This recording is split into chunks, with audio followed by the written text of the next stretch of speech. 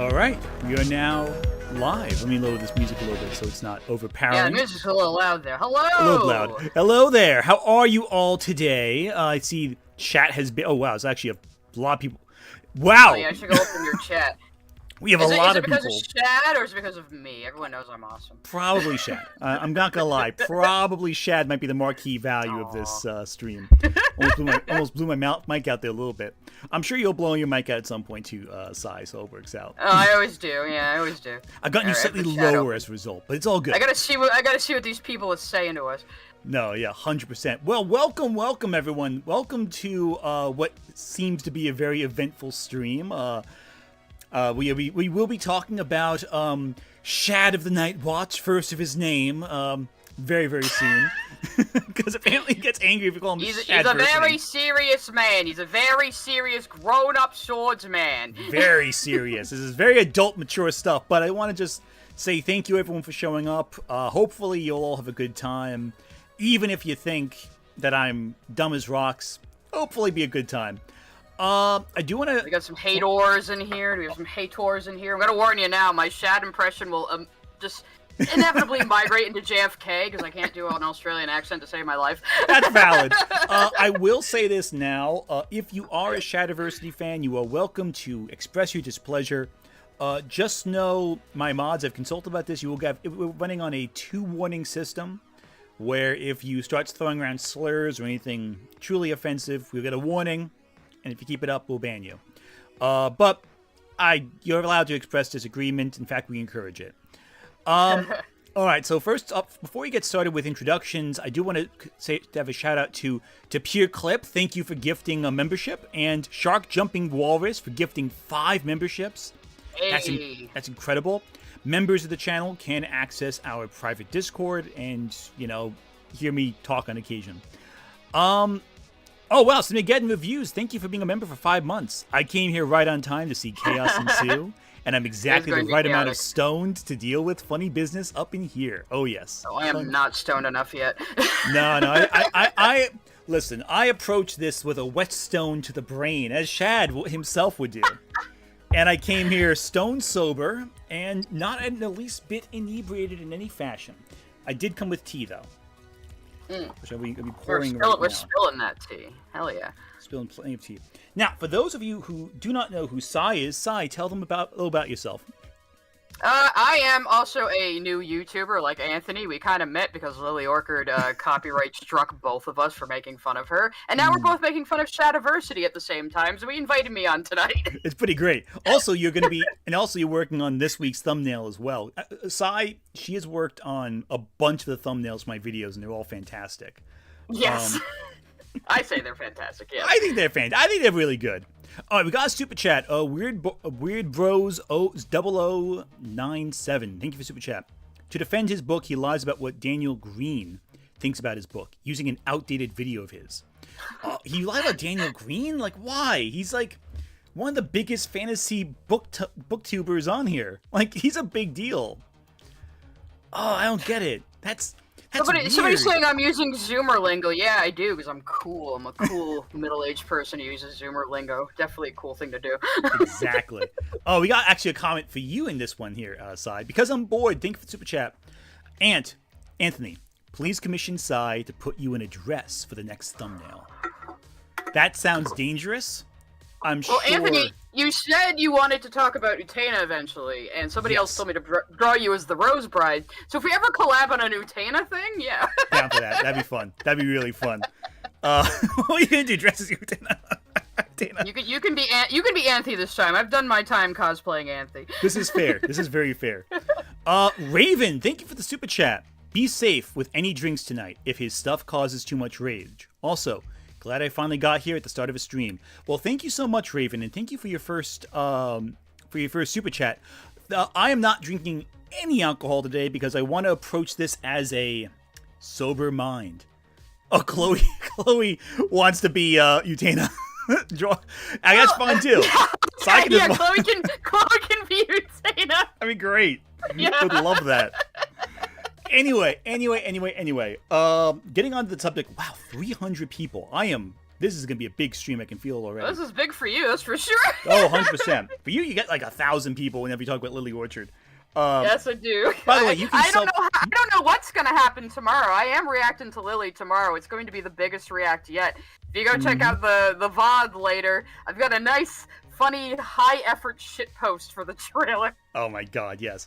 That's gonna be because she's basically did a whole series on Dragon Age just to get you angry. Yeah, and it's not gonna make me angry because there's no way she could do any damage to that series because only true fans understand it. Let's be real. It's either you play it casually or you know all the lore at the back of your hand. 100%. All right, so let's do a little background on Shad since it looks like there's a big group in chat, so we can get started discussing the ins and outs of what we're going to be doing. I am going to take pauses throughout the video to read super chats in bulk.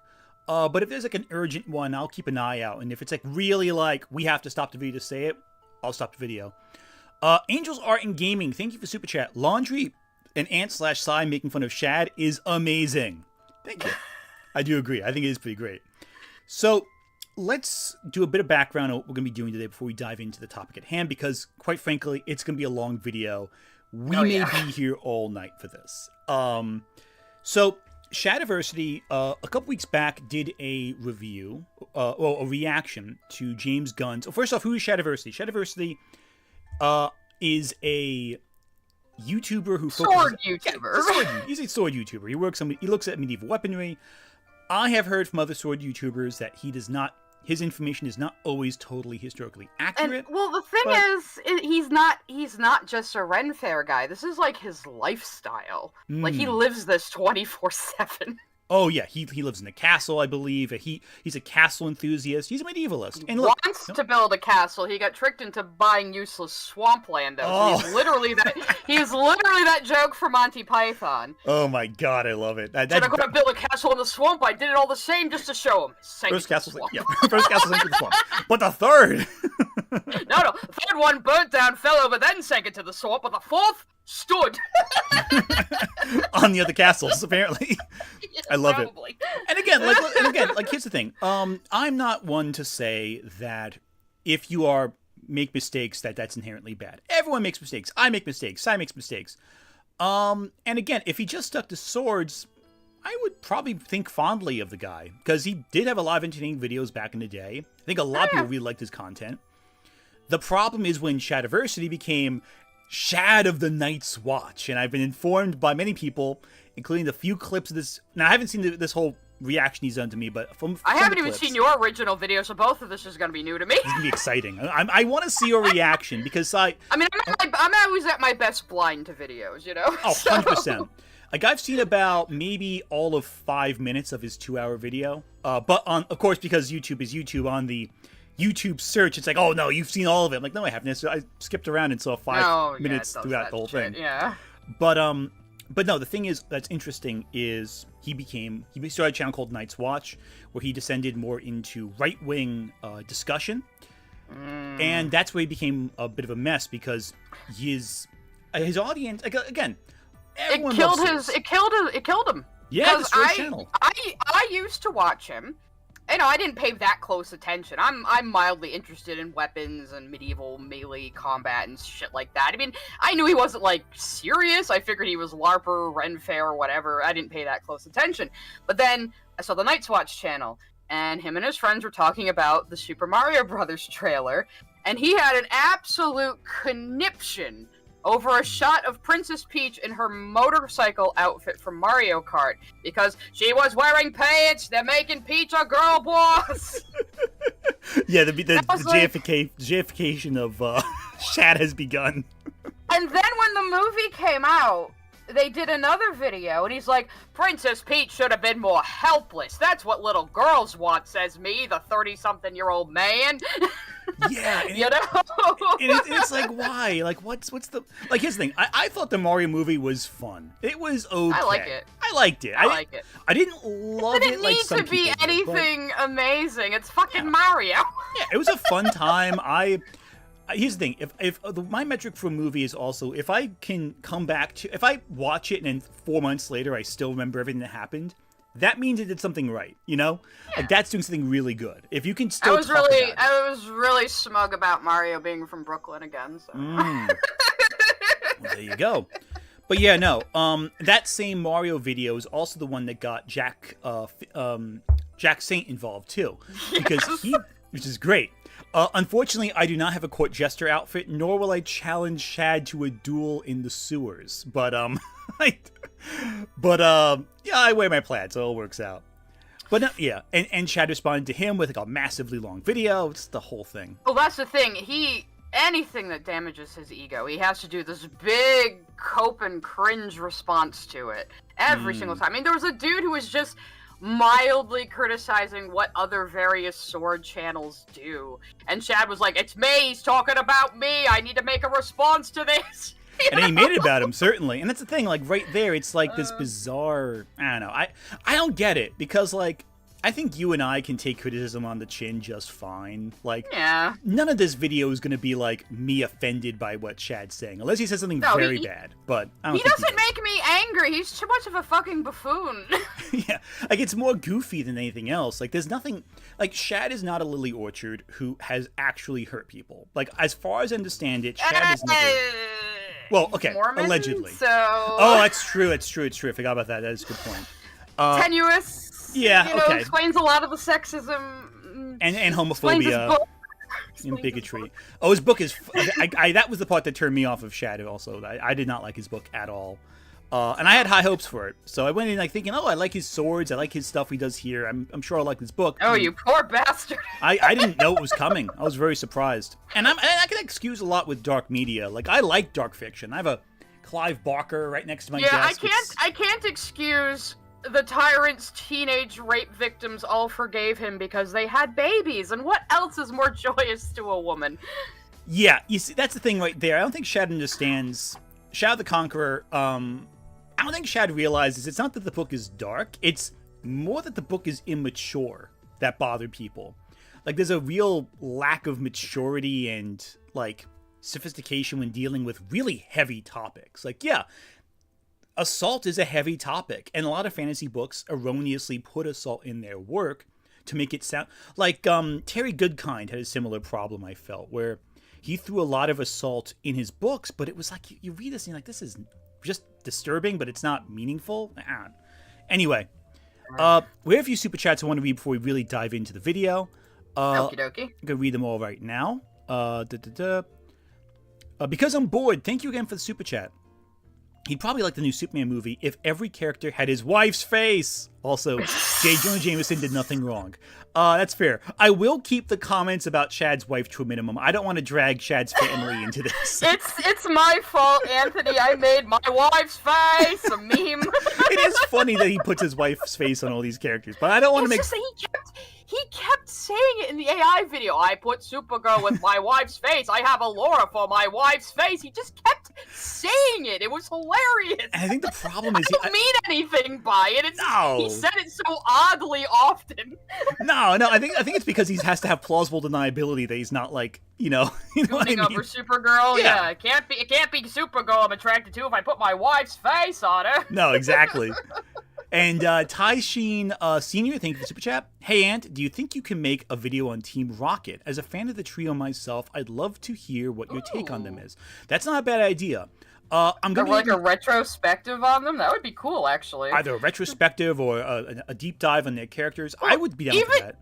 Even if you don't know Pokemon, they are some of the funniest villains in fiction. Oh yeah, they're amazing. And I love bumbling, incompetent villains. They're such a good comedy bit.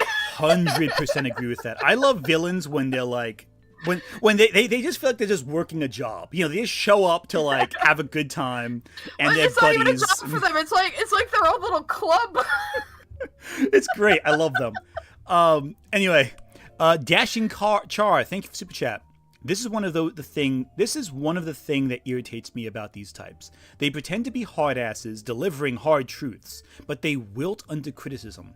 I grew up on forums where these people would melt. 100% agree. And Shark Jumping Walrus, thank you for the membership. I do want to address that though, because that's a good point. I hope he finds my video. I don't know. I don't know he wouldn't know what to do with a woman like me, older than him, just roasting him. I think I don't know if he'd know how to handle that. Probably a lot of sexism, I imagine. I imagine that would probably be I don't know. involved. He might wither like a little boy because I'm older. That is and I don't give a possible. shit. Won't take his shit. That's a possibility too. I'm not gonna lie. But it's like, it's funny, like a lot of these types, they talk real tough. Like I got a lot of comments on the video afterwards going like, you know, you should really talk to Shad. You should have challenged Shad to a debate. I'm like, okay, well, Shad could have challenged me to a debate too. I would debate him. Shad, I will debate you. We'd need a moderator though, dear God, we'd need a trusted moderator, but it'd be really funny. Because knowing how that would turn out, he'll call in one of his buddies to show up in the middle of it. I like to argue, everyone knows that. 100%. That'd be fun, I'm not gonna lie. All right, so a couple of last super chats before we move on to the video. Glitchy Glitch, thank you for super chat. I'm a relatively new subscriber. Found you through your video on Lily Orchard's Pokemon retrospective. Oh, that's a good video. I'm glad you liked it. Can't wait to see how this guy's a clown. Well, you're gonna find out very quickly. I remember one thing. Now, Sai, I do want to warn you. Make sure you're securely seated where you are when this video starts. You may laugh your ass off when it starts. I'm not gonna lie. I am giggly. I am giggly. Oh no. So for context, I was watching Westside Tyler's stream a bit before, and I turned it off pretty early on. I love Westside Tyler. He's awesome. He does a way better Shad impression than me, the bastard. Oh, 100%. He's an interesting character. He might show up in chat too. I think he said he was gonna rate it at some point. He has a couple of times, I think. Oh yeah, 100%. But he started playing it, and I was working at the time, and I forgot how the video started, and I literally laughed so hard I almost fell out my seat because of just how ridiculous. It starts at such a note of aggression. It's I'm gonna strap myself in there. Oh, it's like, I don't want to oversell it, but he starts the video like as in it's mid-war. Gonna turn the music off. You're gonna love this. All right. He's so dramatic. That's the other thing. He's so fucking dramatic. It doesn't he reacts to things like none of this has to be a big deal. Like you could just be chill about this. And one last super chat. You'll see, guys. You'll see. And Sunglasses McGee, thank you for super chat. Can you make a video about the best Pokemon Diglett? Oh, maybe I could make a Diglett video. Again, a whole video on Diglett. I'd be down for that. There's a lot of I'm sure you could manage. You're creative. I can figure something out. All right, cool. So we have here, and he also has another video on Superman 2 now, which I think he's just trying to milk for everything. Now, here's one thing I do want to point out too. Shad's channel, The Night's Watch, it has 163,000 subscribers. It actually has more than Lily Orchard. Right here you can see my stream. I think he's got 1 million on his main. On his main, he has 1 million exactly. But take a look at the view count for this video. 12,000 views. Sorry. For comparison, I'm going to my channel real quick. For comparison, my video on reacting to a Superman trailer, 48,000. So that's a beautiful header you have there. I know. If only I knew what artist drew it. I guess her name is lost to time. Who knows? Yes. Let's see. Well, my cut reacting to the Superman trailer has 10K views in 2 days. And this is 5 days with 12, so we're both beating him. And I have 13.8 subscribers. I got a lot of subscribers from the latest Lily thing I did, though. Oh, 100%. Now, I do want to warn everyone, this stream this original video we're reacting to is 2 hours. We'll try not to be pause Andes. We'll try. We'll try to get through it, but I do have to warn you, this may take a while, but we're ready for it. I brought lots of tea. We may have to take a break somewhere. We'll have mandatory bathroom breaks like Malcolm does. 100%. We'll have to because it's going to take a while otherwise. But put him on 1.25 speed. Not a bad idea. Oh, good. Yeah. He. You can put him on higher speeds. He's still. It's like some people you put him on too high speed again. You can't understand what the fuck they're saying. You know, if you're too fast. No, 100%. But I'm going to put subtitles on as well. Picture. Yeah, this is kind of what we're doing now, though. We're just adding to it. We're a picture inside a picture inside a picture. This is kind of hilarious because it's like. I mean, this is a react to a react to a react, right? Basically? Yeah, it is. But what's so funny about this is the way it's layered. This is the state of YouTube these days, guys. Basically. So let me map this out a little bit here. Let me move my screen over so we can get the full picture. If only we had gotten my talk sprite working, this would have been even funnier. It would have been. So here's I adjusted the screen so it's center frame right now, so we have that. I want to give you a perspective on this. So this box right here is my video. He put his face over it. He has a background that's like, I guess like the Shire or like Lord of the Rings background or generic fantasy. It's really his Shad lands, probably. It's probably AI or something. He calls it the Shad lands. This man, he's worse than me at naming things. Exactly. Now, what's funny here is that his video is then centered in my video, which then has him reacting to the Superman trailer. So it's like a reaction, a reaction, a reaction, a reaction, and then it's us reacting again. So to make sure at home you're following along with this, we're reacting to his reaction of my reaction to his reaction to James Gunn's Superman. Yes. This is the dumbest thing I've ever done in my life. It's Everybody so get that? fucking stupid. Now, I do want to point out something right here, and this is something I'm going to do throughout the entire stream. This is basically a WWE performance for Shad. Like, I don't even think he takes it that. I don't even think he takes it all that seriously. There's no way. It's hard to tell how much of him is leaning into a grift and how much of him is just authentic man baby. I think some of the, like when he starts screaming about how there's people dying while Superman kisses Lois Lane, I think that's genuine. It has to be. It's such like a man baby rending of clothes. Like, I don't know. Everyone can make up their own mind about it, though. All right. Sai, I want you to keep that in mind for the next 5 seconds, all right? That thought will come back into play. Oh, boy. Very quickly. Okay. Oh, no, you're going to... in the best possible way.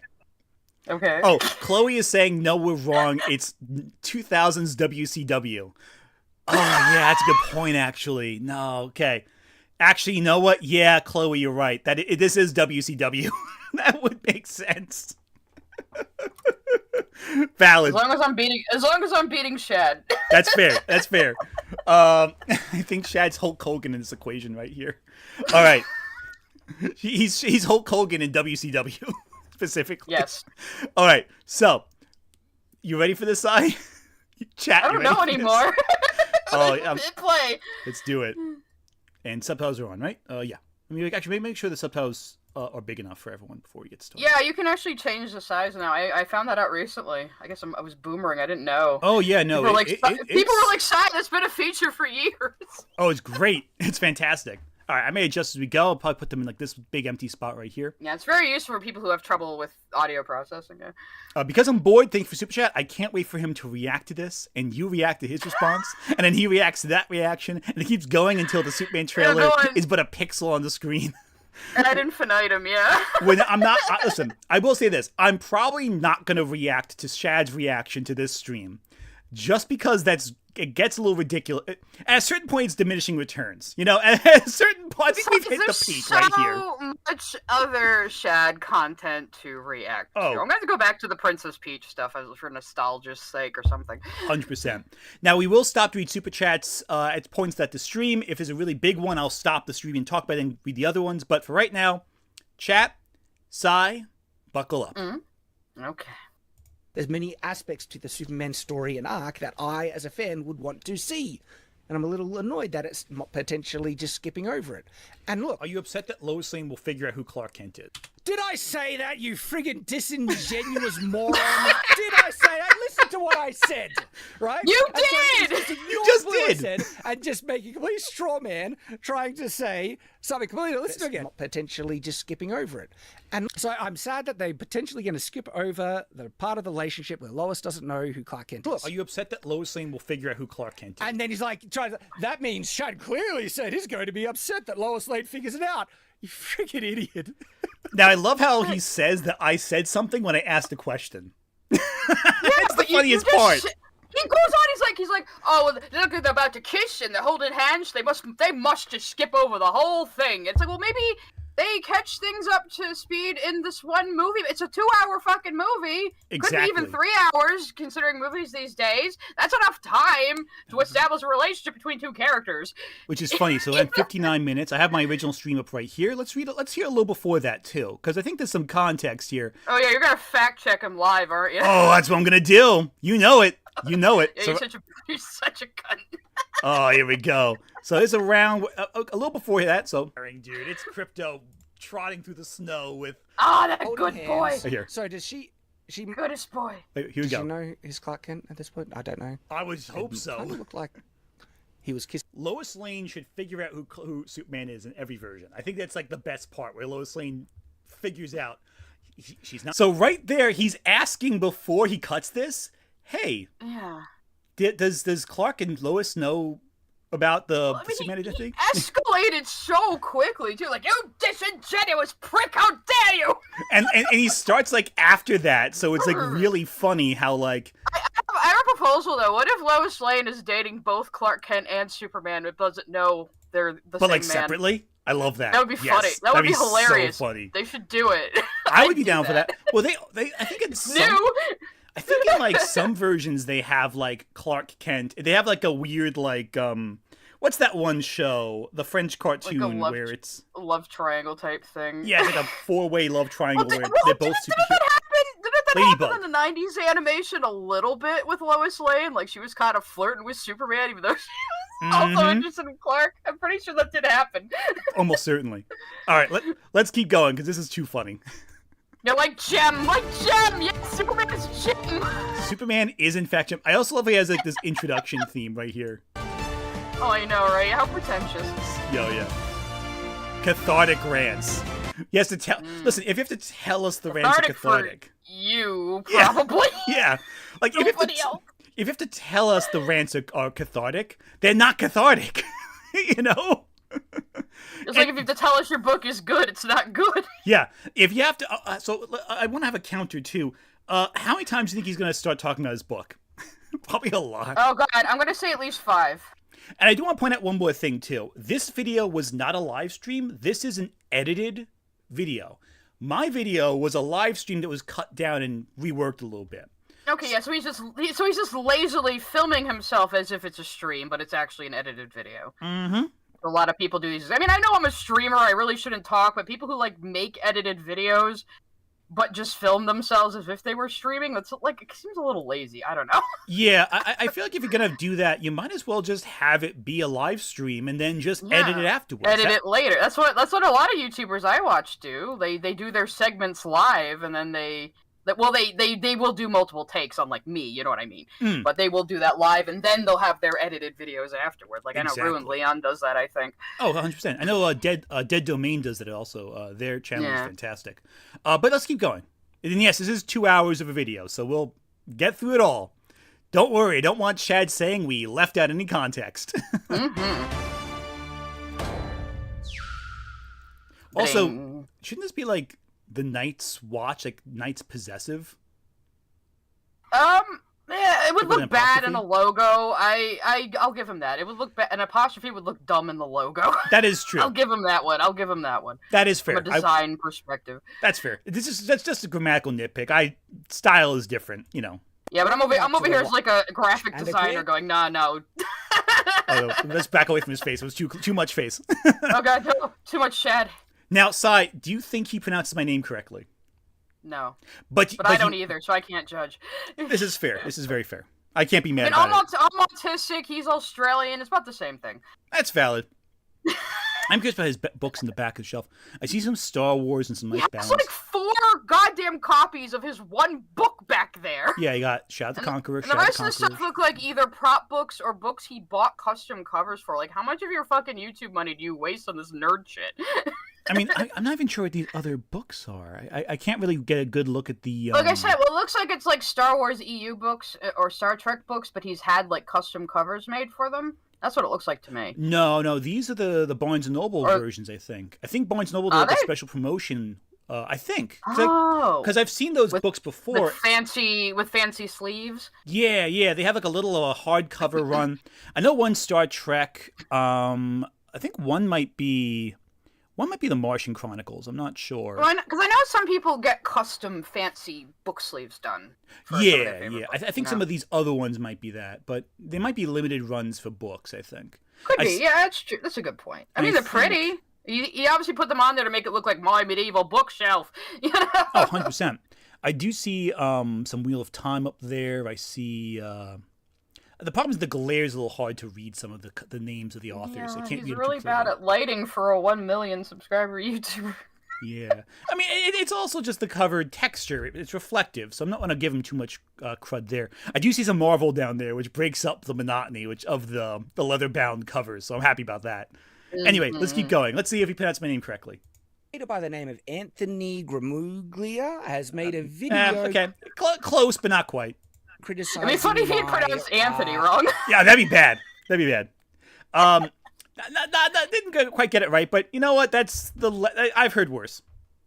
Commentary on the Superman trailer. And so I think this is an interesting opportunity to hear what those criticisms are, see if they're valid, and even perhaps defend myself, because I think the framing already from the title is actually quite dishonest. Now, I don't know much who Anthony is. Now, let me see what the title was. I forget what exactly I said. I Are you speeding him up, by the way? Are you speeding him up? Good point.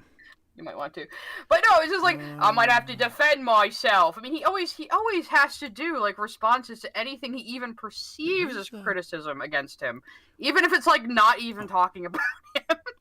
Here you go, 1.25. There we go. Cool, awesome. There we go. So my title was Shadiversity versus James Gunn Superman. Shad wants to marry Sue, which I think is fair because his argument, ultimately was.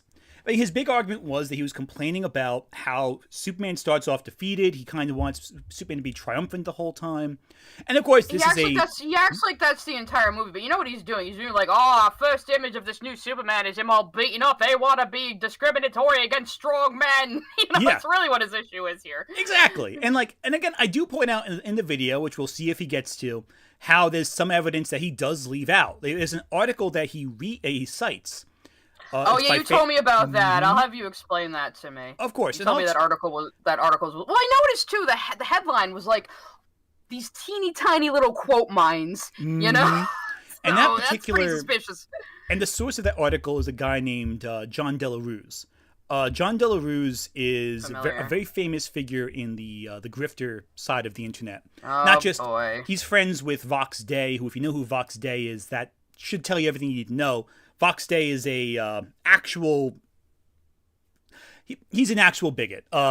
He tried to attack N.K. Jemisin a while back, about a decade ago, maybe 20 years at this point.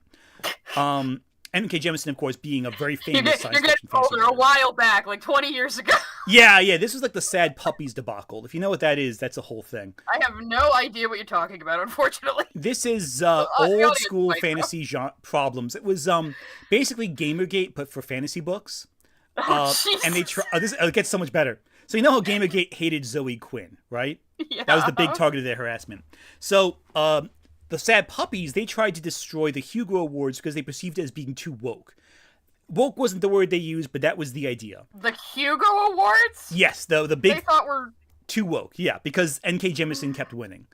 Who's a black woman. Now, maybe her writing's just good. Oh yeah, no, 100%. All the writers who were pissy, they were like, a lot of them were okay. They weren't bad, but they were writing like fantasy stories. They were like, blockbusters versus. Yeah, I read a lot of fantasy books as a kid, and I will admit a lot of them are garbage. Yeah, and these were like, it's so hard to find good stuff in the fantasy genre. It really is, and it's tough to write really good stuff. It's not easy, but so they were writing primarily genre, like more stuff you'd read on an airplane line fiction. That's the word. Now what happened is they decided Vox Day pushed for them to go more extreme, and then the Sad Puppies broke into two factions, and the more extreme side was gaming. The way the Hugos work is that you can nominate authors for awards. And so as the ultimate destruction of the Hugos, they decided to nominate Chuck Tingle, who at the time was a very unknown author, who wrote mainly like these silly erotica stories about that were fantasy and everything. Chuck Tingle is famously, until recently, very, very, very reclusive. He just showed up actually on Sarah Z's charity stream this weekend, which is really cool. But that was really cool. Yeah, he showed up for a bit, along with like Lindsay Ellis and nice. Lady Emily was there, who's been on the show a few times. Red Bard, who I've been collaborating with recently, and it'll be really for my big project. Red Bard will show up. It's a whole thing. Anyway, so Chuck Tingle was up there, and he didn't want to show up to the awards, so he nominated someone to show up in his place. That person was Zoe Quinn. So, oh no! Yeah, oh, so God, Zoe Quinn showed up. chaos. So these Gamergate types worked this so hard just to get Zoe Quinn to walk That alongside is them. So fucking funny. Did he even funniest. do that on purpose, or was he just like old man oblivious to No, it? no, he knew. Oh He my knows. God. Also, he's Oh, not he that knew, old. okay. He's also not that old. He's like roughly your age, I think. Maybe a little older Oh, than okay, you. I'm thinking recluse. I'm thinking like 6-year-old grumpy dude, I guess. No. For a while, his thing was he wanted to put. I think his pronouns are he, him. I'm pretty sure. He might be they. I'm not sure, but he wanted to have a barrier between his personal life and his writing, because his writing is so strange. So he didn't really want to have people in his day-to-day life know he wrote like Velociraptor erotica. You know what I'm saying? Yeah, that's fair. But it was just a funny situation. Anyway, so that's That is funny that he did that to them deliberately though. It's it's hysterical. great. It's so great. Anyway, the way this ties in with this video is that Shad cites one of the people involved in that whole debacle on the more extreme side. Mind you, I don't know if Shad has ever directly talked to this guy, so I don't want to make it sound like they're buddies or anything like that. I don't want to spread that as a false information, but Fandom Pulse does get cited by a lot of reactionaries, and it is run by the same people that did the Sad Puppies, Angry Puppies group. Anyway, let's keep going. Okay, so Yeah, sorry, that was a long ways journey. the history of that article he's going to bring up later. We'll get into it again when it comes up. Yeah, it'll come up again, but I just figured I'll bring it up now so you know. Anyway, let's keep going. Is the first time I ever heard of him was an EFAP was reacting to one of his videos, which I'll leave a link in the description title below. And the only other people. Oh, look, EFAP did him out. Look, see how bad he is. EFAP. I will say this too. It's funny. EFAP has a big audience, right? And yet the video they react to is dwarfed by the views of the original guy. I don't get it. Well, it's like, oh my God, you got like mildly harassed by internet idiots for like a week and then it was over. Yeah, and I've said this before because I know Celtic Phoenix and his group, they also reacted to the same video, and I actually went on stream with them to talk about the issues that they had with it, whatever. And, a lot of the feedback they gave was the same stuff that EFAP said. I mean, they left out the more... I like some of the people on EFAP. I love Jay Longbone. She is fucking hysterical. Can't speak to that. I don't trust anyone who's, has rags on their show. I have an issue with rags in particular. Anyone who streams with the Furry Raiders is not someone I want to associate with. But again, the EFAP video had some decent feedback. I think it was mixed in with a lot of... other stuff that was vitriol that I thought was not worth it. That's what they do. That's what people come to them for. I mean, I've watched a few EFAPs. Sometimes they're funny, sometimes they're sometimes I see somebody on it that I go, no, I'm not watching this. And the thing ultimately is, you take criticism, you take it. It's with anything, the good criticism I took and I incorporated. Even criticism delivered in an asshole-ish way isn't necessarily wrong. Exactly. If they're right, Yeah, and again, the video had flaws. I made the video in 3 or 4 days. It was a very quick production. There were things I thought it was a pretty solid video, but I guess some of the people you talked about were some of their friends, and yeah, it all connected. And I think my big issue was the video was too short, because I was opening up doors to ideas that they needed a whole video to discuss ideas I was touching upon. It was more of a primer than a full-blown, complete. But again, this is stuff that's more complicated. And and you're coming up with a weekly video, basically. Not all of them are going to be amazing. Certainly not. I think my later videos have been better. But again, it's one of those things where it's there's some criticism that worked, and I didn't argue it. I just listened to it and incorporated it into the videos I made afterwards. So it all works out. And like I said, people are acting like it's a huge deal that EFAP covered you when I said, people oh, you had some trolls for a week that were probably high schoolers, and then nobody cared. Yeah, honestly, I've gotten trolled way worse by other people. They weren't even that extreme, which is something interesting. But again, it's interesting. It's interesting. All right, let's keep. We are pause Andying only to not even talk about what he's saying. Yeah, exactly. Anyway, let's keep going. piece of content I've come across from him is his video "Ranma Half Will Make You Bi and Trans," which is a video that really confirms my own video where I was saying that there are certain political activists trying to Make hijack it Ranma Half woke. and force Wait, a false pause. interpretation. So he agrees with my argument. I love it. God! Ranma is from the 80s! How can you call it woke? Again, like, here's the thing. And I discussed this too. I think Krim and Chloe showed up my Ranma video, and that was another one that was really rushed. Again, not one of my better specimens. Ranma was like but- the first manga I ever read. Yeah, Ranma, and the thing is, the argument is that the story plays with gender and sexuality in a way that's interesting, both in the manga and the anime adaptations. I mean, I will argue that Rumiko Takahashi's original goal was just a gag thing, really. I don't take Ranma that seriously, so I think saying it's like uber representation is dumb, but I also say saying it's woke is dumb. It's a fucking martial arts gag manga. Exactly. And again, it's one of those things where it's like, it's really goofy and silly, and like, and I think also is that I emphasized in the video, I don't think Rumiko Takahashi intended for any of that to be in the story. It just happened to be in it by virtue of writing about gender and, about writing about gender switching up. That's just a circumstance of the read of the text. And yeah, I mean, and people can interpret text any damn way they want. I mean, as long as they can support it with the text, I think. Oh, yeah, but yeah, you could see things in something that the author never intended, and that's fine. But when it comes down to it, yeah, I don't think she was looking to do any sort of progressive representation, blah-de-de-blah. She just came up with a gimmick and went with it. I mean, you got people who turn into swans and little pigs and pandas and shit. Oh, it's very goofy. It's silly. And the thing about comedy that's so great is because it's so subversive, you can project your ideas and you can project your feelings onto it. And it is my really favorite joke in all of manga is when Ryuga and Moose had to get off a mountain together, and Ryuga has no sense of direction, and Moose is extremely nearsighted, and they were like very confident about teaming up. Yeah, this will go wonderfully, I'm sure. They placed out there for like 3 days. Oh, it's great. It's so funny. And there's so many bits like that is so funny. I love it. Anyway, let's keep going. Oh, Shad's a little quiet, you're saying? This might be because we're so I will loud. say one more thing. Takahashi Sensei is definitely one of my artistic influences. So. I can tell. You have like a whimsical style to your art that I think really is like. And it's like her, Toriyama, and like Wendy Penny from ElfQuest. I'll do more Takahashi. I want to do an Inuyasha video eventually. I love that series. Inuyasha. I feel like I have such a mixed feelings on it. I love the idea of Inuyasha, but I don't know if I love the story itself. Too long. It's way too long. It's way too long. I agree, but I like it. Anyway, let's keep going. On it, saying it's about trans representation or supports trans the ideology, which, if you actually watch Ranma Half, it doesn't do that at all. It's quite. Well, I didn't say that. I said that it. He's assuming your entire video from like the clickbaity title, isn't he? That's fair. Well, but isn't that what he's doing about my video? He's That's being what angry I'm saying. about. No, I'm saying he just saw the title of your Ranma video and decided that's what it's actually like all completely about when it.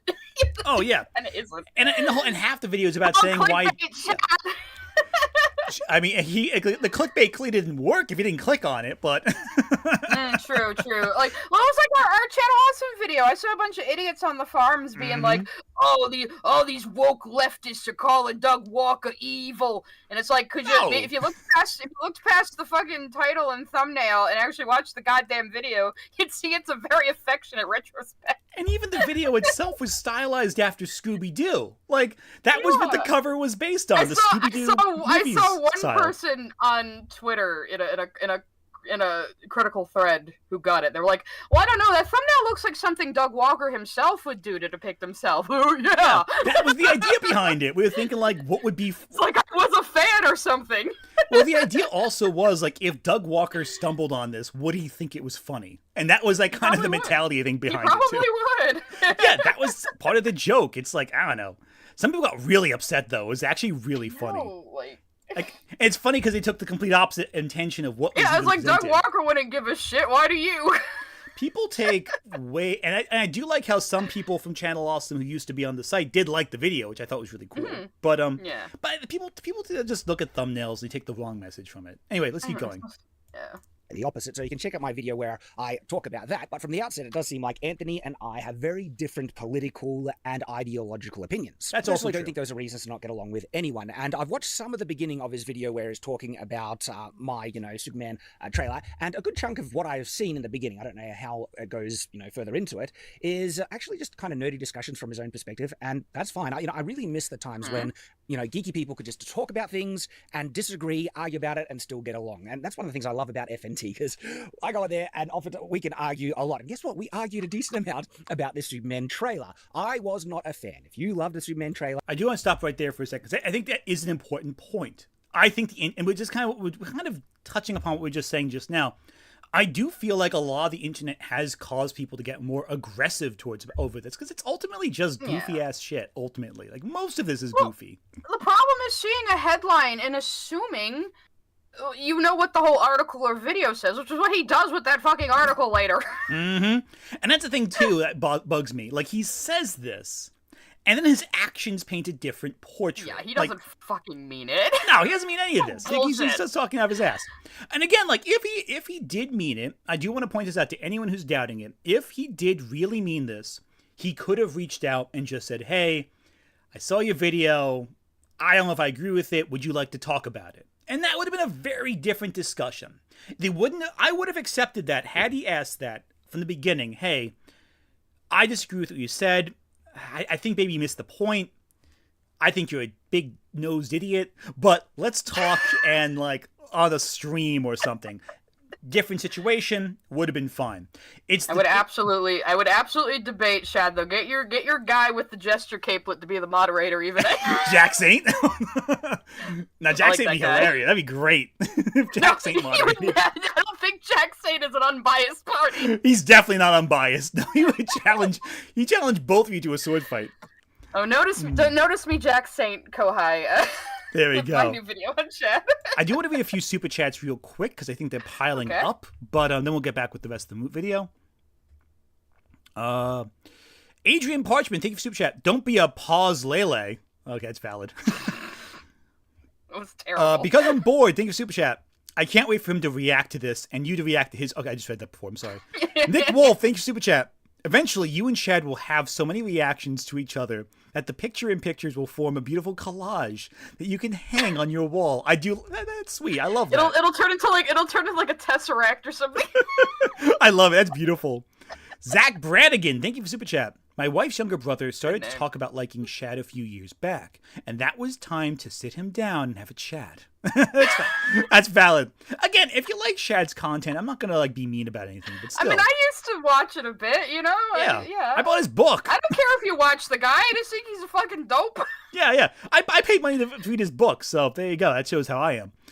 Yeah. Nutter the Butter, thank you for super chat. Sad, and my butt itches real bad. Ant. Oh, you poor thing. Don't forget your briefcase. Sad. Oh, is this the thanks I get for overtime? Yeah, basically. What was that? I think the reaction to Shad to me to all that. Muhammad, thank you for super chat. Shad doesn't stream because he knows he's going to make tons of mistakes, needs to edit them out. No, he does stream, actually. So he does stream. I do know that, but still. Panels, thank you for super chat. I want to thank both of you because by watching your videos, I finally realized that I am genderqueer. Oh, that's really sweet. I'm glad you realized that. And it is always there's plenty of YouTubers out there also who can offer you resources and that you might need on your journey. But congratulations. I hope you feel everything works out. Skull Lord, thank you for super chat. I love your content, and by the way, you should play Disco Elysium, a game that feels like literacy. Smiley face. Yeah. Oh yeah. I played a little bit of it. It's a really good game. Anyway, I'm going to stream that eventually, too. I've been meaning to. I mean, I was going to get around to playing it eventually anyway, so. That's one I would like to stream, too. All right, cool. Let's keep going. I think that's brilliant. All power to you. And as I said in my reaction, I want this new Superman film to be good. I want to be able to like it. The trailer did not hit the mark for me. Now, if you disagree with me, perfectly fine. And then if you want to discuss some of the points that I make in it, perfectly fine as well. What I hope people do is represent what I say accurately and respond truthfully to the things that I'm talking about. But I am going to respond 2 hours if you disagree with me at all. Do you think he's going to do that? Do you think he's going to do that, Anthony? Well, I mean, he made a 2-hour video response to me just disagreeing with him. Fairly? He made a 2-hour video response to me, so I don't know how fair his response is going to be, but we'll keep going. Well, maybe it's thorough. I don't know. I don't know. Maybe I'm wrong. This whole stream will be really funny if it turns out to be just like, oh no, actually, I just mildly disagree with you this whole time. Like, oh no, thank you. I don't mind that. I don't think he's gonna be reasonable. I don't think so unfortunately. either. I don't think so either. But let's remember, he started this off with a olive branch of reason before continuing for 2 hours to talk about my video. There was one thing where, as I was watching through Anthony's video, I got to a point where he really does misunderstand what I'm saying and almost, shares an opinion which was the same opinion I was saying. So we'll get into that specifically as we go through it. Now, I'm not going to be reacting to everything because a lot of the subjective kind of just nerdy type of discussions, that's completely valid and I don't have an issue with any of that. Now, going off the title of his video, he says, Shadiversity versus James Gunn, Shad wants a Mary Sue. Now, couple of interesting things from the get-go because I know I don't want to marry Sue and I could already perceive why people might think or disingenuously twist what I was saying in my video to saying I want a Mary Sue because I was talking about how... So am I misinterpreting or am I twisting? We'll find out later. I think you'll the answer already based on his implications. I think he's twisting right now. Oh, he's definitely twisting. Because I actually never... Because the thing is... Well, I'll go get to it when we get to it, but... Yeah, I think you can tell where my criticism was with this. I like Superman has this indomitable, almost unbeatable power level, and I think that's one of the enjoyable things about his character. It wasn't me saying that he can't be challenged or that I want to marry Sue. To be able to twist it to say that I was wanting that would have to be a pretty disingenuous reframing and a completely different definition of what a Mary Sue is. And I don't see Superman, even with him being so overpowered and even if he's nigh invincible, as being a Mary Sue. I see him as... If you want my definition of a Mary Sue, you can now watch my video on my channel about Mary Sues. You didn't say Superman is a Mary Sue. You said Shad wants him to be a Mary Sue. Exactly, based entirely on what he says about the trailer, which, hey... I agree with you as well. Yeah. He's like, he made it sound like he doesn't want to see Superman. He's like, he has to be like the indomitable hero. It's like, well, you can't see an indomitable hero if he doesn't rise to triumph from some sort of adversity. Yeah. Idiot. In order to be challenged, you have to be challenged. And his whole big reaction is that the character is challenged, that the character is hurt. At the beginning of the video, he's at a low point, and then he, as the trailer goes on, rises. This is basic hero's journey shit, man. Oh yeah, and it's not going to be structured perfectly like, oh, the introduction of the hero's journey, because trailers have to tease all the ideas, but the hero's journey is all centered on that. He treats the trailer like it is a movie. Which is so backwards. That's the part that... it's so strange.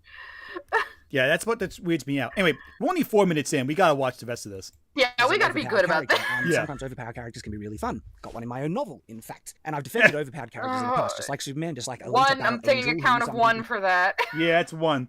And again, the problem is... I'm gonna start keeping track of it. And again, I also mentioned this in my video about Mary Sue's.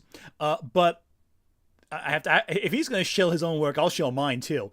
The thing is, though, it's not about power. It's about how that power translates into conflict with the rest of the narrative.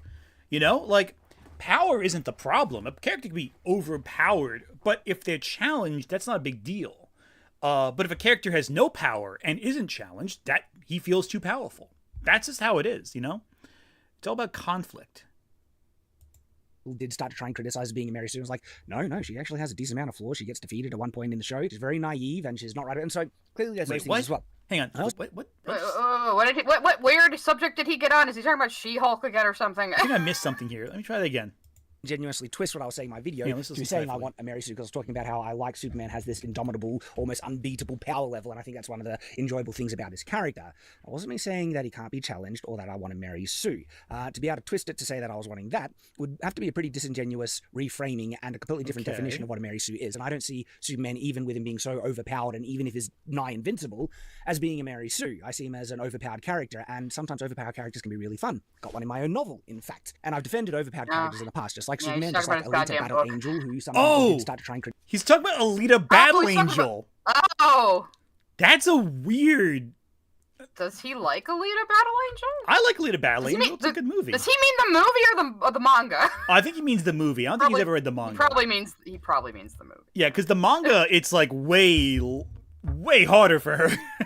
Like it's way more grim. I mean, the movie's pretty good too, but the manga. I haven't seen the movie yet. I might eventually, but I've read large portions of the manga. Oh yeah, no, the movie is a lot like the manga. Like it's a lot of, it's like the manga crossed with elements from the OVA that weren't in the manga. So it's really quite good. That's when I wish to get a sequel. It was so good. And the Chuds, they pitted it against Captain Marvel for some reason. It really sucked, but anyway. Criticized being a Mary Sue. It's like, no, she actually has a decent amount of flaws. She gets defeated at one point in the show. She's very naive and she's not right. And so clearly there's those things as well. I also find it interesting that he's framed his video as Shadiversity versus James Gunn, because this isn't a Shadiversity video. He was pretty clear at the beginning. This is my, Night's Watch, as you are here. This is a Night's Watch video. And Shad, pause. Let's do it. Shad, dude, how long have you been doing YouTube? He's been doing it It's for like Lily. decades, How 2 long decades. have you been doing YouTube and you don't know how it works? He put Shadiversity in the title because that's what you're most known by. Yeah, seriously, like, do you want me to and this is the part I had to make fun of in my title this time. It's like he didn't put my 4th channel Pippy Whippet Squirrel in the title like he should have. Shad of the Night's Watch, is that correct, Shad? First of your name? Is why you put that in this Scribe of the Conqueror? No, he's not the... You get it now, right? You're right. Like, what do you want me to call you? Castles on swamps. Like, what do you want me to call you? Shad? All he needs now is an effeminate son who keeps trying to start a musical. Yeah, exactly. Right? I want to sing. Stop. I want to sing, Father. If you don't get the joke, watch Monty Python and the Holy Grail, seriously. Yeah, Monty Python and the Holy Grail is like mandatory viewing, guys. Everybody needs to go watch it.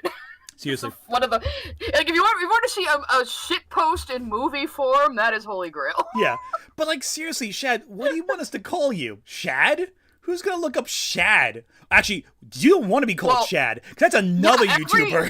Every single time I say I'm reacting to Shad, people are like, Shad Man? I'm like, no, never Shad Man. And then somebody was like, well, if he keeps getting confused with Shad Man, why doesn't he change his name? I was like, that's literally his name. Like, his name is Shad. That is his actual real life name. He can't help it. Yeah, unfortunately, that's the Shad... one thing I'll defend him on. Yeah, in fairness, I'm like, personally, I wouldn't want to be associated with Shad Man, especially at this point in time. So what do you want me to call you? So I make sure to say Shadiversity. Yeah, so every people time. Don't think I'm talking about Shad Man, because regardless of your book, Shad, you are nowhere near as bad as Shad Man. Yeah, I don't want anyone to get confused for you. It was a favor, if anything. Yeah. So I see this guy on screen and go, oh my god, is this the guy that drew those horrible images? No. Exactly. He can't draw, that's why he uses AI. There we go, exactly. Ow! Okay, I had to get that dig in, alright? Nah, I'm sure it will be the first of many. These views don't represent the Shadiversity channel, just because my views don't represent everything on the Shadiversity channel either, because I have other people on Shadiversity that disagree with me, and they share their views. Tyrant, and then I've had other co-hosts in the past as well. And you mean your other I find it co-hosts actually... No one cares, Shad! So many of his friends have left! Yeah, like Shad, when we say Shad, we're talking about you! We're not talking about the rest of the channel. We don't care about the other little chuckle fucks you have hanging around who always look like they're absolutely miserable to be sitting next to you. Like the thing is, no one cares. We know who you are. Like, yeah, your channel. We know who you are. You're Jazz's brother. Exactly, Jazz's brother. And that's the thing too. I think that's interesting. Like, it feels like he thinks that like just because it's branded a different channel means it's a different person. Like if I watch Jesse Gender's channel, then I watch Jesse Gender After Dark, and I say, oh yeah, Jesse Gender said this on their second channel, that doesn't mean I'm going to have to say the whole channel name. We know who they are. I think he's autistic. I think he's autistic. That would make sense. That would make sense. I do. I don't think he knows he is, but I think he is. That would be fair. Yeah, no. Anyway, but yeah. I don't feel bad about making fun of him though. I'm also autistic. Yeah, at this point, it's like the club. We keep collecting them. We collect this all. Anyway, let's keep going. Actually a little disingenuous from the outset that is trying to frame this as, it's this is a Night's Watch video. This would be Night's Watch. I think this is, as I mentioned, disingenuous. And the reason why I think people do that is because Shadiversity is a much larger channel. People really like attacking me, and it's all about trying to get clicks and traction. But if he was wanting to be completely honest... Yes, it's about clicks and traction, you fucking idiot. James Gunn, yes, because everyone knows who you are. If you knew how to do YouTube better, your channel wouldn't be dying. Also, to be quite blunt, Night's Watch isn't as memorable of a name as Shadiversity. It just isn't. Like, Shadiversity, very distinct. There's nothing else quite like it. Night's Watch sounds like something out of Game of Thrones, but like, is it a Game of Thrones channel? Like, what's the identity? I don't know. Yeah. Branding is better for Shadiversity. You were better with branding with Shadiversity. I'll say that right now. This, not so much. Specifically, I think James Gunn has done some good videos in the past. I don't like where he's going with the DC universe, and I do have some criticisms against James Gunn in my reaction, so I'm interested to see how Anthony is going to present in the video, if he does, framing it that this is specifically me versus James Gunn and I'm solely going after him. But maybe he doesn't. Maybe this was just a clickbait title that's dishonest and just trying to get people to come in and watch the video. Chad, stop being so autistic! I also love how, like, he's framing it as like, no, discussions are fine. He's saying it's me versus James Gunn. This is slander. I've never even talked to James Gunn. Like, dude, come on! You are a grown man with, like, 4 children. And, like, I love especially how the way it's framed, he's going like, I want to engage in honest discussion and really have a fair talk about this. Also, he's a liar and... Yeah, I want to have a fair discussion about this, see if there's any merit, but he's very disingenuous. He's a liar and a schemer, and I don't like him. I want to get this taken care of. I hate his stupid face and his glasses and his hair. Now he's gonna claim that we were saying he actually said that. That was a joke, Shad, okay? Shad, I might have to walk you through this. That was a joke. I will say this. I got some strange racial slurs on some of my videos recently. What?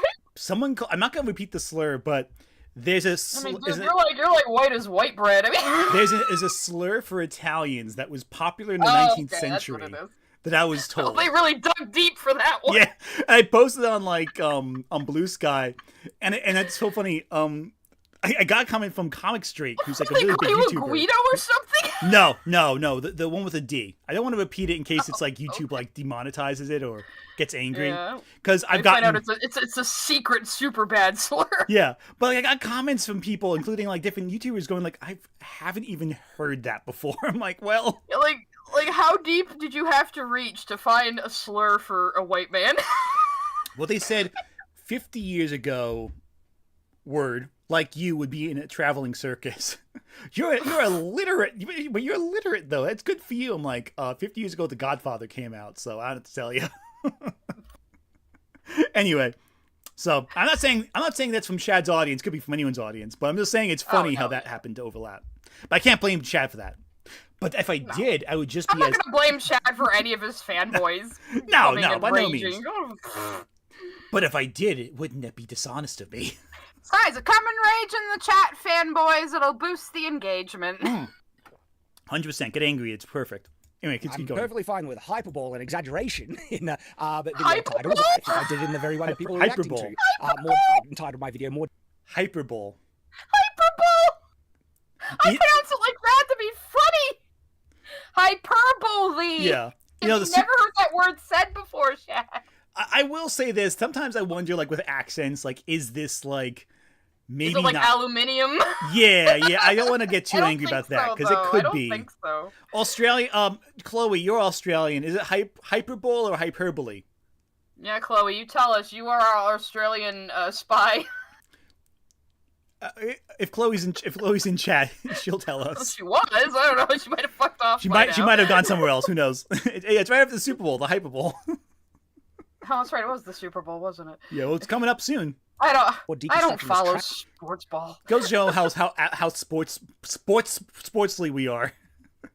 Let's keep going. Trash. I hate the James Gunn Superman trailer, and it's my reaction to it. And yeah, I felt it was deconstructionist trash, and it's me going ballistic, and that ballistic thing is obviously comedic hyperbole. Okay, it's exaggeration. Is it? Well, here's the thing. To do that, you'd have to be funny. Yeah. To be that. Like, there is going to be a point where he sounds like legitimately fucking angry. Like, he's like freaking the fuck out. Maybe you were trying to be funny, it didn't work, man. Well, he said that for the Jack Saint video. But he said that about the Jack Saint video too, where Jack Saint responded to his Mario video where he's giving his authentic perspective, and Jack Saint's like, yeah, this is kind of weird. I don't know, I don't like this. And like Shad's like, but I was being over the top for humor's sake. I'm like, it doesn't look that way, man. Like, if I mean, that's you can fun, say that after the fact, but yeah, and it has to be a joke somewhere. It has to be a punchline. But yeah, exactly. There has to, like when I'm making a silly comment, I make it pretty obvious, especially if I'm being really exaggerated. I'll go like hard exaggeration, you know? exactly. And to quote a famous line from a great philosopher, if you have to explain a joke, there is no joke. Mm-hmm. And by that philosopher, I mean the Joker. Of course. It's honest though, because Modern I do have a very negative Exactly. opinion of the trailer. So yes, exaggeration and hyperbole, perfectly fine. I think that's fair game. But saying actual dishonesty, hyperbole. and I think some of his title he does just go into dishonesty, is a bit of a red flag going in to begin with. So we're going to be reacting to his reaction to my reaction to the Superman trailer. But before we do, I want to let you know about the weekly live streams we have here on Night's Watch. If you guys aren't Okay, aware of it. fast forward this. Yeah, it's not Videos. I'm not watching your plug. But they've got a site, Reddit. I went too far ahead. Videos are very appreciated. They've been diversity is about the complexity of sword terminology and what is a more accurate kind of current day terms versus the historical things. Where is anything that I say in that video incredible, not credible, or inaccurate? I've heard people. Oh! Actually, that was a Everything point of I mine. say is Oh, incredible. wait. Actually, I'm not gonna lie. I skipped over some of his point. My mistake. Right here. Live stream tab here on Night's Watch. Watch some of the past I thought live there was streams. the Heck of a ad lot of spot fun. still. I hope to see you on the next ones and the Here regular we ones go. because we do it every week going forward. Let's take a step back here for a second. First off, who is Shadiversity? Okay, I'm interested to hear how he presents who I am to If you don't know who Shadiversity is, he got his credit as a medieval weapons YouTuber. He's most famous for, I first discovered him because he did a lot of interesting videos on swords that I think are pretty inaccurate in hindsight. Examples? I mean, like if he's going to say they are inaccurate, this is dig at my credibility. Dude, Okay, there's a lot of Like, again, this isn't what the video is about. He's just giving an overview of you. yeah. I mean, I don't think your videos are accurate based on what other sword experts have said. You have peer-reviewed evidence that my videos are inaccurate. Yeah, it's like, dude, yeah, I said your videos are inaccurate, but I'm not going to focus on your sword videos. I'm not a sword historian. And part of my point is that I go, hey, listen, I think they're inaccurate based on what people have said. I'm not a sword expert, though, so I can never exactly call out the BS as I see it. That's just what I understand it as. And even if they are accurate, the problem is I'm saying I think they're inaccurate. I'm not saying that they are inaccurate with evidence and support. My isn't opinion that is the formed same based thing he on... bitched about earlier? It's like saying, I said they might skip over Lois Lane learning he's Superman. Not Exactly. Like, it's one of those things where it's like, yeah, I said that Being they sound pedantic. inaccurate based on what people have said. I don't know. I'm not a sword expert. So I can't speak to that. And like I even say in this video, I'm pretty sure shortly after, hey, let me actually get the exact line I play here. 1 second. So I can fact check him IRL. learned about the Superman film Oh, 1 second, right here. We're going to be watching the Night's Watch channel. by James Gunn. I even say it's the Night's Watch channel at the beginning, so there you go. has just been released, and the general sentiment of it is that it's all right. Right here. When I first started writing fantasy, when I first started to get into writing, I really got into, hey, what kind of weapons were useful in certain stories? How would a soldier use a weapon in a medieval setting? And he seemed like a medievalist who knew what he was talking about, to the uninformed. He then became something of an author, something of a creative, and the more he released, the more people kind of began to take him less and less seriously because he was kind of became something of a reactionary. His brother Jazza. Yeah, so again, like I kind of go into the idea that people, the general opinion, not specifically him. But again, I digress. There are people that trying to do this, right? And they rarely ever give specific examples. And when they do, oftentimes it's just complete bullcrap and they're pulling, stuff out of their rear end. If I've said anything inaccurate about medieval weapons and history, please let me know, because I do not want to misinform people. And I made corrections in the past. Give me specifics. Oftentimes, it is really just vague nonsense. People that have a massive, issue with me because of politics, ideology, and stuff like that. The fact that I am a very And your conservative ego. Christian, outspokenly Yeah, so. like I love how I just said, I think he's Your inaccurate. fucking wanted ego. You heard one tiny little mild criticism. You had to go on for it about 2 minutes. Like, you need to give me precise examples of any time I've said anything inaccurate. Again, like I think the thing is, like, if people think that you're not an authority on a topic, the issue isn't to argue and say, when have I ever been wrong? Tell me. I've made corrections in the past. But if I'm wrong, it's to go, okay, maybe there's a reason people think I'm not an accurate resource. Like that's a factor too. And his reaction is like, oh, they don't like me personally. Well, maybe. It can only be because I don't like my politics. Yeah, like, dude. I mean, I don't like your politics, but that hardly is. You're just a fucking buffoon. That's why you're funny. Like that's not a factor at play here. Like, if you're like, I've discussed tons of people and concepts that I politically disagree with, but I still talk about the acknowledgement of when they were right. I have a whole video about conservative horror, and I'm not a conservative, where I praise a bunch of conservative filmmakers and a bunch of conservative horror films. But like, I don't agree with most of what they talk about, but I'm talking about the merits of the storytelling. Oh, thank you. I think it's one of my better ones, personally. I really was happy with how that turned out. Good thumbnail, too. That artist was really talented. I don't know who they are. Mystery person, I'm sure. They mysteriously show up on your doorstep. They slide under the door. I don't know. I get them in the mail. They get mailed to me. But it's like, again, like, your reaction should not be, this person is wrong. It should be, oh, hey, maybe there's a reason why so-and-so doesn't think it's too accurate. But who knows? I digress. And so people trying to say that I have no credibility, it's like, well, then prove it. My videos are very appreciated. They've been cited many times by historians and been shared in the university lectures, by the way. All right? Just as credible as they were before. And genuinely, even my most recent video on Shadiversity is about the complexity of sword terminology and what is the more accurate kind of current day terms versus the historical things. Where is anything that I say in that video incredible? This is why this is 2 hours. Oh, God. Is this going to be the whole fucking video? Less accurate than I thought when I was younger. Sorry, he's just heard people criticizing me without any... Yes! That's the point, dude! If you let me finish my sentence, you would have heard that. You could have avoided the whole spiel. I'm trying not to pause too much. It just... Yeah. He has to go on for like 5 minutes belly aching that you said you've heard his stuff isn't very accurate. Yeah, and like the funniest thing is, if he had just listened to 2 seconds more of content, he could have cut himself off at the pass and go, oh, well, he just heard that. And not have to worry about that whole thing. Leaps to conclusions, and you'll see that in the fucking trailer reaction when we get to it. Like, we could have avoided that entire diatribe if you just listened to 2 seconds more. And this is an edited video. You would know that I say, hey, I just heard that. That's your reputation. That's not necessarily me saying anything specific. So yeah, when you play the next part here, that's, not... Why wouldn't you just cut that whole bit out? Yeah. Hell, I've been cited in universities. I literally know there's academic papers that have cited works I've made at some point in history. I don't brag about it. There's a college professor in my community who takes a lot of media analysis advice from me and advice on shows to watch for his class. Exactly. Like, it's one of those things, like, a ton of people are cited. You don't see us bragging about it, like, in this context, to defend ourselves from criticism, It's like, yeah, I can't imagine it was like, well, I got first place in the art contest in elementary school, so you can't tell me I'm a bad artist. Exactly. It's like, yeah, sure, that's great. Like, isn't nothing. Be proud of that. It's cool, whatever. But like, don't bring it up to defend your ego from a YouTube comment. It's like, it just makes you seem more insecure, honestly. He's very insecure. Yeah, like, it just makes you sound like you're don't have a strong standing. You have to remind people that you're successful. Like, we know. Mm-hmm. That's why you're being criticized, because you are successful. Relatively speaking, you draw the attention because you're a bigger channel. That's just how it is. Anyway. Specifics. Okay.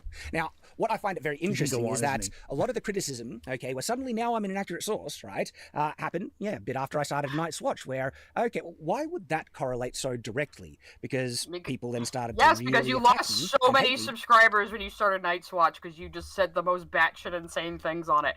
Yeah. It's your fault. And it's not your politics, it's you going crazy over seeing a female children's character in pants. That was the big, and especially a costume they wore elsewhere in the games. Yes, she's had that outfit in fucking Mario Kart since like 2017, and you just even looking at the outfit, you could tell it's a motorcycle outfit, and guess what? Later in the trailer, you see Peach on her motorcycle. In the outfit. Well, the thing also is, but Sai, you gotta keep in mind, earlier in that video, he does say, and you can cite me on this, Shad, that you're not a big Mario fan. Which means you're talking about a continuity you're just not familiar with. I wouldn't make a declarative statement about continuity if I'm not familiar with it. any fucking grifter grown man who came out talking about the movie saying, "Oh, Princess Peach is too proactive," has never fucking read the comics or played a lot of the games. Princess Peach has always been proactive and had a temper.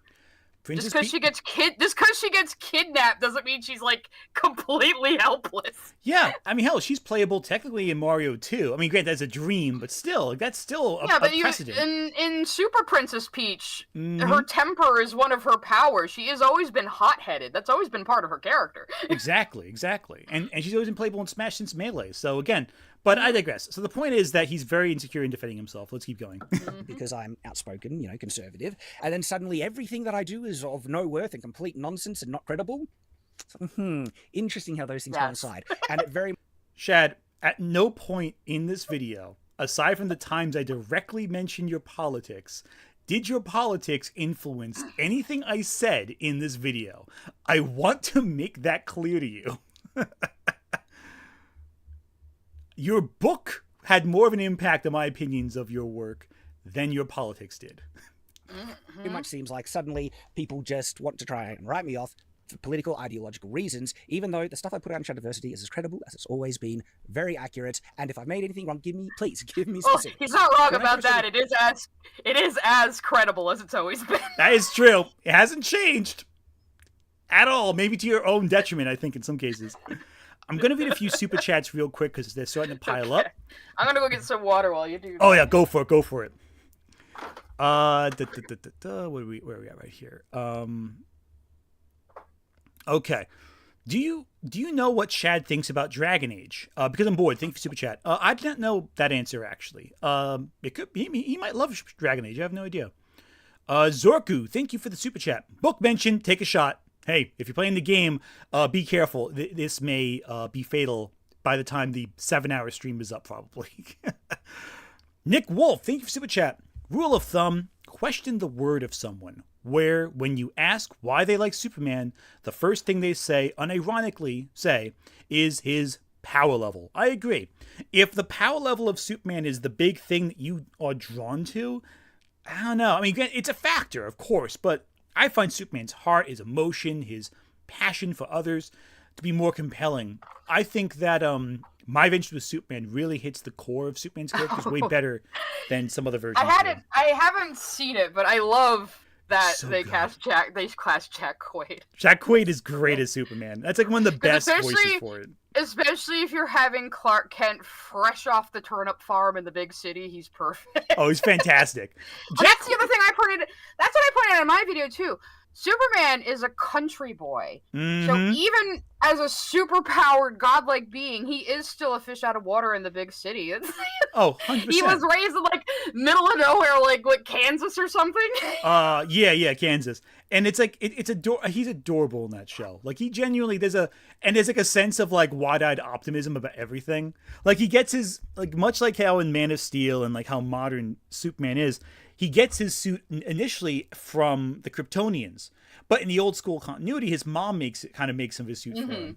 And so he comes back to his farmhouse with like the Kryptonian suit, and his mom immediately goes, you know, you need to break up that blue with something, and she personally makes him like a pair of bloomers for the the trunks. the trunks, and It's she makes it. amazing. It's so great. And the characters have there's such a warmth to that show, which I just adore. Well, I pointed out too in recent decades, the comics have had Clark Kent like pretend to be a klutz, and I fucking love that too as part of his secret identity. I really like that idea. I like that concept. I mean, I'm not a big superhero comic reader, but I know my comics history, and I watched a lot of the DC cartoons as a kid. 100%. A lot of that has to do with Christopher Reeve, I think, because Reeve does have some. There's that moment he kind of started that. Yeah, he kind of started that. I mean, he did draw from desperate, different elements from the comics, but he really compiled it into one. You know what I mean? Like you can always go back to the 50s and go, oh well, this is the first case of that, but like really. Christopher Reeve took all these elements and connected them in just the right way where it connected with audiences. He shaped so much of Superman as a character. He really, really did. And not just that, but our perspective of him too. Because before that, you had like George Reeve, you had the Fleischman shorts, which were amazing but very stoic. He was very like, even as Clark Kent, he was like, no, I'm a high chin, chest puffed out, like a Yeah. linebacker in his suit. I But, don't know yeah. what Clark Kent was perhaps like in the early comics. I mean, the early comics were very simple. He just looked like a strong man with a cape, Yeah, He didn't even fly. He could just jump really high. the early comics is interesting. He is more stoic. He's more manly, quote unquote, as the 40s. But Yeah. like, I think a lot of the elements that we now associate with Superman come more from later on, because the Golden Age Christopher is Reeves and the Silver Age, a lot of it. Yeah. 100%. I think with all three of the big Trinity. This new movie is definitely going to be more Silver Age, and who better to do that than James Gunn? I think to an extent, seriously. there's elements of Silver Age, but there's also a lot of post-crisis in here, which I think is really cool. Yeah, and people were saying it's All-Star Superman as well. Also, Superman's a big influence. I mentioned that in the video itself. I made the mistake of citing Superman All Seasons instead of All-Star Superman. I think All Seasons also has an impact because of the aesthetic, because all Seasons is way more. It's easy to get a lot of these things confused. It's like you're talking about like almost 100 years of history of a character. That's true, but with All Seasons, for All Seasons, it's like a lot of Superman's more down to earth life, whereas All-Star Superman is like the Silver Age today is the best way of putting it. Mix Mothman says early Superman cartoons in the 40s have Clark being kind of sassy. Yo, there's a lot of sass. It's great. It's some good stuff. That 40s sass too. Anyway, let's keep going real quick with some of these super chats. Because I'm bored, thank you for super chat. Ironically, Superman being so OP is what made it harder for me to really get into Superman. Optimism feels kitschy if it goes unchallenged, and with his famously OP powers, it usually looks like he does. That's a fair point. I agree with that. If he's too powerful, it's no longer interesting. That's why you really got to focus on the human aspects of the character. And having him overcome obstacles and have a cute little dog is pretty human. Agreed. And the thing also is that with Lex Luthor, what you got to do is have challenges that he can't just punch his way through. And I mentioned best Lex was always going to be Clancy Brown, though, man. Clancy Brown's fantastic. when I met Clancy Brown, I had to tell him that. He was. I nerded out so much. Cool dude. When I met Maurice LaMarche at a convention, I had to tell him his Mr. Freeze in the Arkham games was fucking incredible. Absolutely perfect. I love it. All right, it's a few more super chats. We have to get through these because this video is like forever. Meow Neon, thank you for super chat. Anthony, define to take a shad for the audience. I don't know if I could define that one for you. Take a shad. Take a shad. Here we go. I think it's like is that euphemism for just going to the bathroom? I don't know. Nick Wolf, think you take a number 2 shad. Right? Take a shad. Go outside and take a shad. Okay. Oh my goodness. Nick Wolf, thank you, super chat. Should we start calling Shad Jazz's brother? Yes, Jazz's brother is responding to my video. People do. Gavin Carrot, thank you for super chat. If the world chooses to become my enemy, then I'll fight like I always have. Shadiversity. Valid. Sounds epic. I love it. Zorku, forget the Super Bowl. I want to go to the Hyper Bowl. Yeah. Sounds like a fun time. Not gonna lie. Buddy Scotch, thank you, super chat. I remember years ago watching Shad, finding him somewhat entertaining, but at some point all I could hear was him not presenting any research at all.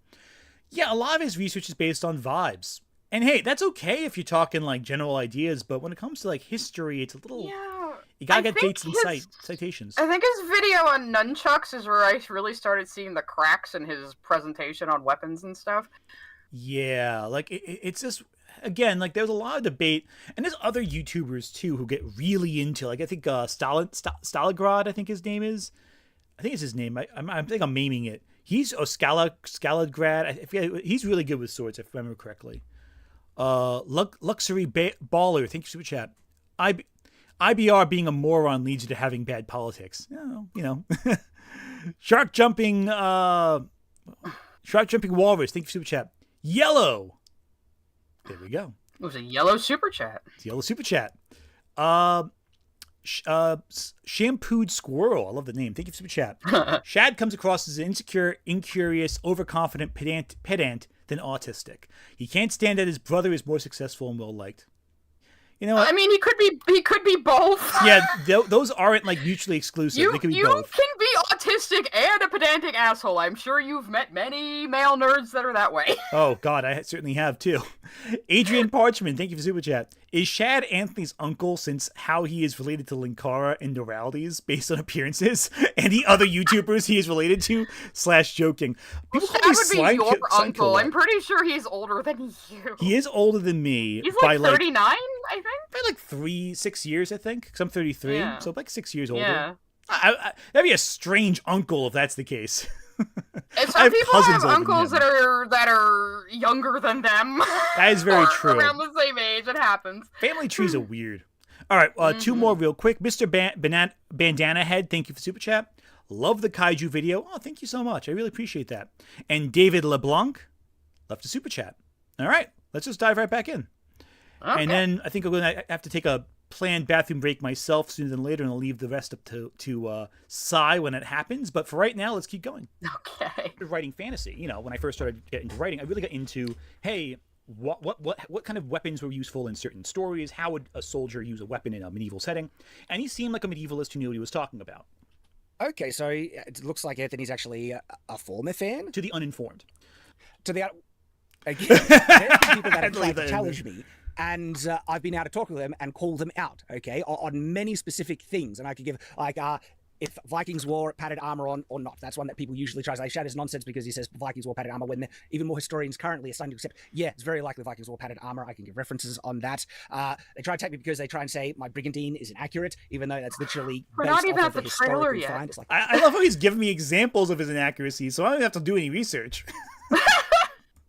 He's doing the work for me. Brigandine.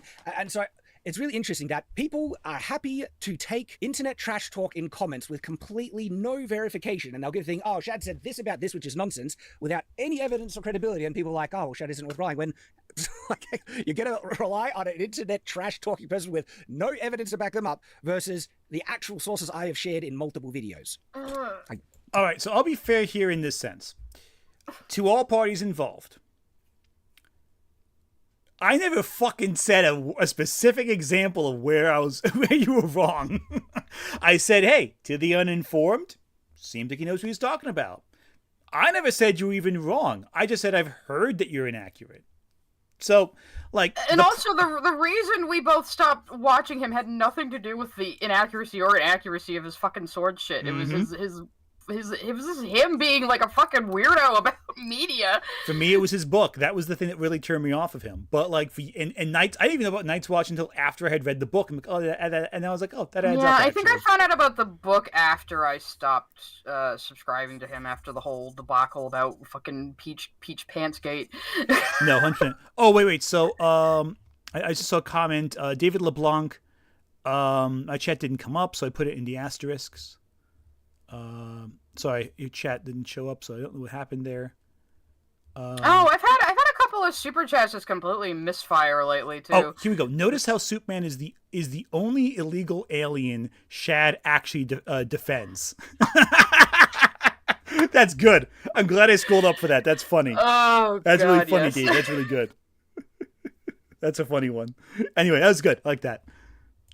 But internet, commentators that want to just drag me are suddenly more credible. And it's interesting. One of the main reasons I think why people are more than willing to jump on to accept He's really random offended by this. commenters along the internet that want to God, try and he attack just- me, right? Again, But this they is- even reference. Is he gonna get to the trailer in like the last 4 minutes or something? I don't know, because this has nothing to actually do with the trailer. He's Should just we defending maybe his skip ego ahead? from commentating.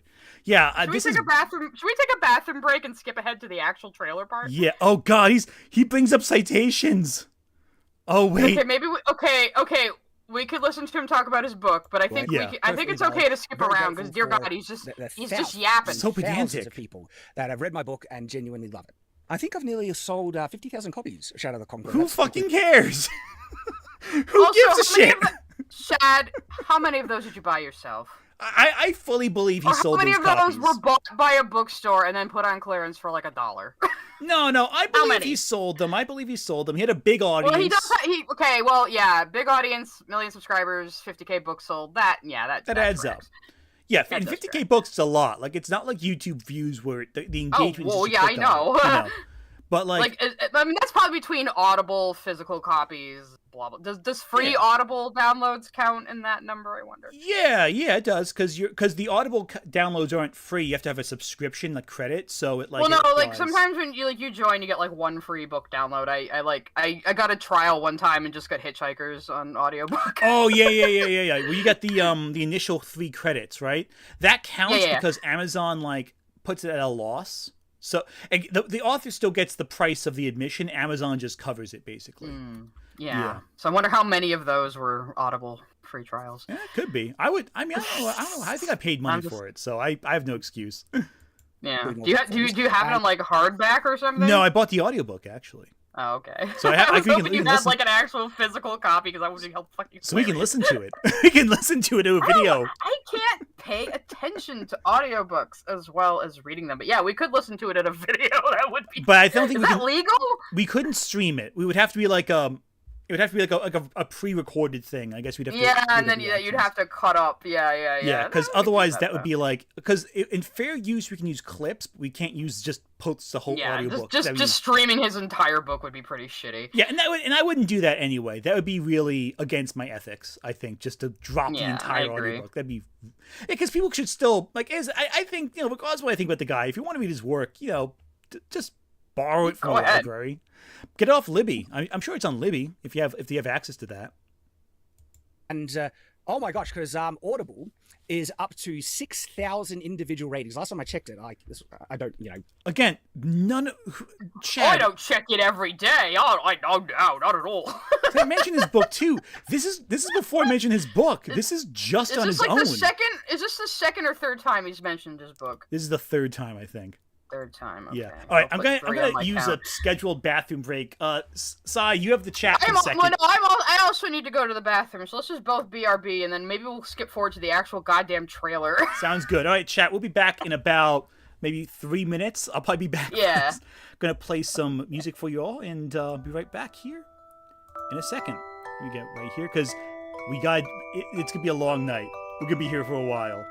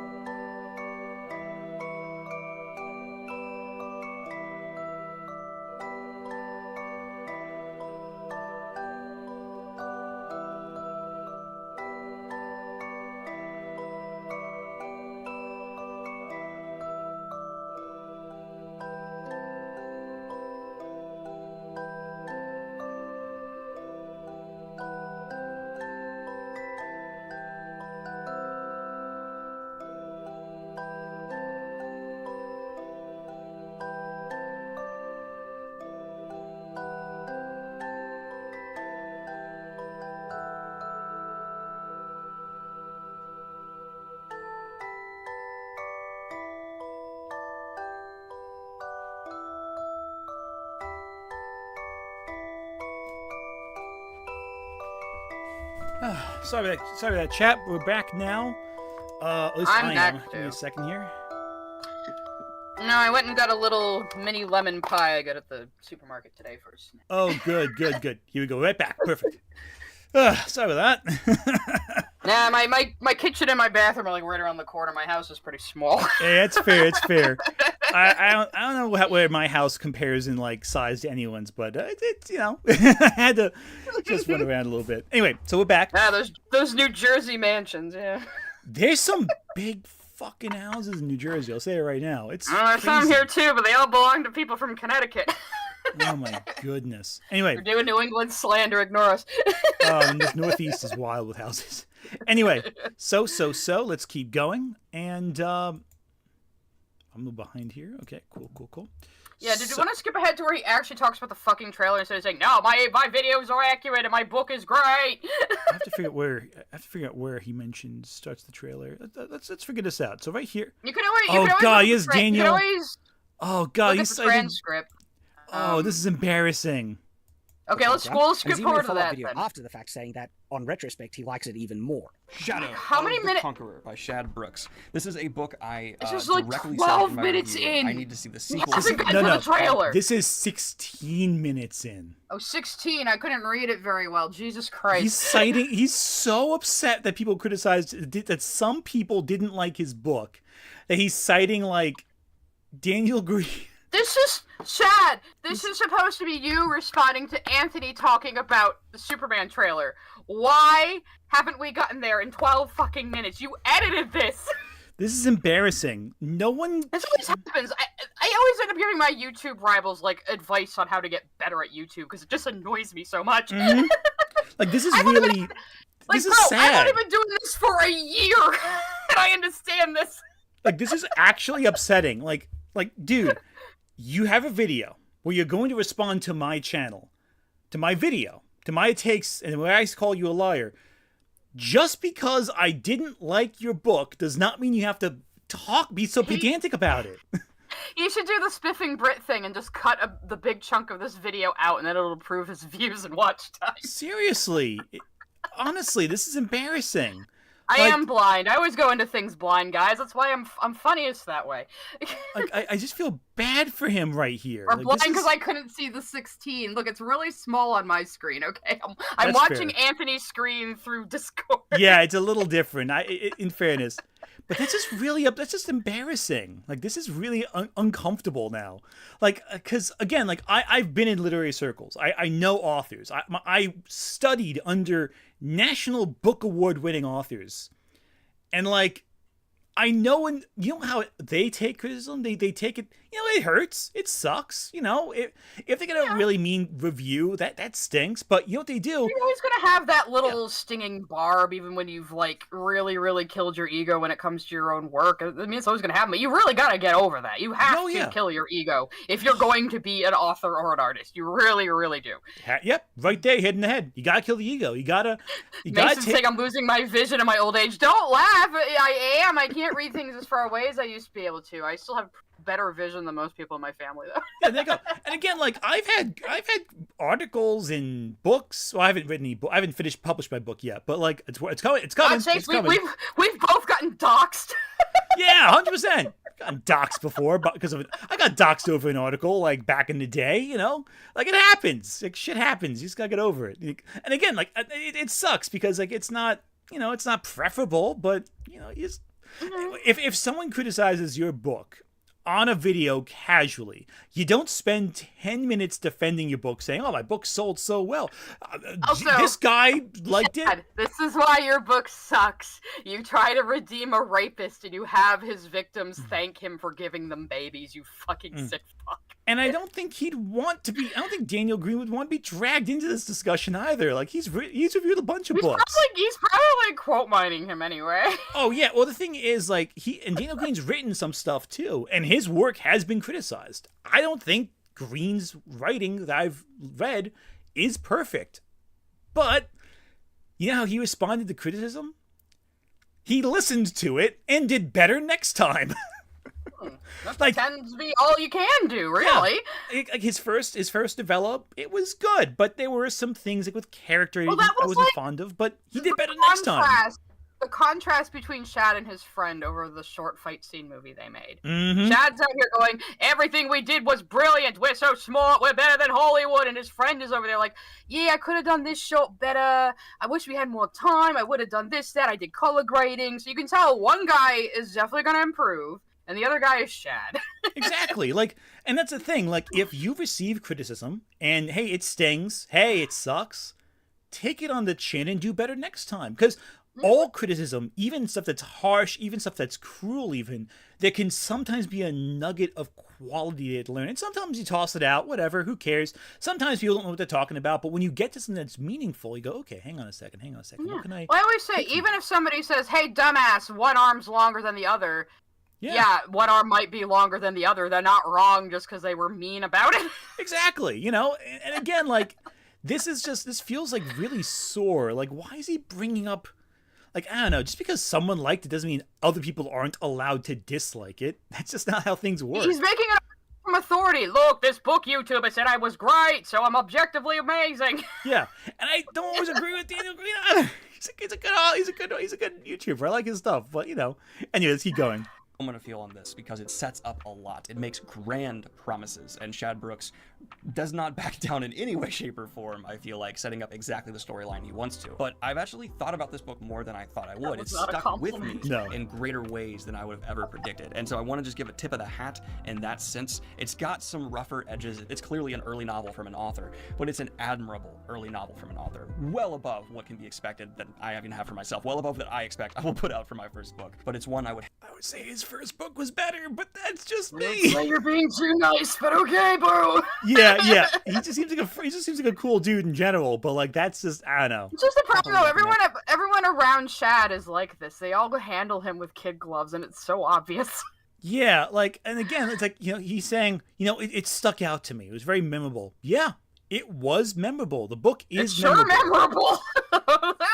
But like, is that the best compliment? That's not saying it's flawless. He says it's rough. You know, it's a rough first effort. But again, and to a firm set of readers, especially those who look for a specific kind of fantasy. Heavily conflicted, morally gray character. I mean, this is an actual morally gray character. There's an engaging world. It's not your typical medieval fantasy. Nice magical elements in play. All of it coming together quite nice. Daniel is a very well-respected YouTube book reviewer, and a lot of the reviews of the books were... authority. Yeah, Daniel is a good reviewer. He's a good author, I'd say, too. His first work, rough, but he gets better with each work. I think that's a real big positive and a trait of a really good creative.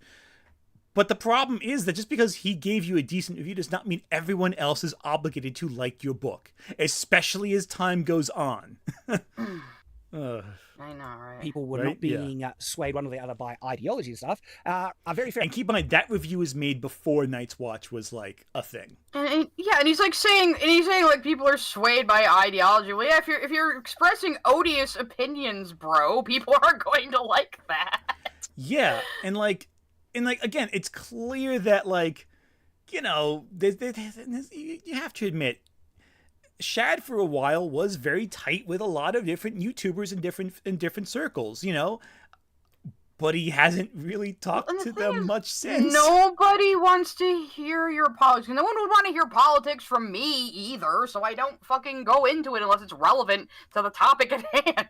Oh, 100%. Like, I mentioned politics where relevant, you know, I think all works are political in terms of they reflect the times in which they're created.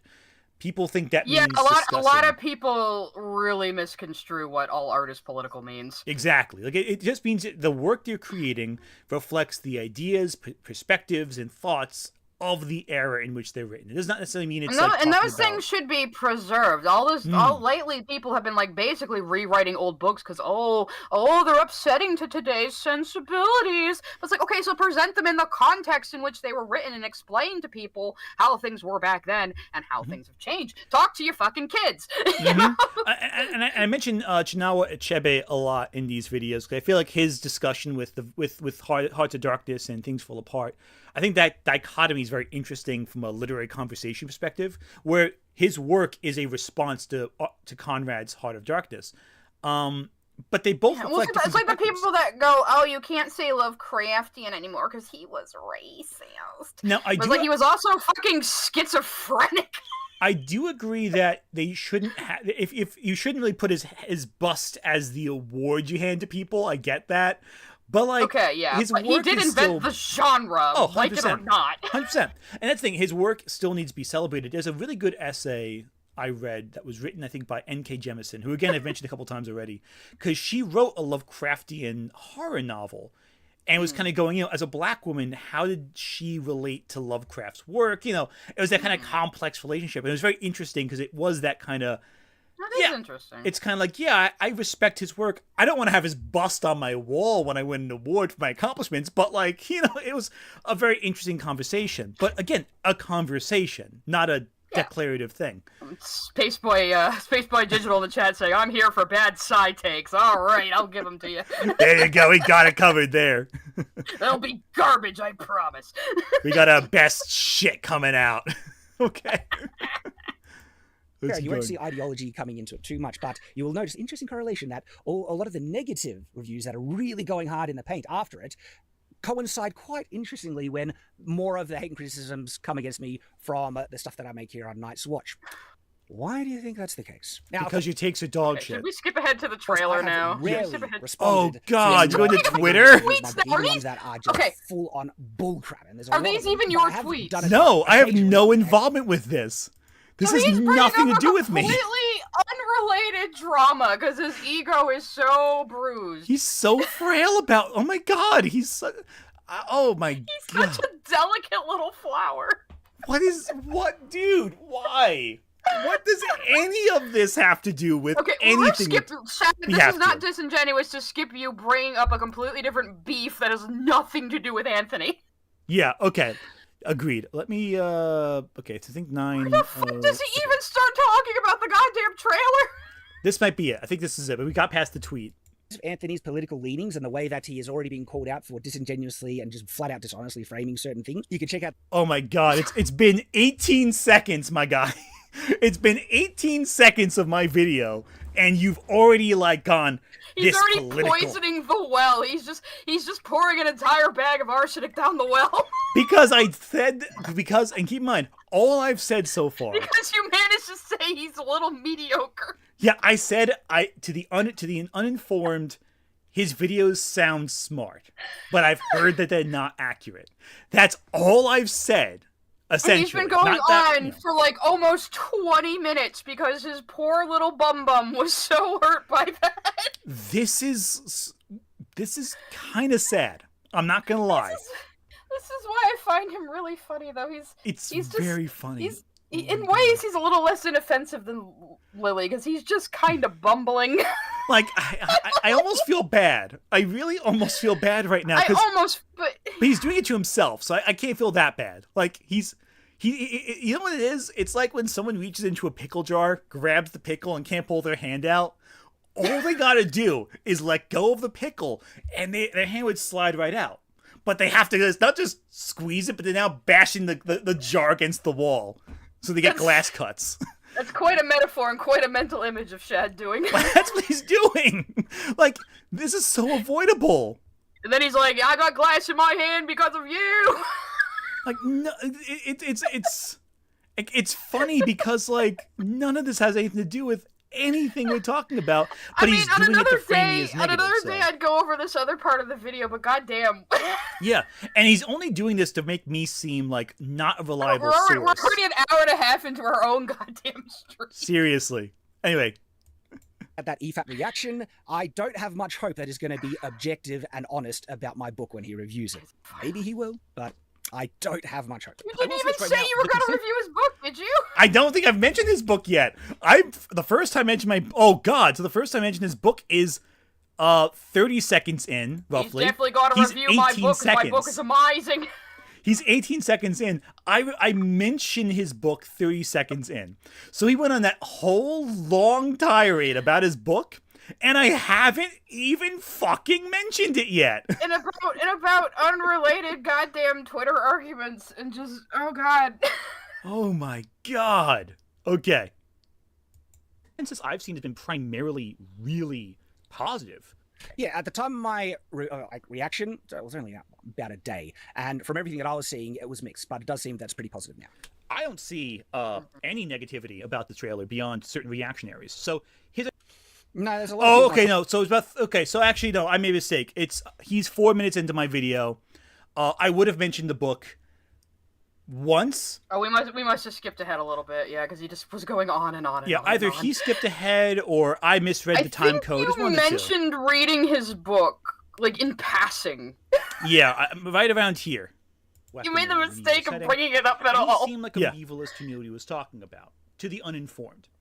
He then became something of an author, something of a creative, and the more he released, the more people kind of began to take him less and less seriously because he was kind kind of became something of a reactionary. His brother, that's all I said about his book. But That's then you it. brought up his brother. That's what made There his ego you go. That could be it. Jazza is a talented artist. I'm pretty. Mom put my artwork on the fridge too with a gold star sticker. I'm just as good. Actually, no, hang on. No, I'll give Shad this. I did mention more of his book right here. I forgot about this part. Shadow of the Conqueror, I was particularly disappointed by when I first had. I actually bought the book. His book is not that good. Maybe one day I'll talk about his book, Shadow of the Conqueror, if I talk about like YouTuber creative work, because I'm myself. You said maybe one. Yeah. I just finished drafting a novel. Yes, I'll give him that. That's a fair response. I'll say that. I'd forgotten I'd said that. Okay, that's valid. He didn't have to go on about his goddamn book for that long, though. No, he didn't, but I did invite that with that conversation, I think. So I'll give him that. Okay, going back to this. Completely in line with what I was saying, that and these are not reactionaries, they're just fans, teasers and trailers. They can lie completely, okay? We've seen really good trailers that were attached to what ended up being really bad films. And okay, that's true. That's a very good point. Thank you for acknowledging it. So, like from the outset, at least Anthony has been willing to give me, at least a prop. We'll see how it continues. But I've seen some people who have come after me, and they will not be willing to acknowledge anything, truthful thing that I say at all. And they are just so hard in the paint that they will try and twist and rip apart anything. It doesn't seem Anthony is that far gone. Thank goodness. So I appreciate that, he's willing to agree with me. And that's the thing, because it's times like that sometimes gives me hope. Oh my god, dude! Again, this wasn't a live stream. Why did you not cut all this? Why didn't you just watch the video first and then make your little commentary on it to cut? Why are you rambling on so much? Like his thing. When I do cuts of my streams, I cut out my stupid tangents. And again, like in the stream that this is based on proper, my original reaction was, I gave him more compliments. I cut most of them out just because they weren't relevant to the focus of the video. Like, you were too nice. Yeah, I mean, I kept some in because I didn't want to be too much of a jerk. But again, it's like, it's. He can't take any hint that someone thinks what he's done isn't the best. Yeah, but it's like he can't handle it. Yeah, it's kind of wild to me. I didn't agree with it. Okay. I think that point was good. Okay. I don't want to, it just seems really random. It's okay, here he agreed with me. We'll see how the rest of the video goes. He's probably going to be a disingenuous bastard. Yeah, it's even you can't even take a compliment nicely. It has to be tinged with prepping up for the next strike. I'm like, okay. No, he agreed with me, but he must be some commie liberal making a plan against me. And I feel like he probably kept it in to show a balanced perspective, to give the perception of, okay, I'm going to acknowledge when he acknowledges me being positive. I think that's what he tried doing, but the problem is it's undercut by the fact he immediately follows it saying that we'll see how the video goes. Okay, it's fine. Yeah, but this is what he does in all the responses where his ego's been bruised. He just goes on and on about how what I do is really brilliant. Everyone's just attacking me because they don't like my politics and blah blah blah. Yeah, and it's okay, that's cool. Hey, listen, you're allowed to like it. You're allowed not to like it. That's fine. But whatever. Anyway, let's keep going. Paul, I've seen, and I experienced currently as well, even with massive political disagreements of trailers, we can get along. Absolutely. And it gives me maybe hope that maybe Anthony could have been a guy, or could be a guy, that we could enjoy pop culture stuff together and get along even if we disagree massively politically. We'll have to see if he continues and if he is honest in other things, because I know there's one thing where he gets something pretty wrong, which prompted me, okay, let's make this video and react. James Gunn has and again, listen, I don't. Okay, so he has watched it already. So why does he keep interrupting it to go on these long tirades, talk about how he doesn't know what the rest of the video is? Yeah, I mean, I think he said he skipped around. I think I'm not sure. Okay. It could be how I skipped around this video initially too. But again, it's the problem then becomes I would have been fine just talking to the guy if he asked me to. If he just asked me to talk about it, that'd been fine. Yeah, why did he try that first if that's what he really wanted to do, which I doubt. Exactly. Really. He's just saying it. That's the thing. He's just saying it to sound like he's more gracious than he is. Oh, 100%. That's the problem. It's all just bullshit.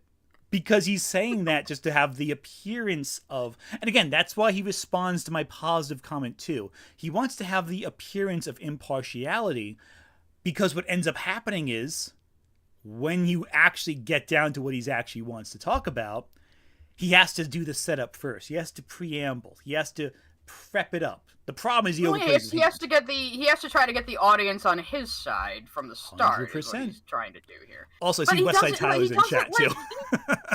Hey, Westside Tyler! I've been watching your Shad stuff a lot lately. I had to turn off the Shad stream as you were getting to it because I kept laughing too much. Someone also just called him Yapiversity. Perfect, yes. There we go. Yeah, again, the problem is, like, you know, listen, when I collaborate with you, Sai, if I think you're wrong, I'll tell you right to your face. Oh, yeah, I know, and I can take it. Yeah, and I can take it, too. I mean, we're both leftists for the most part, and we don't agree on everything. That's normal. But, like, the thing is, like... We have different life experiences. I'm a lot older than you, you know? Yeah, but the difference is, no, we don't talk about that because we take it as granted that we could take a hit and keep moving. There's no reason for us to argue about politics. No. Let's argue in circles. There's no point. Who cares? We're not affecting each other's rights or anything. So. No, 100%. It's not about things that your matter. rights are my rights, basically. We're both bisexual and I'm a lesbian. Both in the same page, ultimately. Both there. 100%. Yeah. But the problem is, like, with that discussion, it becomes like, okay, we can discuss it, but this person clearly is too fragile to handle that conversation. Like, he's pretending he's not. He's pretending he could be completely reasonable and get along with people he disagrees with, and I absolutely don't think so. But he spent 20 minutes getting mad because I said his book wasn't that great. I can't. No, I couldn't have a conversation with someone like that. It would just drive me crazy, quite frankly. Anyway, let's keep going. Describe the film is trying to go into the more, like, getting into the characterization of Superman. James Gunn also said that the Flash film was one of the best films that I've ever seen. I do not trust anything James Gunn says now. All right. But let's see what... Okay, in fairness, I will give Shad that also. Did he say that? No, James Gunn did say that. Everyone said that leading up to the Flash's release. It was one of the greatest superhero films of all time. Stephen King was saying it. Arnold Schwarzenegger was saying it. Before they even saw it? Well, no, they had a screening. We're talking about the Ezra Miller one? The Ezra Miller one, yeah. Apparently, like, a bunch of these people saw a screener of it and were like, oh my god, this is the best movie ever made. Ooh. Okay, we just got a really big super chat. It's going to take a break. I just saw that $50 super chat. Oh my goodness. David Deister, thank you for super chat. Shad of the Night's Watch is just another child in a long line of whiny ant-woke men. I know you meant to say anti-woke, but I love how you said ant-woke instead. Man-child child who can't handle the truth. He can't handle the truth. I love it. Thank you for the super chat, David. Let's take a quick stop to look at some super chats real quick. Zorku, for the love of God, please don't review his book. I might genuinely review his book if there's a good reason for it, but I wouldn't like go out of my way to do it if it's like, unless it's like a relevant reason for it. I have a lot of ideas and I don't want to have to put them aside for one specific review. Carissa, thank you for super chat. Shad's protag is not morally gray. He's extremely evil until he's very heroic. He's morally gray like a neutral evil character is lawful, except when he feels like being chaotic, i.e. chaotic evil. 100% agree with that. 100% agree. He's just a bastard at the character. It's not what moral grayness is. It's just an edgy bullshit thing. Like, can I take a rapist and redeem him? No, Shad, you can't. The problem is people say morally gray when they want to talk about a character. It's not just that he's redeemed. He divinely gets to be 17 years old again and go on a big adventure. Like, he gets rewarded by, like, divine providence. Like, it's a very power fantasy, which is fine. You know, fantasy can be power fantasy. Does your power fantasy have to involve your fucking main character being like a mass rapist, though? Does it really need that? Is that necessary to the narrative, Shad? That's where the issues come in. I agree. Nick Wolf, thanks for super chat. 90 minutes in, only 16 minutes into a 2-hour vid. If Team Tism covered the channel Awesome Movies, each one would take 24 hours. I wouldn't be against it, though. That's valid. It'd have to be a charity stream if we're gonna go on that long. Oh, that would be a good idea for a charity stream, actually, to do that. Actually, yeah, it wouldn't be a bad idea for a charity stream. I do want to wait a little bit after the Sarah Z one, because that one raised, I think, like $150,000. I don't want to, like... Oh, we can always do a different charity. That's true. But I feel like people who would donate need to, like, get a paycheck or two first before we do something like that. True. Vidic's friend, thank you for super chat. No message, but I appreciate all the same. Gavin Carrot, thank you for super chat. Use the arrow keys, Ant, so you can get to the trailer. We're getting there. Lord Apep, Ruby Fire, thank you for super chat. His fantasy book gave me nightmares. Oof, that's rough. Yeah, that's valid. Jacked Thorso, thank you for Super Chat. I found you, Krim, and Malcolm all through Psy. It was her Lily Orchard Steven Universe stream. If it weren't for Lorch, I wouldn't have known about your channel, and I'm all the better for it. Well, thank you so much, and thank you, Psy. Oh yeah, I like shouting out other YouTubers like all the time. 100%. I found Malcolm because I was looking up the other half of that drama from the Poppy and Xena side, and that's where Malcolm had come into that mess. I found out Malcolm through you, so it all worked out. God damn it, Malcolm is fucking hysterical. Everybody go subscribe to him. Although his opinions on Hellraiser, I think I have to fight him on. I still have to fight him. Malcolm has no chill. If you can take a streamer who just has absolutely no fucking chill and loves to be, like, neck deep in drama, you'll like Malcolm. I think he's wrong, though, about Hellraiser. I'm going to have to talk to him about that. I've told him to his face. I think you're wrong. Invite him on your channel, then. I will. I will fight him on Hellraiser. Have to find a Hellraiser fan as a moderator, just to have, like, a middle ground, to have, like, fact-checking us live. I know Lazy Bedhead did a Hellraiser movie. Maybe I'll reach out to them and drag them into it. I don't think they'd be interested, but I'll figure it out. Backseat Dinosaurs, thank you for Super Chat. I'm an ex-Mormon, and it's interesting to see people outside of the church react to what I see as a very stereotypical nerdy Mormon personality. Yeah, that's also valid. I'm not Mormon, I'm gonna be honest. I'm kind of a fedora atheist. I have a lot of interest in cults and a lot of interest in how religion affects American politics. I don't talk about it a lot on my channel, but I know a lot about Mormonism, actually. Yeah. And I was raised Catholic. I have a lot of interest in religion as well. So a lot of the religious angle, I know about the Mormon Church. I know the history. I know about John Smith and the golden tablets he totally found and didn't, and I won't get into that. But anyway, I find it very interesting, and I respect all religious beliefs. It still mystifies me that anyone would be Mormon outside of the United States. I do not get that. The spread of Mormonism is fascinating, like from a historical perspective. It's really unusual. Yeah, from an anthropological perspective, too. Yeah, it makes no sense. Like Scientology spreading, too. It's, like, fascinating. Tea Time Tea, thank you for Super Chat. Recently watched someone's review of Shad's book, and it sounded absolutely vile. If that's the kind of hero he wants, I hope he stays far, far away from Superman. That's a very valid point. Okay, we got two more Super Chats real quick. Bite Chiappy Odera, thank you for Super Chat. I was busy getting wins in Marvel Rivals. What did I miss? Sounds like making fun of his novel. Oh, it's 2 hours of him complaining about us not liking his book. Carissa, thank you for Super Chat. Doesn't Power Fantasy involve for tag do no wrong? Logical conclusion is very scary when do no wrong is his relationship history. Yeah, that's a fair point right there. And Scorpion Wolf, thank you for Super Chat. Since you don't have a Patreon or Discord yet, where would there be a good place for me to debate pop culture like this in a controlled environment? I do have a Patreon and a Discord, actually. So here's good, or Reddit, or a lot of places. Why don't you put it in the chat? Link it in the chat for them. Yeah, I'll link. If you're a member, I'm gonna add my Discord into the members only page after this. Anyway, let's keep going real quick. He has to say again, when someone like Shad says they're concerned about the trailer, usually that means they think it's going to be quote unquote woke, whatever that means. Interesting. So already he's coming in with a bias and preempting, the reason. Shad, are we going to talk about bias, Shad, really? You do this though. You are known to do this. Why are you upset that he assumes you're going to say it's woke? Because you do. Yeah, my bias is formed based on hearing you talk.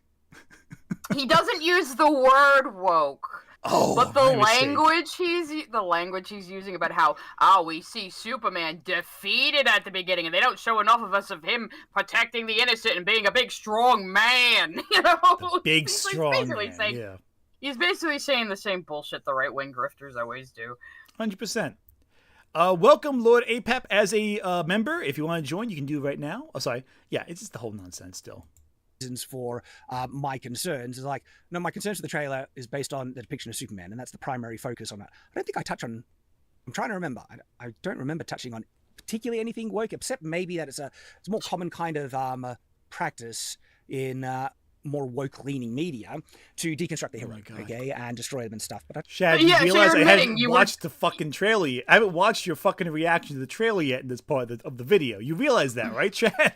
I can't say what you haven't said. He's assuming what you're gonna say, for one thing. He's just assuming what you're gonna say. And now he didn't even rewatch his own video to remember what he said. Exactly. But like, And but it's he like, said, yeah, well, you're admitting then that you were using coded language to call it woke, just like I just said. yeah, and again, it's like my reaction was live. I didn't know what you were gonna say in your video.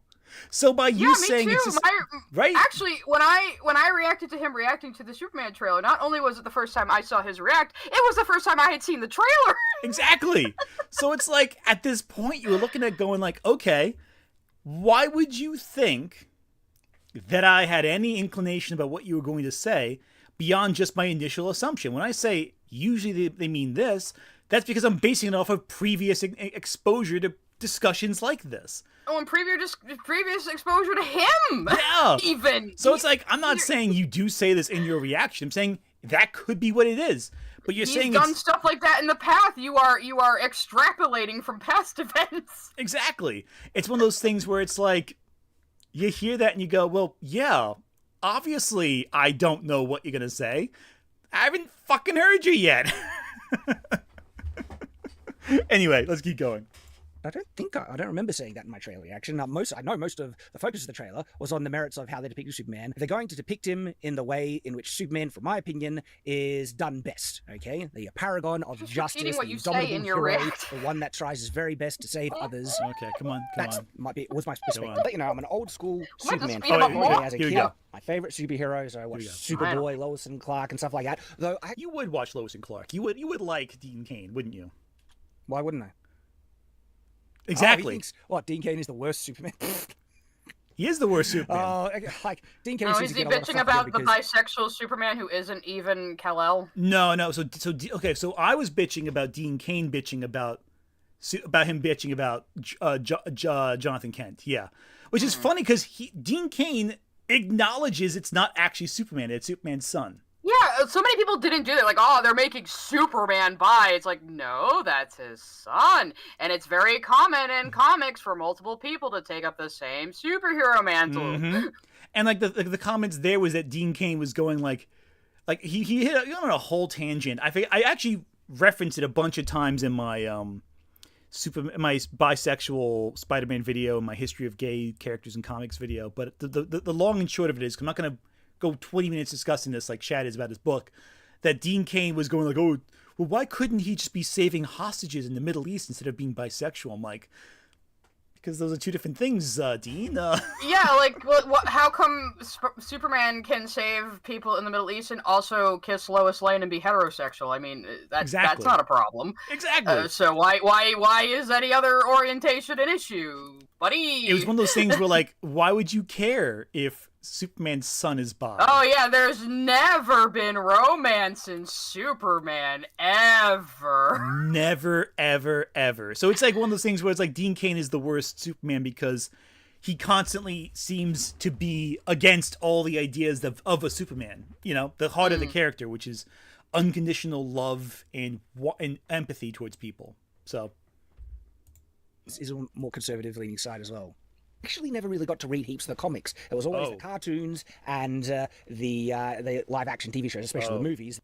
Why is that a problem? I'm interested in that. It's like, we'll see what I was just. It's a problem because you're selling yourself as like a Superman fanboy. exactly, and I'm not going to do Like, I would never call myself a Batman mega fan. I like Batman. I like the concept of Batman. I like a lot of the live action movies and the cartoons. I have never read the comics. and that's fine. I would not call myself an expert on Batman and like he's like a top character in fiction for me. Exactly, and like again, the thing is, I don't like gatekeeping. Anyone is welcome to the fandom, no matter what your experience is, because everyone started somewhere. And if you know one from, and with these characters, they're multimedia. So if you're a fan of the cartoons versus the movies versus the comics versus the video games, whatever it is, you're still a fan at the end of the day. Yeah, I never gave a goddamn shit about Spider-Man before the Spider-Verse movies, and I love those movies. Exactly. And like what it comes down to is the only thing I have a quite problem with is your discussion of the history of the character. Like that's the one point where I will draw the line a little bit. Like if you know the character through one or two mediums and you know those mediums very well, that's fine, but that's not like you can't speak as an authority about the history of the character. Then you can speak as a fan of this particular version of the character. He's very clearly ranting about what he personally wants to see out of Superman, and it's kind of antithetical to the character. Mm-hmm. And the problem is, in the trailer proper, he does put down other versions of Superman to bump up his perspective of Superman. And the problem there is that, by doing so, you present yourself as a big fan, as a voice for the fandom, but then, you definitely present yourself as a voice for yourself, but at points where you say, we don't want to see this. Fans don't want to see this. And it's kind of like positioning yourself and your perspective as the common perspective of the fans. And as an authority, As an authority, exactly. But the problem is that if you don't know the comics, then you don't know what the comic fans want. So that's the big issue. What drives me crazy is he bitches that this is going to be a deconstruction of Superman while praising the Henry Cavill Superman. Yeah, which is more deconstruction. Zack Snyder's big problem, I think, among other things, he has a lot of issues with his writing, but one big issue I think he had throughout his whole trilogy of films is that he started deconstructing these characters before establishing what they were. You know? Yeah, like we rushed right into Batman versus Superman, just out of off the bat. Like, no, have them team up first and then have them have ideological differences. That's much more interesting. Do it like Civil War. Exactly, and I think the Civil War too is a great example because Civil War deconstructed the relationship between Captain and Iron Man. The film version of Civil War was fucking better than the comics. Vastly so. I do not like the Civil War comic. It gave Cap and Tony way better motivation. 100%. But also, their actions are more realistic to what they would do. Like, for example, Tony Stark never drags his friends into a hellscape dimension that causes human suffering and misery just to keep them in one location, which he does in the comics. The negative zone is like hell. And the closest they come to that Civil War might be my favorite of the MCU. It might be. It's up there for me. I think Winter Soldier. They juggle all those characters pretty well too. Even though I skipped Iron Man 2 and 3, so I was a little confused. And I skipped Age of Ultron, so I was like, "Oh, Vision is here suddenly." Okay, and I was like, "Who the fuck is Don Cheadle supposed to be?" The good thing with the MCU is, for the most part, you can miss a couple of films and still follow along generally with what's happening, which is good. But anyway, I gotta say, the recasting of War Machine as Don Cheadle was just particularly funny to me. He's like, "Oh, you're expecting me to believe this guy who's like 10 years older and 20 pounds later is the same dude?" Okay. Did you ever hear Ike Perlmutter's justification for recasting Terrence Howard? Well, didn't he ask for too much money so they canned him? Well, that too, but there's another side to it that's lesser known. Ike Perlmutter was the head of Marvel Comics. He was for a while the head of the whole division until Kevin Feige worked out a deal with Disney. But the reason why Ike Perlmutter, because he had control over everything, he kept Black Panther from coming out sooner, he kept Captain Marvel from coming out sooner.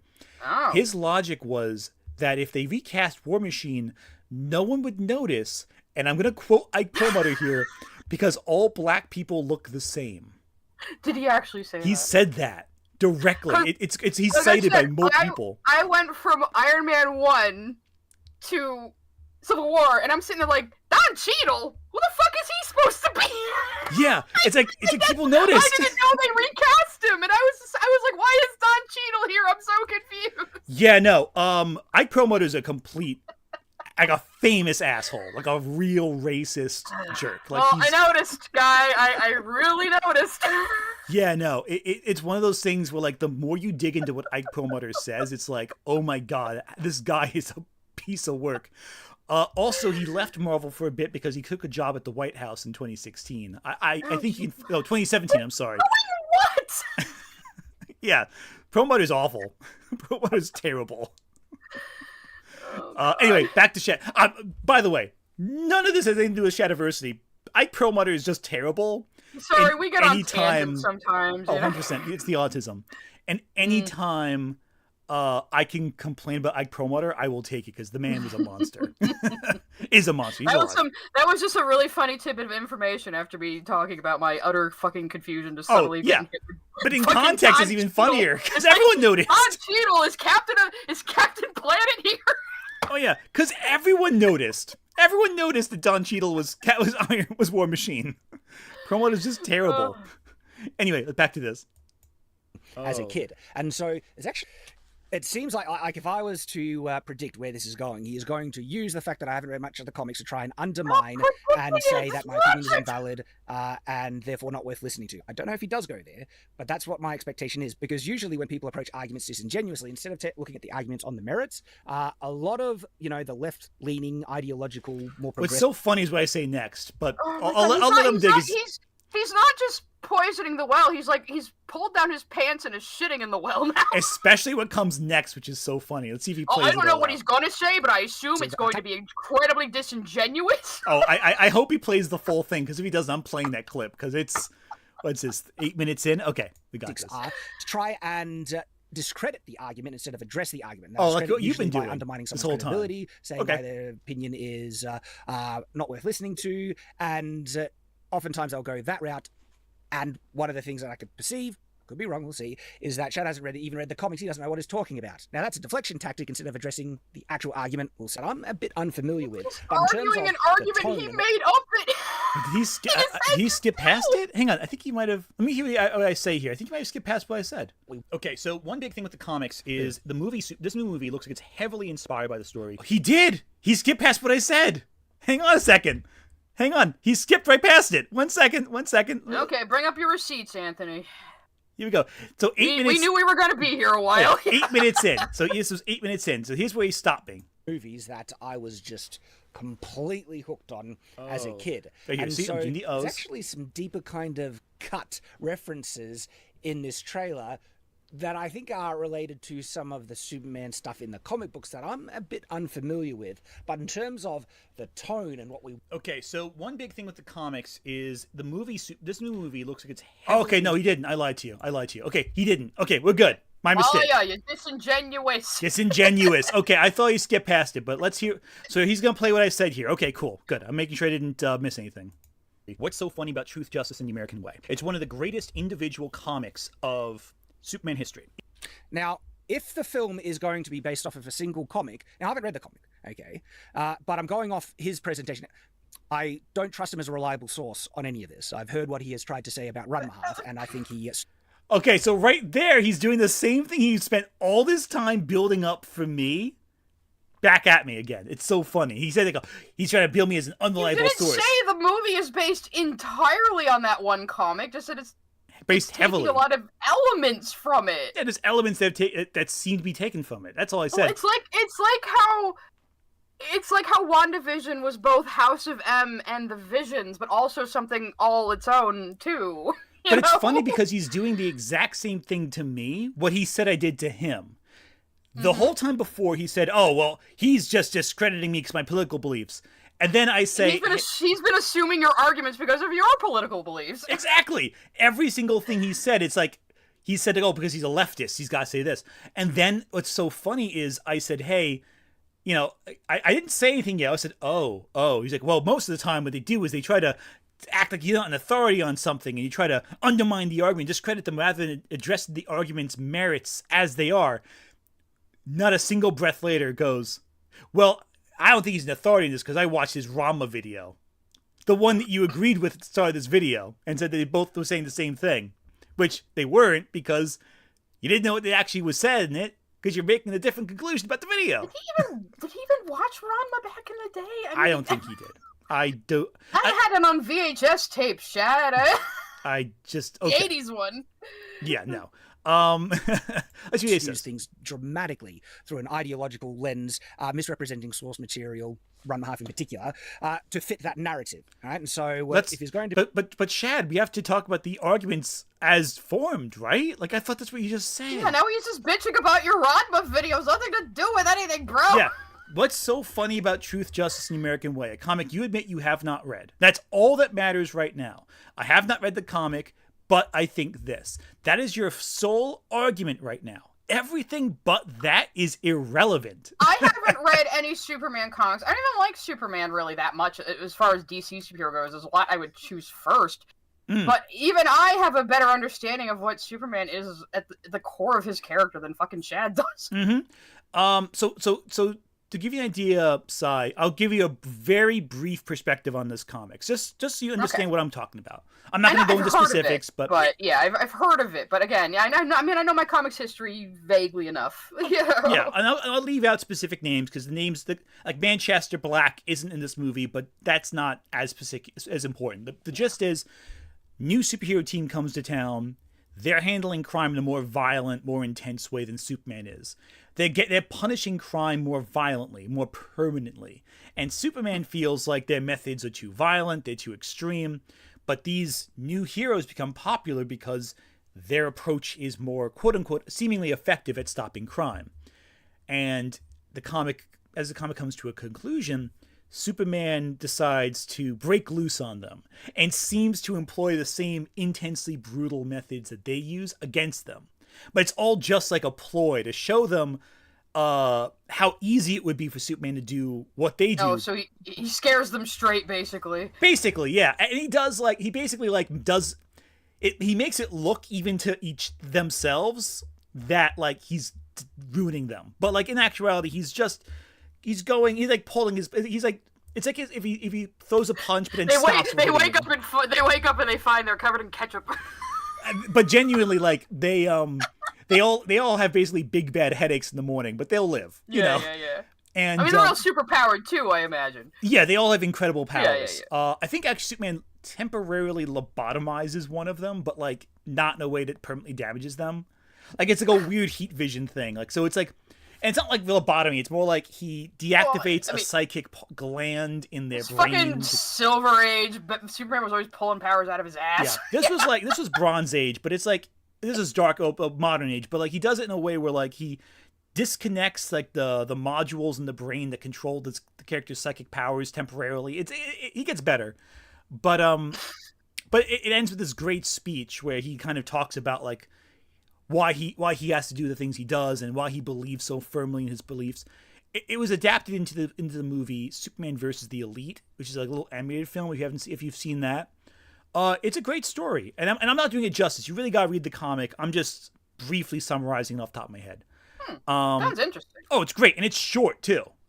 It's a very short comic, but it's kind of a one shot. I take it. Yeah, it's one issue. But the story is so good, it tells the full story in like 24 pages, whatever it is, however long it is.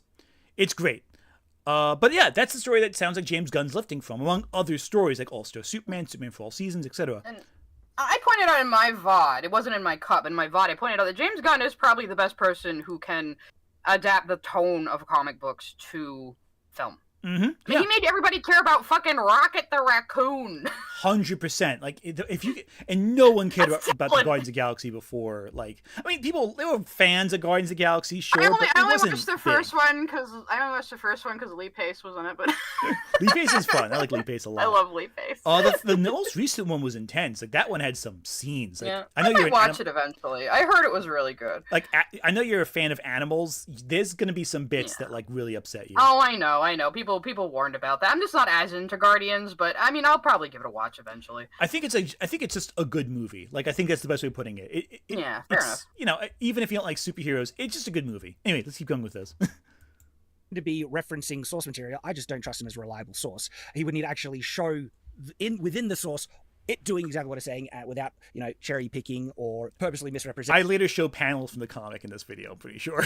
So as it's done with Run and a Half in the past. Because if this comic, right, is more true to the tone that the trailer is depicting, all right, that doesn't undermine my judgment and perception that the trailer, especially the opening in particular, I should say, right, misses the mark of what Superman is usually depicted in the more common. You didn't argue that it did? Yeah, like the thing is, I haven't seen your reaction yet, so I have that argument. So I have no idea how it is going to connect to your trailer. You just happened to mention that it is based on that comic, and now he's saying, he's saying my opinions on the trailer are invalid because I don't know this comic. It's like, that's not what you said, though. Yeah, I didn't give any opinion on the trailer because I haven't watched the trailer. I haven't watched your perspective on the trailer yet in this video. Hasn't gotten to the trailer part. Like the thing is, he's acting all preemptively, like, this will cut off my argument.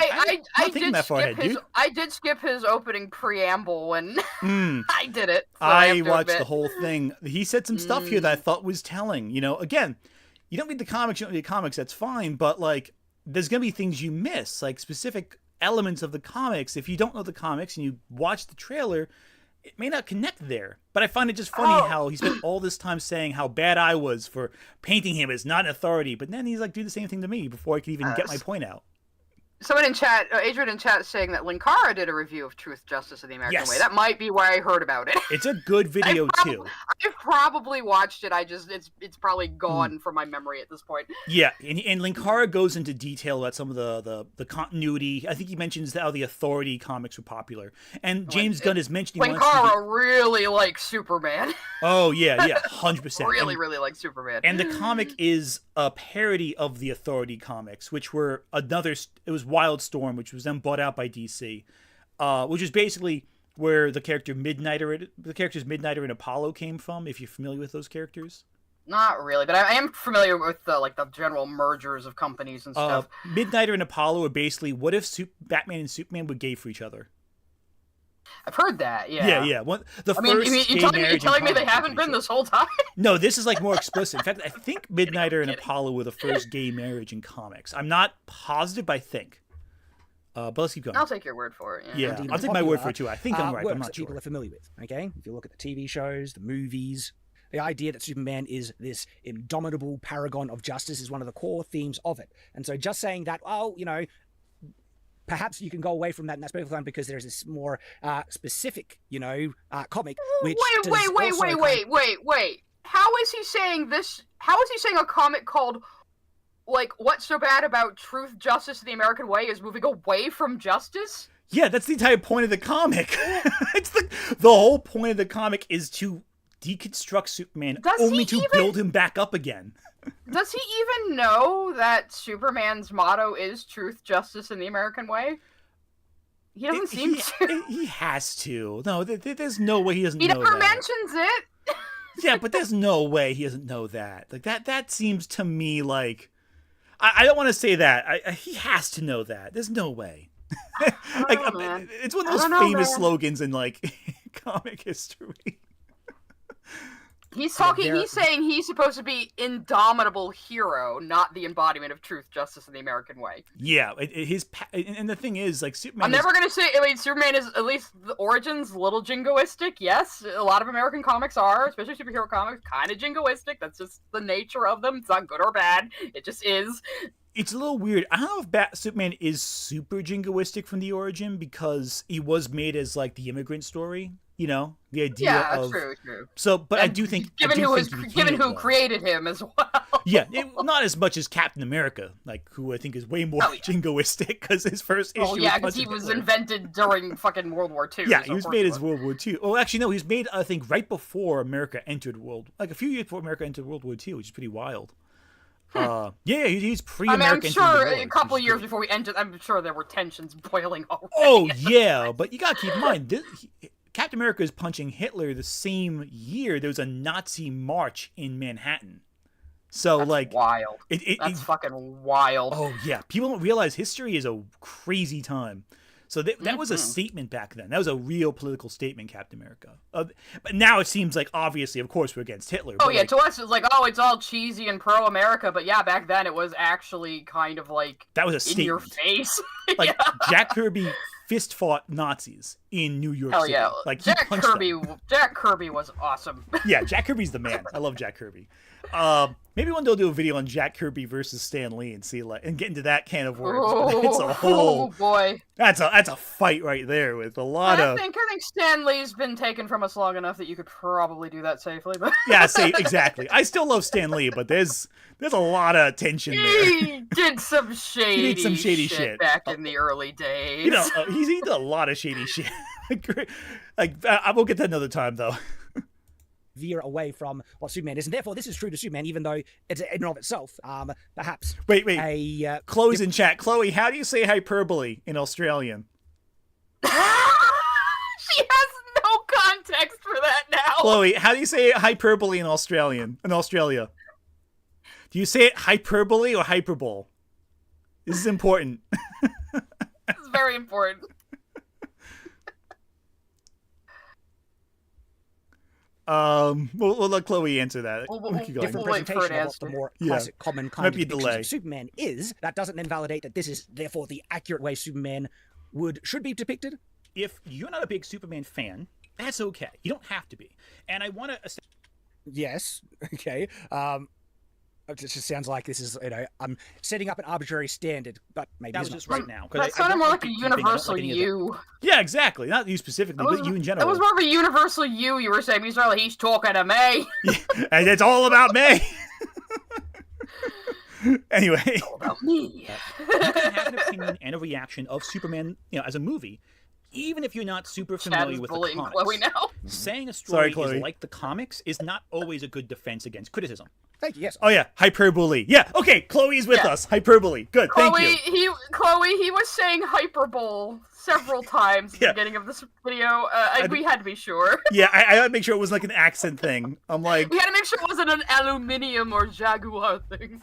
Yeah, I know. Or the wheelie bin, like in England. The wheelie bin. Well, because we all in America we call them trash cans. Like inside trash cans, outside trash can. They're both trash cans. In New Zealand they call things like chili bins. There we go. Exactly. Exactly. Chili bin. It's the whole thing. It'd be a cooler. Exactly. Okay, go. Chloe the Australian is also Thank you, terrifying. Chloe. Thank you, Chloe, for informing us. I love it. I love it. We need to make sure we weren't going crazy. Anyway. Completely agree. That being said.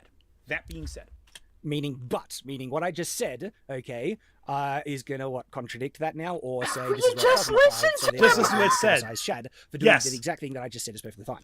I have a feeling that his interpretation of who Superman is as a character is going to be completely different from the version established in the comics. What version, and yes. I don't trust him as a reliable source either. I will have. I love it. 1 second he's like he's saying a little waver in his voice there. He's a little nervous. I can hear a little nervousness there, a little uncertainty. He has to cut. Here's the thing: he has to cut me off every sentence because if he doesn't, what are you gonna do? I gotta cut you off every sentence and assume what your argument's gonna be. Yeah, exactly. My own understanding of who Superman is as a character from the media of Superman that I've consumed over his, presentation and his interpretation of what the comics supposedly are. And I can already have a few ideas what he's going to do. I don't want to say anything yet. I want to let him say his piece. I find it both he and I are kind of preempting what the other is saying based on. You're doing it so much more though, dude. Yeah, at this point it's 9 minutes in. At this point it's 28 minutes in. It's a little different. Prediction or feelings of what people of a certain ideological spectrum usually align to? Respond to what he says, but I have a feeling that he's going to say a few things that indicate that his interpretation of Superman is so counter to the version in the comics that... Okay, so, all right. It seems like that's where he's going to be going with it. He's going to be presenting himself as the authority of what Superman comics represents. Do not give a crap what you think Superman represents in the comics. I don't trust you as a reliable source in any measure on pop culture. I have seen what you're willing to interpret and twist things to fit your own narrative. All right. I love how he's trying to say, I love how he sets it off the whole time. He's so dramatic. It's so funny because like the whole time before he's like, I cite an example where I was wrong about swords. He went on for so long. When I said I heard that you didn't know about swords. But when I say, hey, I don't think you're good into comics, you pull the same stuff, and your citation is I talked about Ranma in a way that you disagreed with. But why is he so stuck on the Ranma thing? I don't think he's ever read Ranma. Like, I don't think he's a big Ranma fan. Have you ever even watched Ranma, bro? Like his thing, in my opinion, on the Ranma anime was basically, hey, people can read this and feel it has queer text. I don't think this was planned, but you can read it that way. Any other character besides Ranma Saotome himself. And even then, my opinion was just like, hey, some people, when they read Ranma, feel this has queer subtext and applies to them, and that's great if they do. That was my conclusion. So, like, it was about reader interpretation. I don't think he watched your video. No, I don't think so either. He just saw queer and trans in the title 100%. And went crazy. 100%. Because, like, the thing is, like, if he did, he'd be able to cite an example as to what about the Ranma video? What was your argument exactly, I wonder? Except he just assumed what it was going to be based on the title and based on knowing that you're a general leftist, I suppose. Yeah, exactly. And the thing is also, I'm not going to spend 20 minutes arguing with him on that one. I just know it's not a valid criticism because he hasn't given an example. But that's fine. It's like, okay, you don't like my Ranma video. Moving on. Yeah, some people liked it, some people didn't. Okay, whatever. I'll live with it. But it's just not relevant to a discussion about Superman. I will absolutely defer to my understanding of Superman from the media of Superman I have consumed. That has sold and is beloved by so many readers for decades. And I have a feeling that... See, now speaking like already from a arbitrary state of authority is trying to blah, blah, blah. Superman is like definitely depicted a certain way, and mediums and that's how they, you know, it's like, prove it. He can't stop himself. He has to keep going. That's you. We have to do the That's You, Lily thing. We are at the trailer after 2.5 hours. We got it. We got it, guys. We're there. We're here, guys. We're here. Just have a look at how this begins. Okay, this is the stupidest thing I've done in years. I think this opening is fantastic. Perfectly fine for him to think that, okay? I'm not trying to say he's wrong and everything. This is subjective stuff. I wonder how he'll say, because I did not like the opening, all right? But this is the general nerdy discussion that I think is fine. There's no issue here. Right out of the gate, I'm like, nah, okay? I'm not saying Superman can't be challenged in the film. This is going to be important. Perhaps we'll be coming back to this, all right? Because... I wonder if people are trying to say, oh, look, Shad just wants Superman to be very soon, because I say I love how he's being, you know, I love Superman can be indomitable and unbeatable and everything. But that's not to say I feel he can't be challenged in the film or even defeated, as I say very clearly right here. I'm not saying Superman can't be challenged in the film. I'm not there are ways in which he could get injured like this, and I'm not saying you can't have moments in the film, but that would be in the film itself, where it's justified, where we don't know what's led up to this, what's caused this to happen. You choose to present him as being battered, broken, and defeated. That's not what Superman fans, that's not what I want to see out of Superman. One of the best-selling comics of all time is The Death of Superman. Superman movies have, for years, had this one issue. Okay, so just because, yes, there's times when Superman has been challenged even dead, doesn't undermine the point where I think one of the primary enjoyable parts of Superman is him being that indomitable, yes, overpowered paragon. And my criticism with the James Gunn trailer where Superman is battered and defeated, specifically, that's the opening with it. I've never said that you can't have him reach that point, okay? And to me, pause for a second. Yeah, he's just rambling. He hasn't really said much at all. I was waiting for him to get to the point before I stopped him, but... Well, it's like he's saying, like, the main draw of Superman is that he's indomitable and indestructible. But it isn't. It's that he can use that power responsibly because he is a paragon of justice. Yeah, like, he cares. He's the Man of Steel. Yes, like, he is... Look, I am a cynical asshole. I like The Boys, and even I understand that Superman is a very idealistic paragon of justice. 100%. Like he's truth, justice, in the American way, or a better tomorrow, depending what era of Superman you're reading. But either way, even when he's like in Red Sun, where he is a agent of Russia, you know, the Soviet Union, comrade, yes, no American way there. But even there, he still has the same core ideals. Like, you know, he wants to do good. He has great empathy and care for people. And his empathy and care is way more important than him being unstoppable. Yeah, him being raised in humble origins is the most important part of his character. Mm-hmm. And there's a reason why I say Wonder Woman is different than Superman. And they're both virtually unstoppable. They both have very similar power levels. They're both extremely strong. They're both hard to put down. But whereas one is diplomatic and more the spirit of truth and honesty, Superman's more about justice. He's more about true justice, not just putting criminals in jail. Because fucking Wonder Woman comes from like a mythical island where people are like kind of like badass Roman warriors, so she is very different from him. Oh yeah, that's why she's more truth. He's justice. You know exactly. And that's the thing too, where she'll sometimes do things that are, while she tries to be diplomatic in all cases, she will on occasion do things. She will fuck up a bitch. Oh yeah, she will kill someone if that's the only solution to a problem. Whereas Superman tries to. Batman and Superman won't kill. Oh, Wonder Woman will kill you. Oh yeah. There's the famous. There's the famous part. I think it's leading up to Infinity Saga. Not Infinity Saga. The Infinity Crisis. Where Wonder Woman just snaps Maxwell Lord's neck, like just around. And then Superman and Batman get so upset by it, but like Wonder Woman's like, well, it's the only solution to the problem, so I don't know what to tell you. And again, she's more instilled with a more medieval type of mindset, considering from where she comes from. Well, it's interesting. So that makes sense. It's interesting. I think you're right to an extent, but she's also very modern, very progressive, and very Oh yeah, in empathetic. that way. But I'm Oh, I'm yeah, talking yeah. about when it comes to like vanquishing evil. Oh yeah, She's just yeah. like, no, I'll straight up kill a bitch, you know.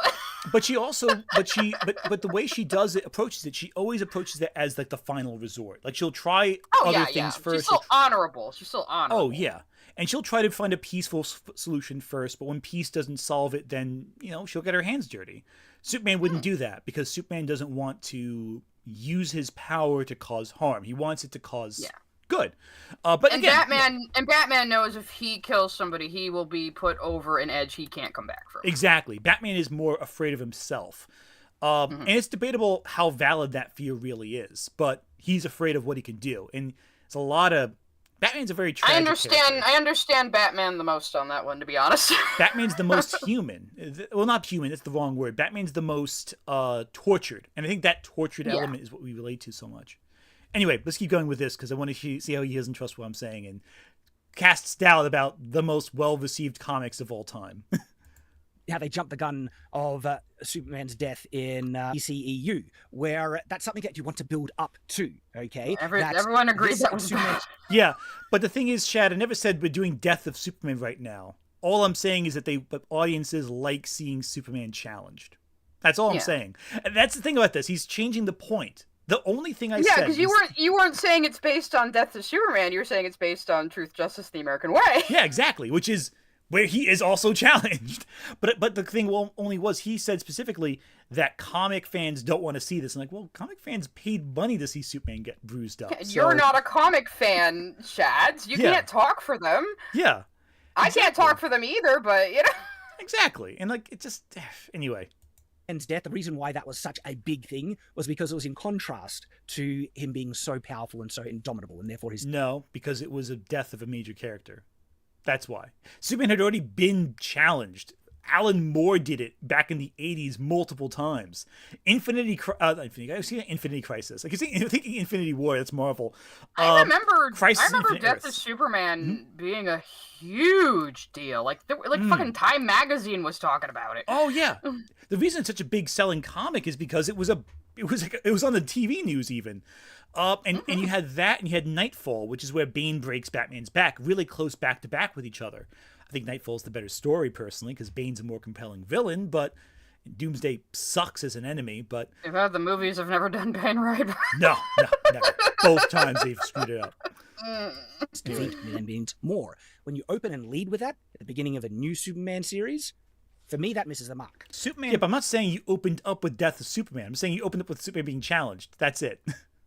Movies have for years had this one issue, this one core issue that a lot of Superman movies have, even the Zack Snyder films to an extent, that Superman is not challenged physically by his opponents. I'm sorry, Zod challenged him physically. I just think that is objectively false, okay? Both. I think you're missing the point here. I said they had that problem. Zod only challenges Superman physically towards the end, but you never see any wear and tear on on Superman. Like, the end of the fight with Zod, yeah, that's flashy. Yeah, they're flying all over the place. But in both Superman 2 and in Man of Steel, Superman doesn't really look physically exhausted from fighting Zod. Like, Superman is more interesting when he's being ideologically challenged anyway, where he can come out on top with his ethics and his values intact, even though that's the harder thing to do. Yeah, it's he harder. He could just punch somebody into the moon and be done with it, but he won't do that because that's the wrong thing to do. 100%. And the problem is, like, I think I could have explained this point a little better. I will say that. When I say that Superman's not challenged enough in the Zack Snyder films, I mean you don't see the physical wear and tear. Superman still looks just as mighty at the end of the fight as he is at the beginning of the fight. You don't see him... Like, you look at the Sam Raimi Spider-Man film, right? The fight with him and Green Goblin. That fight... Oh, yeah, they fuck each other up. Yeah, they look like they're gonna, like, drop dead at any second at the start of the fight, let alone at the end. Like, that is brutal. That is physically being challenged. Like, that is a brutal fight. I said I didn't like Spider-Man before, but I did like the Raimi movies, at least 1 and 2. But Raimi's such a great filmmaker in general. Oh, I know. I like him as a director anyway. Oh, he's great. This is one thing I'll say real fast, and we'll get back to the video. The biggest thing I couldn't stand with CBR when I was still writing for them, I almost got to interview Sam Raimi at New York Comic Con, but they changed someone along the way changed something. I couldn't get to interview him, but I was really looking forward to that, and I couldn't do it. That was like the one thing I'm like the most upset by. I almost got to interview Sam Raimi. I sympathize. It would have been for the Grudge remake, which was the reboot that was really terrible. When that was coming out, yeah. Yeah, that was like in promotion. Oh, yeah, no wonder I liked the direction in that movie, and even if the script was kind of bad. Well, he only produced it. He didn't actually direct it. Okay. But that was the one from 2020, not the one from 2003. Jeez, they remade it again? Yeah, so it's a sequel. It's technically a sequel to the third Grudge. But it's like a weird, like, strange... It's not a good movie. The remake, the first remake was really okay. I like that one quite a bit. Yeah, it's pretty good. Visually, it's great. Oh, visually, it's pretty great. But they actually got the director from the original Grudge to do that movie. So it's the original director, which is pretty great. Anyway, we reached our goal. Oh, cool, excellent. Let me do a few super chats real quick, then we'll come back to the video. Take a super chat. Great. Confused Cabal, and this is a good chance for you, Si, to catch a break if you need it. I might go for a short break. I'll be right back. No problem. We'll read some super chats real quick. Confused Cabal, thank you for super chat. First, Anthony streamer managed to catch live. Yay. Also, did you all see what the new Spider-Man voice actor said in an interview today, the day before the series debuts? It's bad. Painfully bad. Yeah, I really miss Spider-Man Lotus, but I guess we're coming back to that now. That's wild. In case you don't know, the voice actor for Spider-Man in the Friendly Neighborhood Spider-Man show said that his biggest fear was the show would be stupid and woke. And I'm just like, really? Some people are saying it sounds like a corporate message where Disney's trying to, change gears with the new administration, but like, I don't care why he said it. It just sucks. It definitely deflated my enthusiasm for the show, but I'm still going to watch it, and I hear it's a really good show, so I'm hoping it's really good. But I don't think any PR team that's sane would have put woke in a press thing. Yeah, some people, I think they're coping a little bit with that one. I think he just said something stupid on a press tour. But man, it's like, oh, that's cringy. It's bad. Gamer Geek, thank you, Super Chat. Just got here. Is Shad being dumb? I'll let you use your judgment on that one for yourself, but I won't say no to that. Draco Centaurus, thank you for Super Chat. I don't think Shad read Superman Red and Blue. Yeah, I don't think he did either. I don't think he knows what Superman Blue is at all. That's one of the ones I use as an example, because I love that little scene of him bumbling into the convenience store, pretending to be a klutz, and then he de-escalates a robbery without even being Superman. There you go, exactly. 100%. So many good Superman stories do that. Shad. Oh, where am I? Thank you, Super Chat. Shad, I don't trust you. I've seen what you're willing to do to twist things to fit your own narrative. Also, Shad, everything he's saying. Yeah. Confused Cabal, thank you for joining as a member. Meonyan, thank you for Super Chat. It is wild to me that great comic edgelord God Garth Ennis has a better grasp of Superman than the crusty old dean of Shadiversity. Yeah. If Garth Ennis understands even Garth Ennis respects Superman. And he hates comics so much. He doesn't hate comics. He hates superheroes. That's true. He hates cape shit, because I kind of sympathize with him on that. Superheroes took over the American comic market. There was no room for anything else, because in the early days there were romance comics, there were sci-fi comics, and everything became cape shit. Oh yeah, and the big problem also is that Garth Ennis is really good with like action, war. He has the Crossed series, which is getting an adaptation, which I'm really excited for. Is fantastic. I will say right now, I like the boys' show, not the comic. The Crossed comic is so demented, and the fact they got the guy who did The Sadness to direct it, which is basically the closest Crossed ever got to doing an adaptation. If you haven't seen The Sadness, watch it if you have a strong stomach, is what I'll say. The guy, thank you so much. Most of your recommendations. Oh God, the Sadness especially. That's a demented, wonderful movie. The guy, thank you, Super Chat. Gonna have to screw on Red Sun Superman being good. He allows Brainiac to mind control entire nations and lobotomize dissidents. Yeah, that's fair. That's valid. I mean, he's not good, but he's like he thinks he is. but he. So I thought that glowing thing might be Brainiac in the movie, but a bunch of other people pointed out it might be Solaris. Though. I think it's Solaris. Yeah, I'm reasonably confident. It's probably Solaris, given the source material it's probably drawing from. I feel like if it was Brainiac, it would be the main focus of the trailer. I've seen Spaceboy Digital. I've seen Invincible. Don't you worry. I watched a 5-hour video on the comic history too, so I was catching up. Jack Thorso, thank you for super chat. Say what you will about Lorch, her winging is at least short and not drawn out this nauseatingly. That's true. Shad, he goes on. Shad, I would rather listen to Lorch. Freaking Lorch. Well, that's probably why probably Shad has a lower view rate than Lily throughout both of their audiences now, but which is interesting. Shots fired. Cool Green Bug, thank you for super chat. YouTube won't allow long message. Receive money. Oh, thank you. I received your money. Because I'm bored. Thank you, Super Chat. Congrats on your first 24-hour stream. Yeah, right? Muhammad in JFK voice. He said Rama is woke. He is a blatant threat. Wait, I should read that one. Yeah, read it. Yeah, wait. Oh, damn it! I can't sort by the super chats. Fan funding. What is it? Oh, it's Muhammad. It's Yeah, I'll just. Oh, I think. I'll just copy it. I'll copy it in chat. 1 second. Here you go. Yeah, there you go. Copy it in the chat for me, then I can read it. There you go. Hang on, I gotta get back into my freaking Discord here. There you go. While you're doing that, read the next super chat. Let's see. You got. No, I found it. Cool. He said Rodma is woke. He's a blatant threat to our nation and is poisoning the mind of the youth. We must get him off our dinghy. I love it. I love it. Yugox, thank you, super chat. I'm going to assume what he's going to say. You tend to do that a lot, Shad, and making up problems where there is none. Off topic, I need to watch Rama. Yeah, watch Rama. It's good. Bite Chapidiera, thank you, super chat. Shad, you don't know what Peach wears pants canonically. How do you know what a reliable source is? Very, very true. Because I'm bored, thank you, super chat. Ant, what do you think about Injustice? I like Injustice. I have more thoughts about it on Friday's video, though. The guy, thank you, super chat. Just got back from work. I'm seeing double. 4 Anthonys. Yeah, it's pretty wild, right? Oh, God, 4. Oh, that's bad. I don't like that. Ed Svensky. Ed Stevensky. Oh, there you go. Thank you, super chat. There's one universe where Clark is a Martian and is boyfriends with Lex, who's Batman. That is wild. I fully believe that exists. How the fuck did that happen? I don't know which universe you're talking about, but I fully believe that's the case because there's some weird comics out there.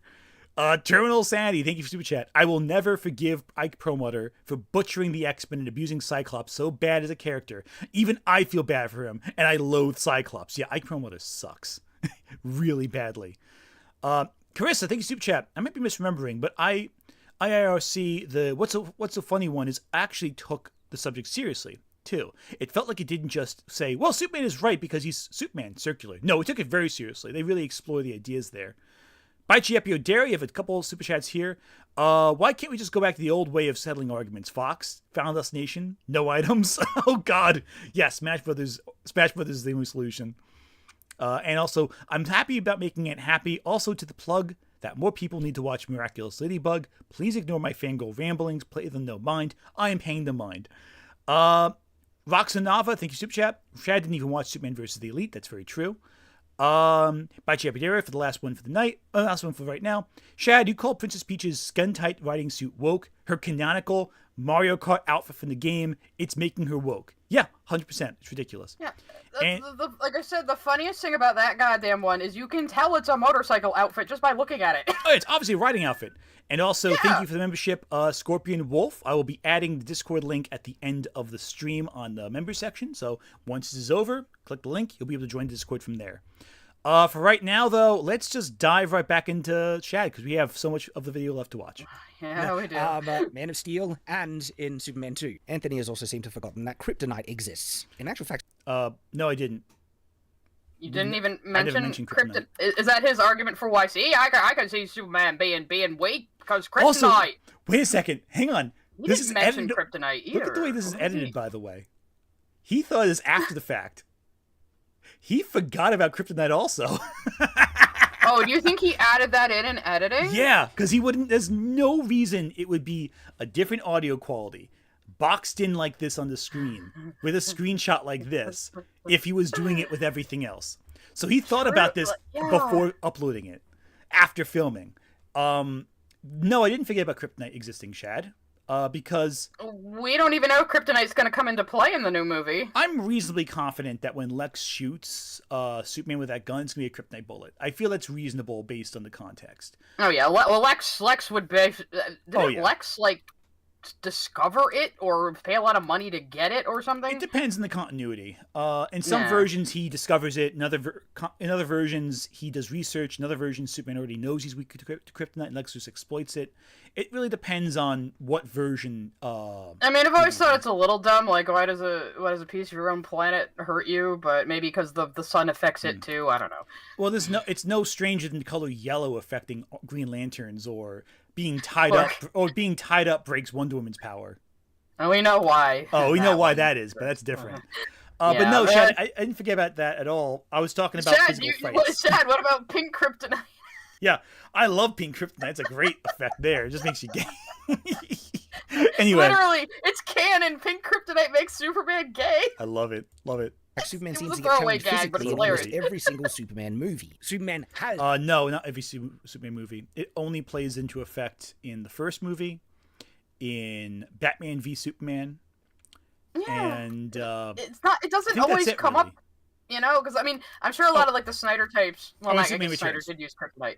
But, you know, some movie makers will be like, no, we gotta be big and serious. Kryptonite's dumb, just like he says Krypto's dumb. I mean, I also say kryptonite... I didn't say... Well, I guess it's not dumb. It's just a very 50s sci-fi concept. You know? It's a radiation makes scorpions huge monsters kind of logic, you know? And also, the thing about kryptonite is it kind of negates the physical conflict. It kind of puts it into a different perspective. It has physical damage on Superman, yes, but usually it means Superman can't punch his way out of the problem. That external conflict is shifted there. It is still a physical challenge, that is true, but the way it changes the context is it kind of adjusts how things are a little bit. But again, that's neither here nor there.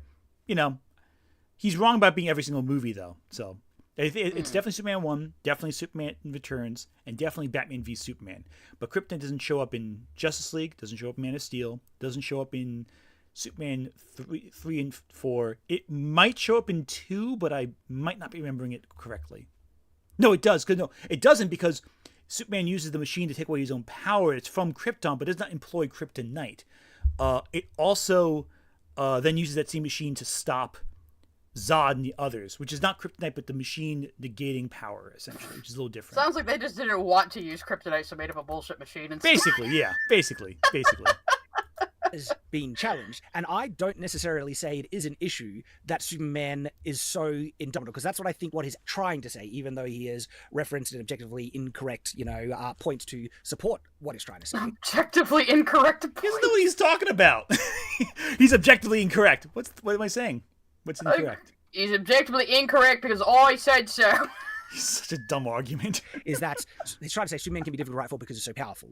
I think that's a selling point of his character. I think that's one of the appeals of his character, and so undermining or leaning it too much in the other way, I think starts to undermine the character. So you want him to be a Mary Sue? Yeah, that's what you. That's what he said. He's so upset with me saying he wants to marry Sue, but then says, "I'd want a character who's extremely powerful and can't be stopped." I'm like, that's a Mary Sue. Because like he insists the main trait and the main appeal of Superman is being indomitable, and I don't think that's true. No, him being very hard to hurt. That's an element of his power set, but it's not the core appeal.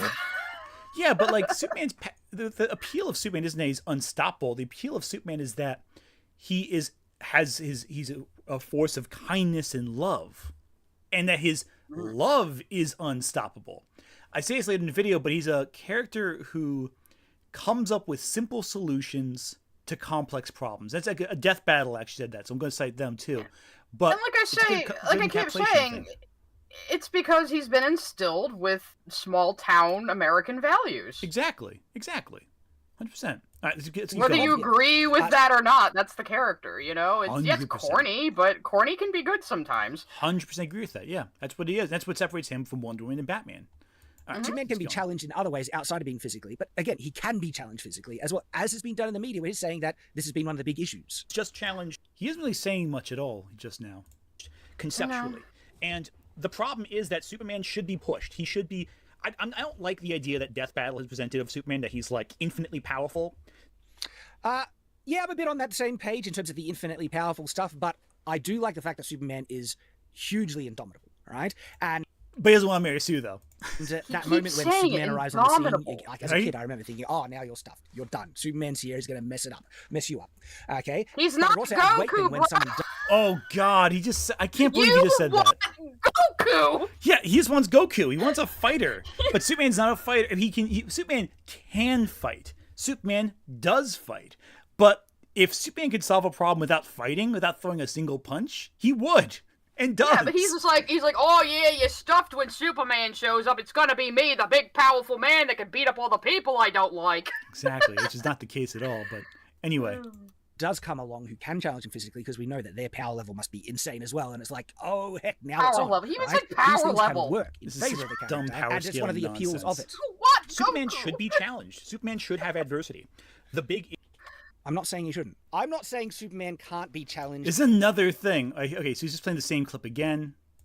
in the film. Issue a lot of audiences have with Superman, the character, from their perspective. Again, comic fans don't have this problem necessarily, but Prove that heaps of audience have that problem with, because it's now speaking to you don't know what the thing I'm going to say is, though, Shad. comic fans don't really have a problem with, the presentation saying that, Superman, the issue is that he can't be challenged physically. Shad, you don't know what I'm going to say. You cut me off in the middle of the sentence. You know what you're responding And to. now it's trying to say broader audiences have that issue. It's like, I don't necessarily think so. Have a look at the success of the media of Superman that reaches those broader audiences that depict him being Shad, you don't know what I'm going to say audiences have an issue with. so crazy overpowered. Superman the Motion Picture, a very popular, successful film from memory, and Superman is crazy powered in that. He literally turns back time.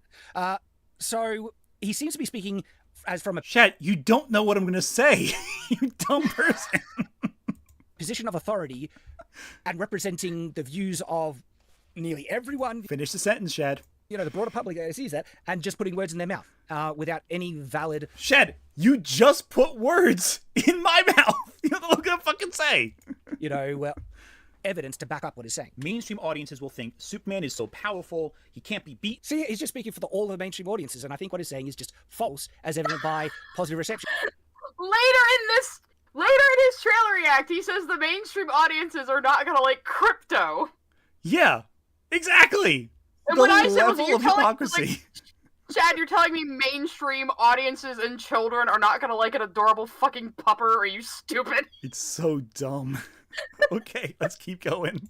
Of mainstream audiences that have watched Superman media where he's overpowered. It's almost boring how you can just solve every problem by fighting through it.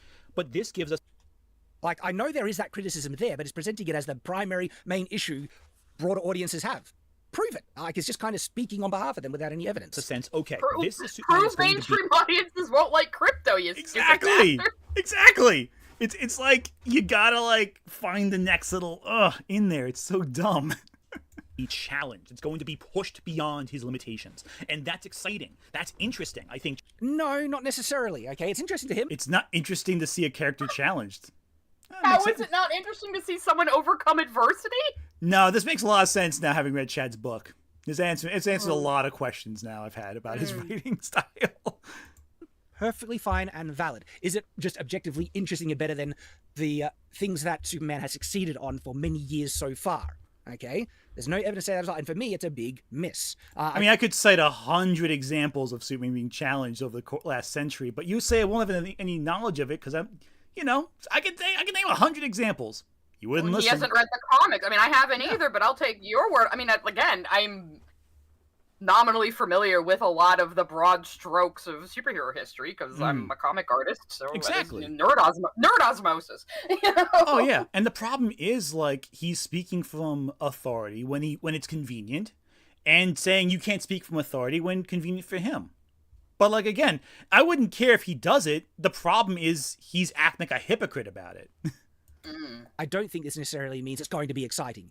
There's been so much of the deconstruction of Superman already, and trying to do different things. Like, let's make him more, edgy, depressed, and other things like that. That's one of the things criticism people have had. But that's not deconstruction. That's just making a darker version of the character. But yeah, but he keeps trying to say this is going to be a deconstruction just because Superman has to overcome challenge. That's not deconstructing him. That's what a superhero is. I don't think Shad knows what deconstruction means. seems to demonstrably misunderstand what it is. It's Well, not the making fucking something Zack darker. Snyder, the Henry Cavill one was a deconstruction. Like, oh, let's make it all angsty and how his powers make him brood and have man pain. And I was like, that's just not what Superman is. I would even say the one thing about deconstruction that Snyder does is whether or not Superman should use his powers to help. That's deconstruction. That's the most deconstruction angle of it. I mean, but that's been done before. Exactly. It has been done before. But Snyder, the only thing Snyder did was make it done more better. navel gazing. Yeah, that's the thing. Snyder just made it more navel gazy, but tons of people have done that exact same thing. Hell, it was done back in Superman the movie. The difference is that because Snyder spent so much time talking about it, it became a deconstructionist focus of the film. But it's been done. It's been done before and much better. Snyder's a good director, not a great scriptwriter. Snyder is great with the visuals, and visual language, but I think he just needs someone else writing his scripts. That's why his ones where that's why when James Gunn wrote his script, it was one of his best movies. With the DC, DCEU Superman, Man of Steel Superman and stuff. And so what I was hoping for is a return to form, in a sense, of Superman, where I see this opening and it's like, okay, you're still wanting to... This is a return to form. He has his undies on. Yeah, exactly. I said it in my video. Giving him the red undies unironically shows that they are moving away from the angsty Superman. 100%. Yeah, that touch alone shows so much more. Also, again, unless you know the source material, what is the form you're returning to? That's the thing too. What is return to form for you, Shad? even he said earlier, what version of Superman do you mean? Well, what version do you think is a return to form, Shad? Why didn't you tell the class? Yeah, the older version, I would say. Honestly, I would say this version, it looks like it lifts, like you said before, from Silver Age stuff, but it also lifts just from a lot of modern age stuff, like post-crisis. Just watching the trailer through his video and seeing this opening shot, I was like, oh, this is going to be a Silver Age Superman. Yeah. You can tell from just every aspect of him. And then when you see him as Clark Kent, he is so Christopher Reeves. He's just Christopher Reeves. He is really borrowing from Christopher Reeves' performance in the best way. I see a lot of Silver Age. I see a lot of post-crisis as well, like the more modern 90s, 2000s. But a blending of the two, like a mix. It takes elements that work from both. Yeah, exactly. Very idealized, and it's nothing. I don't think there's anything in this that's deconstructionist. I feel like we are entering an era of film where films have stopped caring about being realistic I hate that as so much. much. We had Everything Everywhere All at Once. Barbie. These are movies that are more like movies you would see in like the 80s or 90s, where they're high concept. They don't care about being realistic. It's more about the craftsmanship and the visuals and the vibes than it is about being like, oh, we have to be so grounded and big boy and you know. That's why I think it's time to bring back Freddy Krueger. I think we need to bring the MTV aesthetic back to horror films. Enough of these super realistic stuff. Let's just put Freddy Krueger and be campy as everything. I don't know. Make it happen, Hollywood. Anyway, back to this. Let's show you how, Superman can be defeated. To an audience, because it goes, hey, your hero will struggle. And that's really cool to me, I think. It's perfectly, if that's cool to him, all right. And I'd never said Superman can't struggle in the film. And it's really... You've literally spent the last 10 minutes explaining why Superman shouldn't struggle. Well, earlier he's like saying, no, if it's built up to in the movie, that's fine. But... as the opening shot of the trailer, that's bad. He's treating the trailer like it's a short film or something. It's so weird. This is clearly going to be a shot from like starting the last act of the film. Like, I distinctly recall having a conversation with my even more normie brother about the MCU, and he was like saying, "Oh, I don't know. I think those movies are a little too like goofy." And I was like, why wouldn't I want my comic book movies to feel like comic books? Exactly. Like, they're fun. Like, people get angry about Multiverse of Madness, the Doctor Strange movie. And, like, it's so cheesy and over the top. That's part of why I like that movie so much. When a movie leans into the cheese on purpose, like Barbie, it can be so good. It's fantastic. It has to be done intentionally with cleverness, but when it's done right by a really clever storyteller, intentional camp done correctly can be like the greatest fucking thing. And I think that's one of the reasons why the Wicked movie's been so successful. It is such a heightened reality. But anyway, back to this. They opened with this. I'd probably have less, objection if perhaps it came a bit later. It's just like, because they chose specifically to open the trailer with this, for me, it sent a message, okay? And it revealed what their approach was to the character.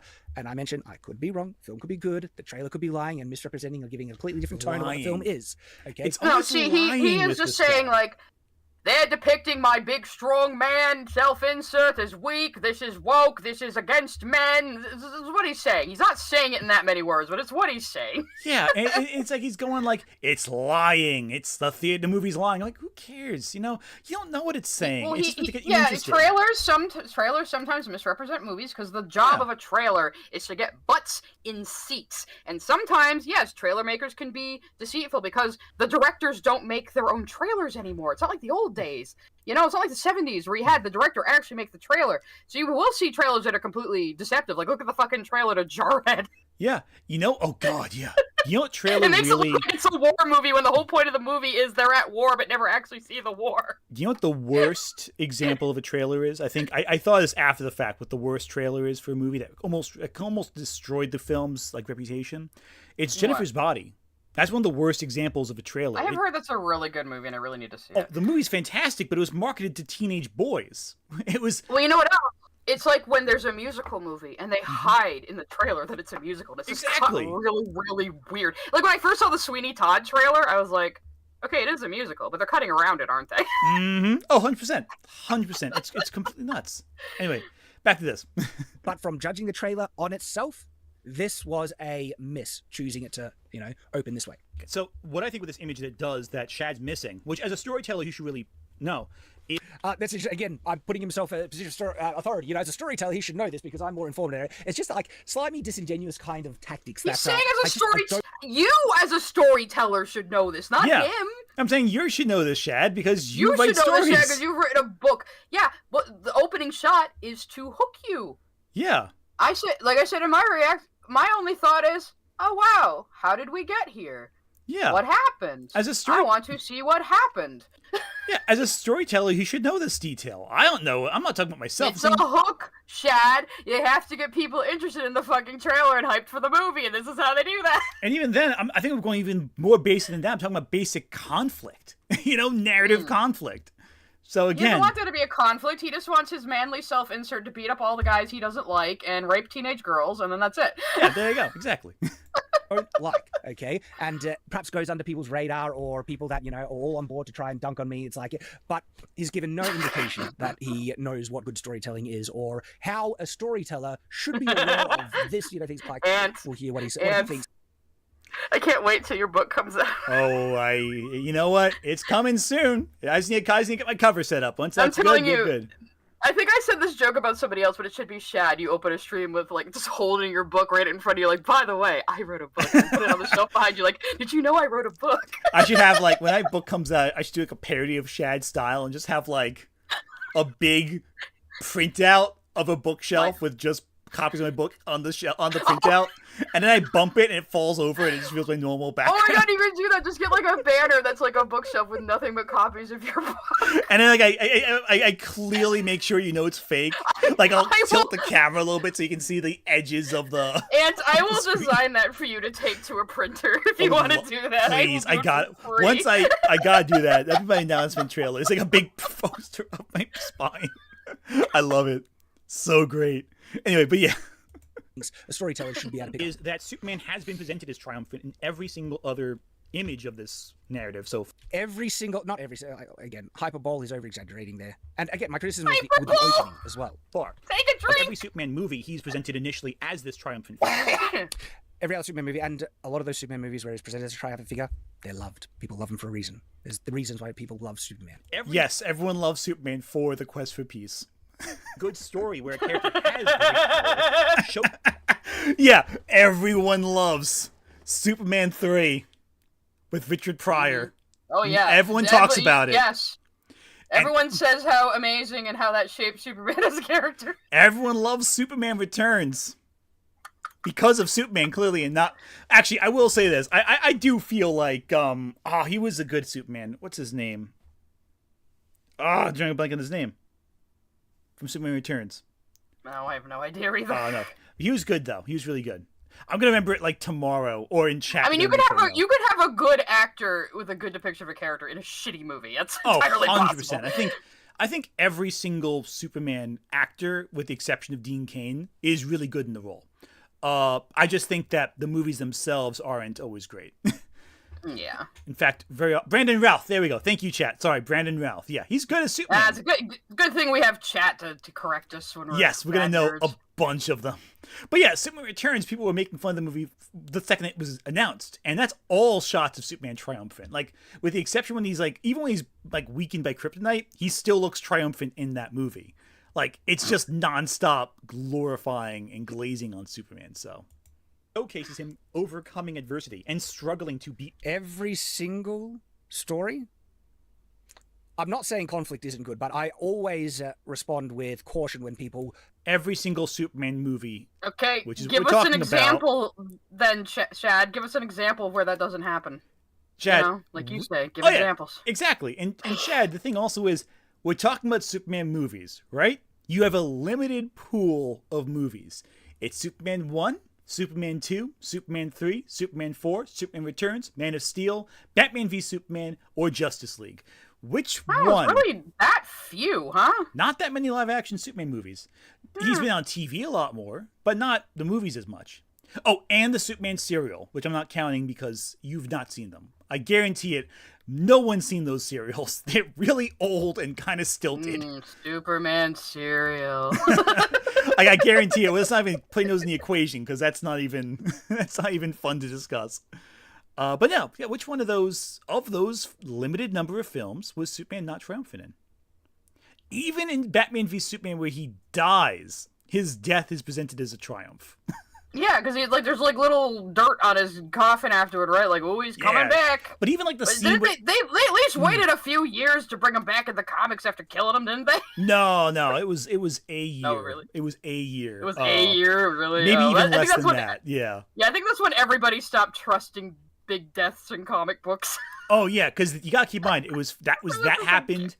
Like we Batman's said, it was all over like the news and Time magazine, and then it was just like a fucking cop out, and they brought him back 1 year later. Oh, just for yeah. ratings. Hell, the reign of the Superman was the next storyline, where like there were 4 replacements of Superman, and one claimed to just be Superman. He wasn't, but one claimed to be Superman. So it was like, even then, it's like, oh, you're just gonna kill him off and then immediately bring back more Superman. Okay. And then did he come back with the long hair and the silver outfit, or Yeah, was that later? the black outfit with the mullet. That's that storyline. At the end, he comes Oh back. God, it's true. He should have stayed dead. It's great. Paint with a universally broad brush. He literally said every. Yes, I have a universally broad brush about 9 movies. Not even 9, like 8 movies. Yeah, really. I'm like, I didn't even like realize it until you said it. I was like, wow, there really hasn't been that many live action Not Superman that movies, many. has there? When you look at it on paper, it's not that many. Exactly. It's crazy, right? It's really funny. But yeah, he's acting as a big statement. It's 8 movies, dude. We're talking about.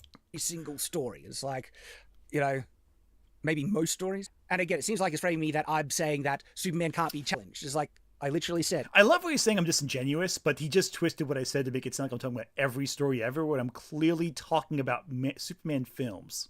So.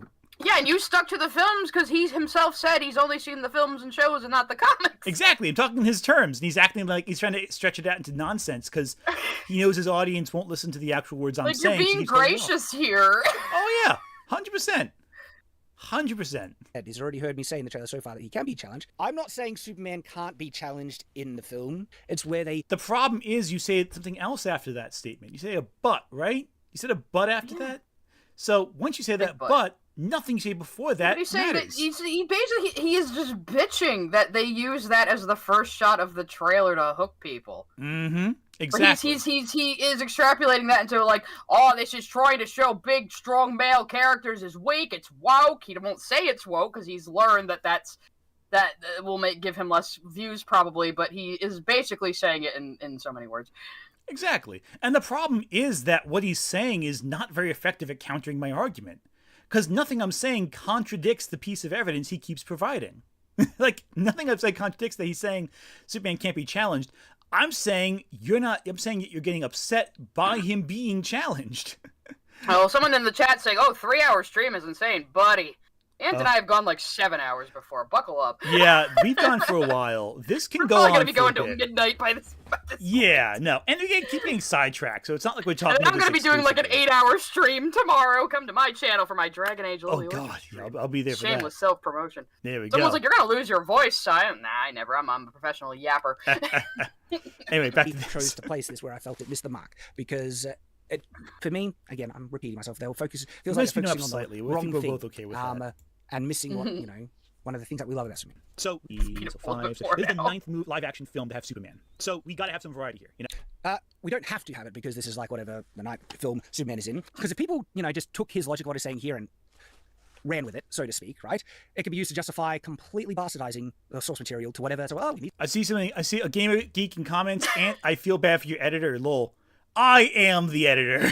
I edit my own videos. Fuck yourself in the future. That's There you go. that's being a small YouTuber. That's a great freeze frame you stopped on just now. Oh, oh God, it is.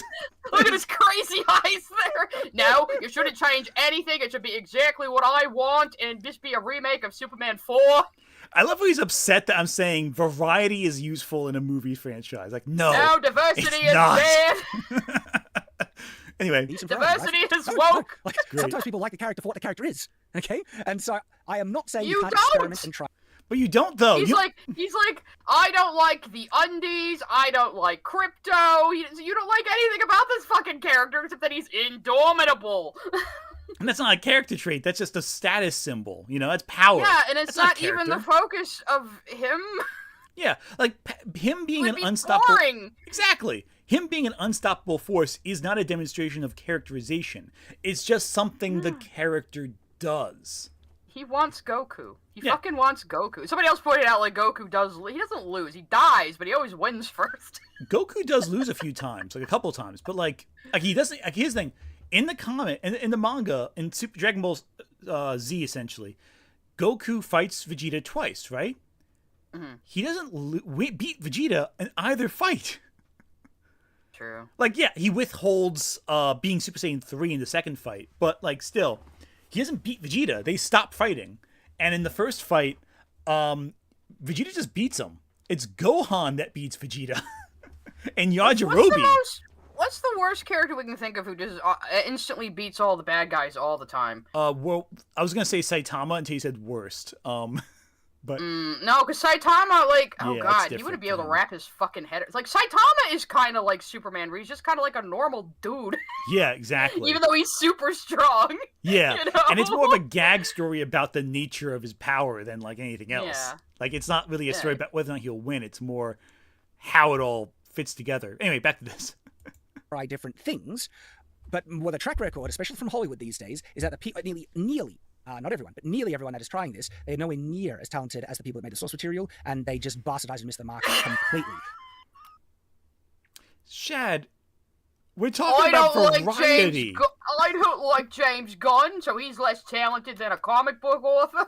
Yeah, to say nothing of the fact that okay, so one of the heads of DC Studios for a while was Jeff Johns, who wrote these characters for years. Also, Shad, you don't get to talk about James Gunn's talent after I've seen the movie you made. I'm just like I find it very funny how all I said was some variety is neat, and he's acting like I said something egregious. Because he is assuming political motivations for that he's assigning to you that you didn't even say. Exactly. All I said was, "Hey, let's have some variety. All these other Superman films do this, and I know that because he just heard diversity, woke mob. I'm in danger. Yeah, because he's not really listening to what people are saying. He's just twisting the words around. It's not even a good rebuttal in that sense. Is the problem? To the point where so many of us are saying, just be more accurate to the source material. You have this great blueprint, all right? We like it for what it is. We don't want variety that then makes it different to the things that we love. Wait a second. But you Wait a hate second. the undies. But you hate the undies. But he's never read the That's against comics. the How do that's you know what the against the source source material says? In another video reacting to like the promo pictures for this, he's saying, I don't like the undies, I don't like this, that's bad. But it's like, that is like the source material, Shad. His little red Right? undies. Get over it. Right? And the crazy thing about all this is that Like, he's saying that the source material is this thing to cite. Okay, that's great. James Gunn's using the source material. Yeah, Krypto is in the source material. Krypto's been around since 1955. Yeah, and the thing is, Shad's talking about the source material, about the comics, but he's never read the comics. Even like in the other video I reacted to, he pulled out what I thought was a comic at first, talking about the New 52, because of course, of all things, had to be the New 52.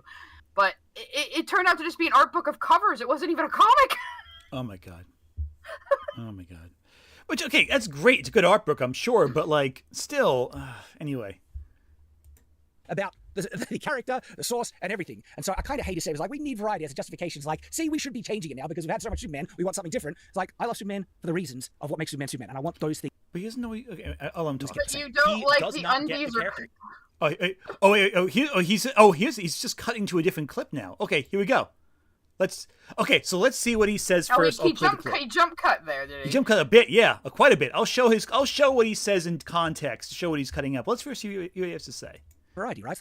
No. Like, sometimes people like the character for what the character is, okay? And so I am not saying you can't experiment and try different things, but what the track record, especially from Hollywood these days, is that nearly, not everyone, but nearly everyone that is trying this, things that we love about the character. He does not get what Superman is about. You haven't given any definitive explanation or evidence. As so now he's just saying, he doesn't understand what to say, haven't shown it. In fact...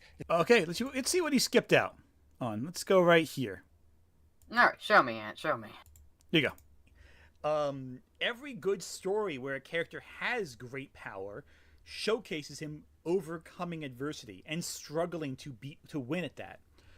Like, this isn't our first introduction to Superman in pop culture. This is like, what? Like this is the 5. So this is the 9th live action film to have Superman. So we got to have some variety here, you know? Here we go. That's all you said. Yep. Oh, gets better right here. So, okay, flashback, right? We get to see this Clark. I think we're just watching your video now. We need to go back to his. This is what he cut out, though. This part right here. Oh, this is what he cut out? Yeah, right here. He included this part. Because this is what I was responding to when he say I gave no evidence, but let's take a look. I like this Clark Kent, okay? I agree. He looks distinctly a little bit more geeky than, him in his Superman outfit. His hair is a little bit different, and the glasses... David Deister, oh my goodness. Oh, Thank David you Deister for the again. Incredible super chat. I have seen Superman challenged in every comic storyline, animated shows, and the movies. This guy doesn't understand the character. 100% agreed.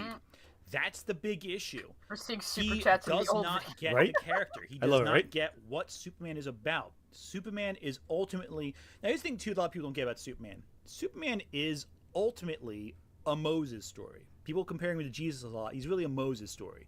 He's an immigrant who's traveled... Okay, so that's the context. Let's see what he says. The things that I've said about what Superman is and what I love about him and what many people love about him, that's correct.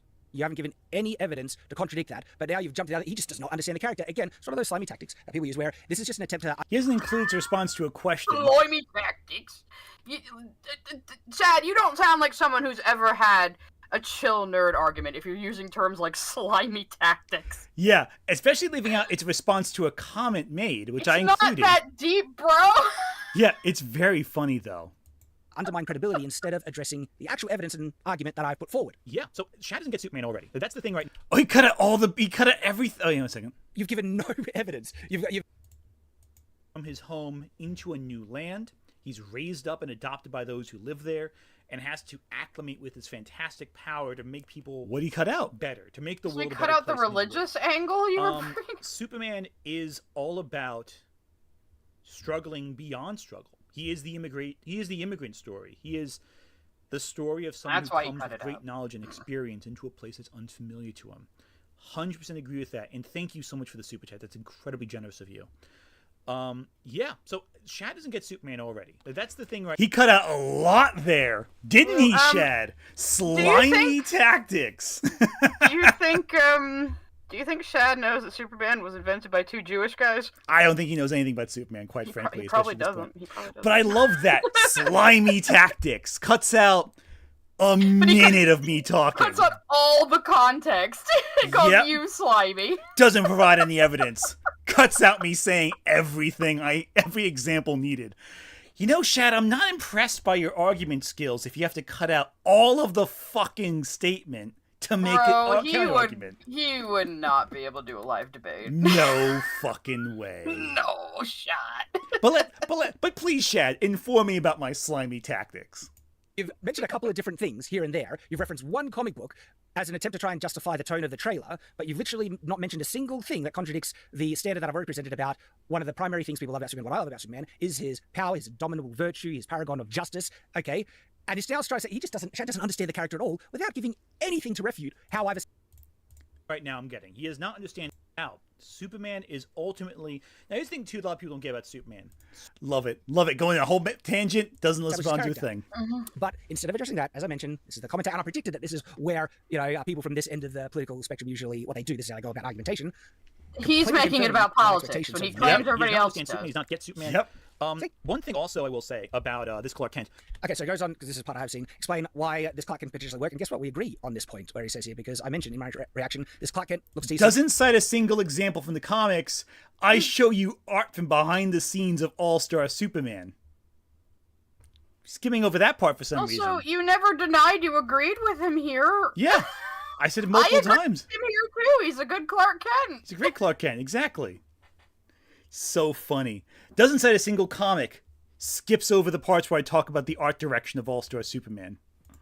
Christopher Reeve's Clark Kent was the best. I look at that. Anthony and I would be able to agree on things, probably have a good conversation. The issue that I take is the tactics of the argumentation already.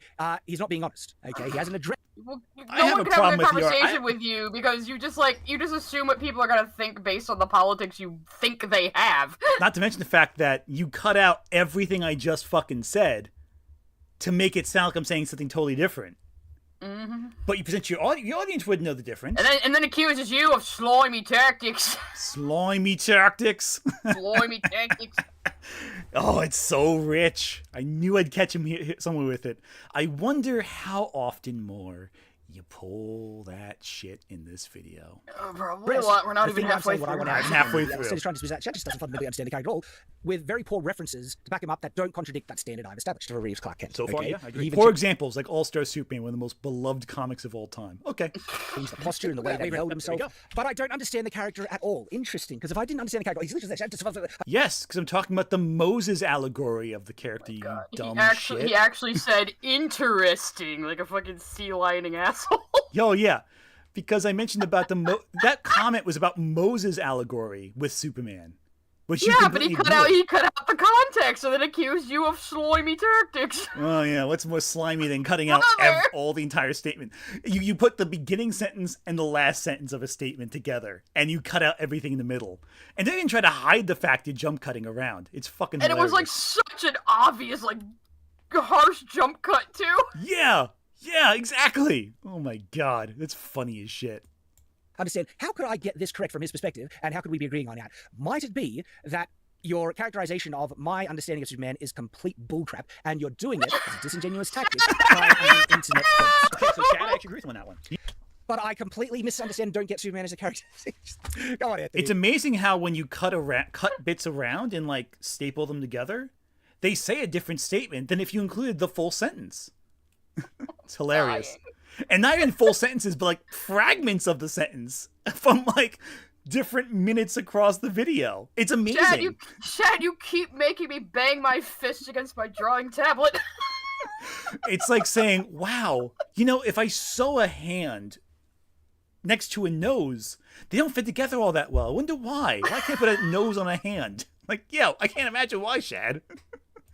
Be honest, man. He's right. These are ornaments, tangential elements to the film that I feel it needs to get right, but if the core of the film misses the mark, even if they get these tangential things right, it's not going to redeem or save the film. Oh, I fully disagree with you on that one. This is not... Okay, point I said, because we're going to break this down. If he fully disagrees with me, let's hope that he understands what I was saying. Oh my god, he didn't even let you finish your sentence! Right? Because he can't let me finish the sentence. If I talk, he's wrong. Like, no, I gotta hear 2 words and then assume what your argument is and then argue against that. The problem is his structure is entirely not about actually arguing against anything I say. It's about him bragging about himself a lot. and bragging repeating about himself and assuming what you're gonna say, while at least restricting himself from using the word woke, because he can at least learn a little bit that doesn't make him look good. Exactly. It's just not a good argument. But let's hear what he has to say. I'm sure it's not something I'll have to speed through further. I'm sure it's great. Yeah, I'm sure it's great. Redeem the film. People I'll still be very disappointed by it. He fundamentally disagrees about this. That point that I was making. Not tangential. This is the core of the character. Hang on. I fully disagree with you in that one. This is not tangential. This is the core of the character. How Clark Kent looks. It's like, yes. No, the core of the character is what Superman is. This is a tangential thing. So, and I said, I want to get the tangential stuff right. I want to get Clark Kent right, okay? And I'm talking about what? His appearance. How they depict and show Clark Kent, not his personality and core characteristics as a... Oh my god, Shad, how did you miss the point that badly? The way he holds himself and depicts himself as Clark Kent is part of his personality. Yeah. What are you talking about? The entire dynamic of how Clark Kent fits into the world around him is the core of his character. That includes his appearance, his interactions, his personality. I love the whole thing of him pretending to be a klutz as part of his cover. Exactly. But that also shows he's a little impish. He's doing it on purpose, and he is not afraid to look foolish or have people underestimate him. That's a good quality. It's a good, admirable quality to not worry about appearances and worry about people assuming you're foolish, even when you're doing it to help them, or exactly something Shad wouldn't understand. That's like positive masculinity. Agreed. Superman's a great positive masculine character. Yeah. But the problem is that, like, the issue I have with his perspective here is that he's acting as though these are all separate elements. They're not. These are all connected elements. It's not enough for Clark Kent to be geeky and have, glasses. Again, they've developed that more into, like, how he kind of plays a persona when he's Clark, 100%. And that's the thing right there. The problem is that Shad is treating this like it is any part of this is individual. That it is just the one thing. This is separate from everything else. That Clark's appearance is different from his personality, which is different from his power, which is different from his everything. But they're all interconnected. They're not. Yeah. A big fan of the character knows these are not separate floating elements. This all-powerful man chooses to look like a humble, average person most of the time. Exactly. 100%. That sums it up right there. Chad, how do I get this more than you? I don't like corny cape shit. I like the angsty stuff. Yeah, and yet you figured it out so basically because you can look at what's in front of you and register that as information. I did watch the Superman cartoon as a kid and enjoyed it, 100% agree, yeah. And the problem is Shad doesn't get that these elements aren't separate. They're all interconnected. Anyway, back to this. As a character, he seems to think and completely miss the mark that I'm talking about that Clark Kent's personality, right? He thinks I'm talking about that, and I'm talking about how they visually show Clark Kent and how he behaves in front of Lois and stuff. If he is showing that there's going to be, a difference in posture and things that people would actually acting like he's just doing it for Lois and not the world. Yeah, he's doing it for the world. Also, Shad, I'm not saying that. I'm saying the fact you think those are separate things is the problem. Yeah, and also, though, the thing is, too, like I said earlier, him being a country bumpkin means it's not just entirely an act. He is. He's from the country. He is in the big city for the first time as a little yokel kid. He was raised by Ma and Pa Kent with good old American values in the middle of nowhere, fucking Kansas. Oh, yeah, and one thing I love about My Adventures with Superman is that you get the idea that the Superman persona more readily, it's more clear the Superman persona is a persona, and that Clark is how he is with his parents, with his loved ones. That's cute. He's just a goofy doofus, and like that. And again, that's why Jack Quaid is perfect for that one. Perfect casting for that. And there's such sincerity. There's a scene where he starts breaking down in tears because of like someone emotionally. Just a great long. There's so many great. There's a scene with Lois Lane's father in the first season of the show where Superman just starts crying, and it's clear why. Like, I won't say this context if you haven't seen it yet, but if you've seen the show, you know what I'm talking about, where it just hits the clear emotional element of it. It's just fantastic. Anyway, I don't want to spoil it because it is a great show, but look at Clark Kent and see Superman. I'm not talking about his moral compass, the core of who he is as a character, which is what Anthony seems to now leap to and say, that's what I'm saying. No. No, it's not. I'm saying they're connected. If Superman the character is nailed correctly, the whole movie will come into place as a result. That's bullcrap, all right? Like, if they nail Superman as a character, you can enjoy the film still, even if they get other elements of the film incorrect. Wait, what? He was so rueful. He just said what you just said. Yeah, that's And he what was I so literally rueful just about it. fucking said. You don't. Bro. Like, no, you're wrong, because it's this thing that you just said. Like, okay. Well, actually, no, it's not technically the same thing, because he just said, like, you can still enjoy the film even if the rest is bullcrap, which I think is what he's saying. But I think let's see what he has to That's say. the standard I'm sharing, and I think this is absolutely true. That's And really because good. what I say in my trailer reaction, I say the reverse, right? If they get the tangential elements right, but the core of the film is wrong, ruins it, okay? Anthony is...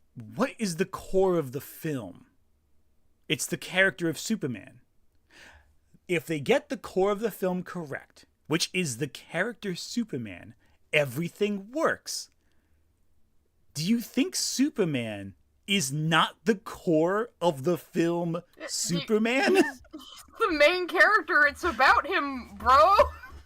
Like, do you think that the character design is not reflective of how the character presents and sees themselves? That character and design doesn't again, inform personality? He bitched about the outfit, but it is a more Silver Age, even Golden Age design. Classic Superman. And it's amazing that he fails to understand how these elements of character factor in into that other narrative. video, he also complained about how bulky the costume was, because he prefers the fucking CGI armor from the fucking MCU instead of, like, practical effects. He likes the real. He likes that costume. Yeah, he likes the new 52 costume, the Henry Cavill costume. He wants it to be skin tight tech armor. I don't like. That's what I he don't like wants. this. I don't like New 52 costume. Yeah, but again, I was saying most of those outfits you see in those movies, they were CGI'd onto the actors. They weren't even actual practical costumes, which is why they looked so just weird. They're too So it's like, over-designed. yeah, the costume might look a little bulky compared to that because it's a real fucking outfit. Yeah, it just doesn't. It doesn't look like real anything. Like something that someone would wear or make themselves. Well, it looks like an AI generation over the actors, which is probably why he likes it. Yeah, and even then, if you go with the idea that Superman or his mom makes his costume, like they're not going to be able to make an over-designed military-grade outfit. Like his mom might be able to. His mom might make it in this one. You don't know. Like I remember his friend said, "Well, if his mom makes it, how is it bulletproof?" I was like, "Oh, yeah, that's kind of a good point." Yeah, it's a good point. You have to suspend some. Well, there's the idea of the aura around Superman, but it's all goofy. Yeah. is saying that if you get the core of the character right, it inherently makes everything else come together. No, it doesn't. It doesn't inherently make everything else come together. If they ruin certain other aspects that are just objectively flawed and don't work, even if the core works really well and does well, it doesn't redeem those things. It can make them tolerable, all right, that you can ignore, and it's easier to get past them, okay? And like there are so many films, like Alita Battle Angel is probably a perfect example of this, actually, because there's a lot of dumb, incorrect, plot-holey kind of stuff, like, and the motivations of the villain and stuff, but the core of that film, the character of Alita, motivations, and the action, there's so much that works in that. The motivations of the characters is to get to a place of wealth. That makes total sense. There's nothing contradictory about that. It's either to maintain a system of power or to rise in the system of power. That makes total sense. It's not complicated. Cyberpunk, man. Basic cyberpunk stuff, man. It's not complicated. Cyberpunk's usually kind of grim, man. Yeah, it's a story about how the systems of power ruin our lives, basically. Which, hey, it's true to life in so many ways. But again, yeah, if the core of the story, which is Superman, works, then all the other elements that work in orbit around that core will fall into place. Some elements might not work perfectly, but I didn't say the movie would be flawless. I just said it would fall into place. Later, he'll act like fucking Krypto is like just like the death knell of everything. So. Oh yeah, he's such a wimp with Krypto. It's bizarre. I know. That film, and especially the core, I love so much that it makes a lot of the things that it misses the mark on, that are kind of orbiting what the core is, completely tolerable, easier to ignore. And what I found is when like a TV show or movie, the core that misses the mark and it's horrible, it almost can exaggerate and make those tangential things even worse because they stick out more. And so he is saying something with no. Has he actually explained what the core of the film even is? No! He doesn't know what the fucking core is. What he thinks the core of Superman is other than indomitable. Oh yeah, being indomitable and unstoppable, that's the core. Yeah, because that's not really a core, that's just a feature. It's not actually... Yeah, the core is his small town upbringing. Yeah, it's his character, ultimately. It's all the facets facets of his character. And his you think he would like wholesome traditional values? Yeah. You think he, Mr. Mormon guy over here, would love that shit. He's a family man. Like, what? Why wouldn't It doesn't make any sense why he's rambling about this so much. It's like very bizarre to me. Logical reality is just saying if the core is right, everything else comes together. That is just objectively not the case with how storytelling works. It's almost one of those times when, you could hazard a statement saying that a storyteller should really know that. Now, You should know that, Shad. Yeah. Because You're not a storyteller, Shad. yeah, because I never said the story was perfect or flawless. He thought you were talking about yourself when you said a storyteller should know that, though. Yeah, I said he's the He storyteller. didn't realize you were talking about him. Man, that's so dumb. It's so dumb. Even he doesn't believe he's an author. Yeah, I love how I call him a storyteller and he doesn't even seem to register I'm talking about him. Yeah. that's not generally the thing, but I'm doing it, of course, because that's what he tried to say to me. He's like, Shad is a storyteller, he should really know this. Oh, there we go. Okay, he does know. He does know. did realize it. Okay, did the way realize. he said it, the way he responded to that at first, he sounded like he was saying you were saying that about yourself. Yeah, right? I thought that too. Okay, so I'm glad I wasn't the one that misunderstood Okay, that was a little unclear there, little Shaddy, but... Yeah, that's fair enough. Again, the problem with Shad sometimes is when he communicates an idea, it's not always the most clear way he could communicate it. No, not at all. No, yeah. If you are familiar with how stories work, that is something that I think is more fundamental to know as a storyteller, that there is, and he seems to understand the importance of the core, but now he is exaggerating that because the core works, everything's coming together. He literally says that. We can re-listen to him. Yeah, everything falls together. That doesn't mean it's flawless. You're saying it will fall together if the core, being Superman, is done well. But that's not me saying it's flawless. There's tons of stories out there that don't work. The movie isn't even out yet! Yeah, the problem is that you don't know what the problems of the movie are because it hasn't come out yet. Yeah, he just treats the trailer like it is the entire movie. Yeah, it's bizarre. If Superman the character is nailed correctly, the whole movie will come into place as a result. Whole movie will come into no. Now, if he's trying to say the whole movie can be enjoyable and it'll work better because they nailed the most important part, yeah, I agree. But it doesn't mean that everything is going to come into place at all. Not even close. Like, nonsense. People have a soft spot for even Superman 3 and 4 because Christopher Reeve is... Now I was just going to continue on this, and... I love how he actually cuts off my thought there as I further explain what I mean by it all coming together. Yeah, like, bro, just keep your finger off the trigger for a second there. Yeah, because I go on to say that Superman 3 and 4 aren't good movies, but people We're not even pause-anding as much as him. Seriously. But I say, hey, the movies are liked because Superman's in it, and he's really charming. That's what it says. Again, he's arguing something that no one actually said. He's creating straw men. For those keeping track at home. What he's been doing this whole time, he's been creating strawmen to hit with his big stupid swords. Yeah, exactly. And somehow he still keeps missing. Completely missed what I was saying. Like, now he's addressing a point that I did not make. My criticism was that if they get Clark Kent's way... The irony. This whole time, you stupid bastard! He's making an argument I didn't make. Yeah, it's funny how that works. Almost like you made an argument. He'll play you saying, okay, but like, I know what his argument's going to be. It's going to be this thing right here because he's a leftist and I'm going to go on about it for 7 minutes. And then I go off on different tangents like, wait a second, no, that's not my argument. I'm like, yeah, it isn't your argument. It's my argument, bitch. Get on the board. Okay, this is great. He presents himself to other people right, is not going to redeem it if the core of the character in Superman is done very poorly. That's right, that was my point. He is now addressing not even that, not even close. That is Don Quixote. Like he's addressing something that Shad got wrong, and people who just missed that very deceptive sleight of hand that he played, where he's now switched the argument and addressing a straw man. People who do not notice that, they're going to be going, yeah, Shad does really... The slide tactic missing a straw man. Finishing my sentence. That's literally not the argument I made at all. This is the presentation, the depiction of Superman. Oh, he skipped the entire argument I made. He skipped right over you after assuming what your argument was going to be. What did I say? Jesus the man Christ! behind both. And both Clark Kent, the reporter, and Superman, the hero, these are all the things he cut out. Facets of Clark Kent, the man. And that's what's so interesting about the character, I think.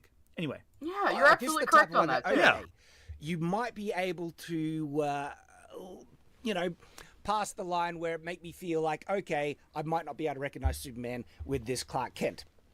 The best Clark Kent. That's what I was referring to. He cut all this out. Indisputably, is the... How can you not recognize that's Clark Kent? Look at him. He changed the posture and the way that he held himself. Everything. And his hair was more slicked and nerdy, and the perfect Clark Kent.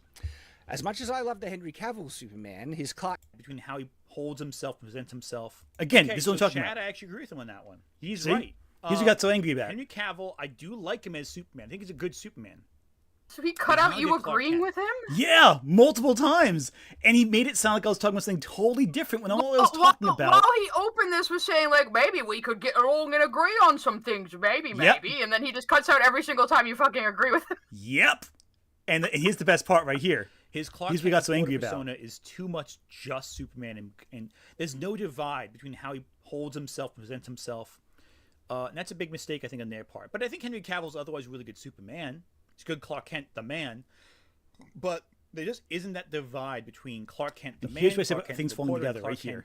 Superman. Red power button. Thank you for Super Chat. But the suit's baggy. James Gunn has made 5 superhero movies and 2 but post Slither. Fantastic film. Fantastic film. Here we go.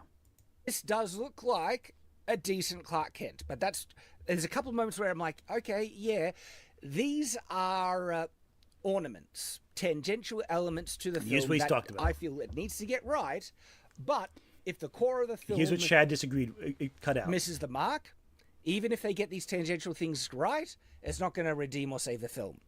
Oh, I fully disagree with you on that one. This is not tangential. This is the core of the character. If Superman the character is nailed correctly, the whole movie will come into place as a result. People have a soft spot for even Superman 3 and 4 because Christopher Reeve is so good in the role. Even though Superman 4 and 3 are garbage films, like they're not good at all, they are moments where they shine because Christopher Reeve is just so perfect in the role. Kevin Gareth, thank you, Super Chat. See, right there, exactly. Everything he just said was countered because I finished my statement. Yep, everything he just said was rendered completely pointless. So he cut that out because he had just assumed what your argument was going to be was wrong, but didn't feel like doing another take, I guess. Exactly. And then I go on to talk about the quote from Death Battle I said before, where actually in this case Gavin Carruth mentioned citation there. A simple solution to overwhelming problems. Right there, that is what the core of the character, I think, what I describe later on is. So I give an example. I give specifics. And this is a character who could easily solve, quote-unquote, a problem with violence. I mean, we see that in Injustice. The threat of Superman just fucking ending you brings world peace of a kind. Yeah, and that storyline's a dark future because it's an example of why Superman needs to use those methods that he uses. Because if he doesn't, he can create a fascist dictatorship. And that's I'm not surprised that Shad doesn't understand wielding power responsibly and having to go by a code of ethics and virtues to check yourself. You know. In fact, by that logic, if Shad says the core of the Superman character is just being indomitable, then Superman Red Sun, Injustice Superman, and the Superman Justice Lords from DC Animated Universe are all just as much Superman as the mainstream Superman is. Yeah, probably what he'd prefer anyway. Yeah, he'd prefer it, because nothing's inverted. He'd probably watch Injustice and go, oh yes, this is the perfect Superman. Yeah, because it's power. It's his power. That's why... And people got pissed off by that when Injustice was announced because people were like, that's not what Superman is. Superman would never do that. And they were right. That's the fucking point. It's an alternate universe story, a what if, you know? And they came around to it when they understood the structure. They just saw it out of context from a trailer. Well, yeah, I'm sure some people would not get the concept of an AU or an Elseworlds, especially if they're not familiar with comics. Yeah, and even then, even some comic fans were like, I don't like this AU. It's not doing it for me, which is valid. That's fair. But it's an interesting idea to explore. I agree. I think it's interesting. No one is saying that should be canon, that should be how Superman is, but it's an interesting concept to explore. Well, I like how in Injustice, the first game ends with the actual Superman coming back to face the Injustice Superman. That's the final fight. So it's like you really get a real contrast of the foil of what Superman could be if pushed in this direction versus the Superman who is still embodies the core elements of who Superman is. Yeah, what Superman could be if he gave up on his ethics and virtues. Exactly. Or Homelander with more power. Because Homelander's really weak. Homelander's a whole other kettle of fish from Injustice Superman. 100%. And you want even to notice first and foremost. It makes me worry that it potentially could be a deconstructionist, approach to Superman, where they're going to break down the character and not focus. Is your superhero struggling deconstruction? No, that's not what I said. I said it concerns me that that's where they could be going. At no point did I say that. It's exactly what you said, dude. You know, You just I don't said, like Superman he's struggling. I lying in literally the say snow. previous This is a deconstruction. Exactly. That's what implication are we supposed to get? Just He because says it's a deconstruction, and then Superman's scruffy little pupper hops up to him and rescues him. I love it. I love it. But the thing is, like, I don't think Shad understands something about how to communicate ideas, because he's saying words next to a visual. The visual and the words connect in a way to communicate message. Sometimes messages that are not directly stated. Just because he didn't say the exact words I used in the exact order I used them in, doesn't mean the interplay of his words and the visuals on the video communicate a different message than maybe even he realizes. So either Shad is lying or Shad is incompetent. It is one of the two. Oh, we know he's incompetent. He might lie as well, though. Yeah, he's either lying or he doesn't know what the fuck he's talking about when he combines his words with visuals. So I gotta argue with this super chat that just came in. Adrian says Injustice's discount Kingdom Come. No, it isn't. they're very different. I will say that they're very different. I wouldn't say Kingdom Come Superman is like Injustice Superman. Yeah, they're very different iterations, I think. It's a different concept as well. I think if you compare Injustice's Superman to what's the Vigilante? I think I have Kingdom Come on the shelf somewhere here too. It's to be honest, Mago, I have not read it in Magon, years, so I could be wrong. But I don't think Kingdom Come Superman is like Injustice Magog. Superman. What's his freaking name? I said I don't read a lot of superhero comics. I have read Kingdom Come. Kingdom Come's amazing. The Alex Ross art years and years ago. Yeah. The artwork, the fucking watercolor painted artwork in every panel is fucking incredible. That must have taken so long. Oh, well, Alex Ross, he does. It's incredible. It's gorgeous. Oh yeah, I have an Alex Ross, not a painting, but like a print of it downstairs. It's beautiful. Cool. I wish I had a painting of Alex Ross, but they probably cost like thousands. Oh, an original would probably cost a lot. Like tens of thousands. You kidding? No way. That's not worth it. But a print is fine. I can do that print. Oh yeah. I want to get the one he did of the Universal Monsters. It's a really cool one. Anyway, back to this. The trailer that you can absolutely have. Wait, he's wearing the same outfit in both of these. It's the same outfit. Oh my god, he is. Yeah, that's funny. I mean, no, it's not. It's not the same outfit. Well, he likes to wear costumes, so I feel like this is like his reviewer jacket. That might be. Actually, looking at now, there are some differences. The pad, it's more smooth on the pads, so I think that might be a different costume. He just happens to have multiple identical looking brown jackets. But Anthony doesn't want to approach this honestly, and is just trying to, I guess, leap to any disingenuous straw man that he can latch onto at this point. Like how you cut out most of the sentences I've said to make it sound like I was saying a different statement, like that kind of dishonesty, Shad. Funny how that works out, isn't it? Let's listen to what I say again. It makes me worry that it potentially could be a deconstruction. It makes me worry that it potentially could be a deconstruction of Superman as a character. Then Anthony... Let's see what he actually had to say there with the full sentence. Well, still, what part of this makes you think it's going to be a deconstruction? Just because he gets whacked down into the snow in the first few seconds of the trailer to hook people's interest? Yep. Let's look at the full thing he says. This doesn't give me I want to see what possibly could have defeated Superman. This is... It does! The presentation, the depiction of Superman you want people to notice first and foremost. It makes me worry that it potentially could be a deconstructionist, approach to Superman, where they're going to break down the character and not focus. Is your superhero struggling deconstruction? No, it's not deconstruction. It's reconstruction. Zack Snyder.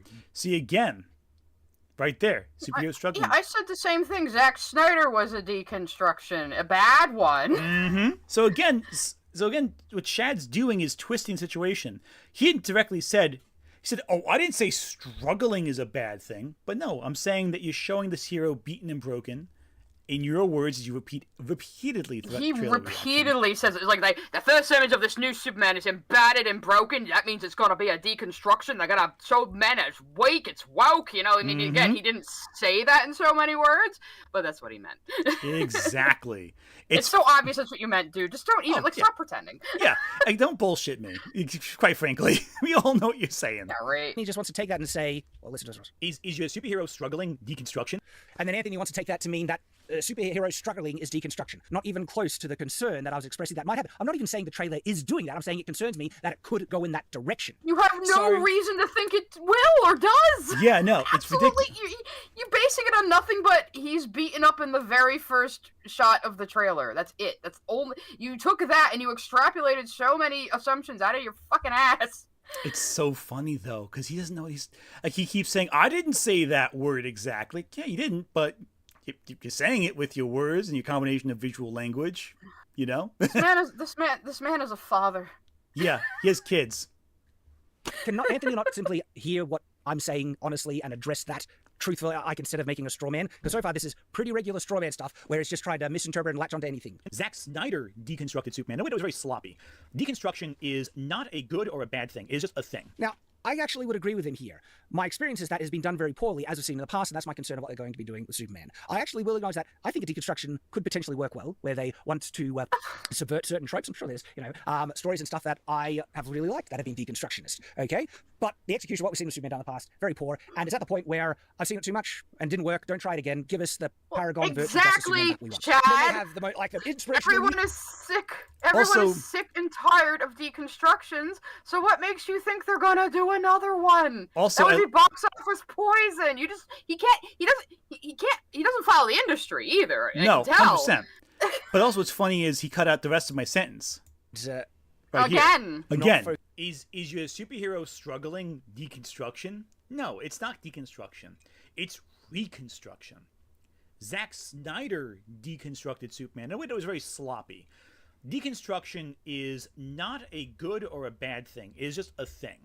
Zack Snyder tried to deconstruct Superman, but in doing so forgot that in order to deconstruct something, you must first properly construct it. James Gunn is aware of this and is building Superman as a hero here. And here, what do heroes do? They overcome adversity. See? Right there, key core contradiction to Shad's ideas. He ignores it though. He can't find a good argument against that. So he has to find the first sentence of what I say and ignore the follow through. Cut out the rest disingenuously. Slimy tactics. Slimy fucking tactic. It's funny. Slimy little crocodile.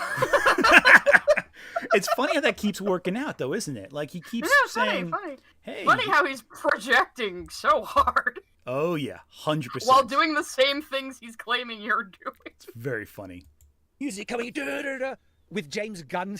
It feels like he's it's so, an ego thing. he's so pleased with himself too. He's so funny. Superman.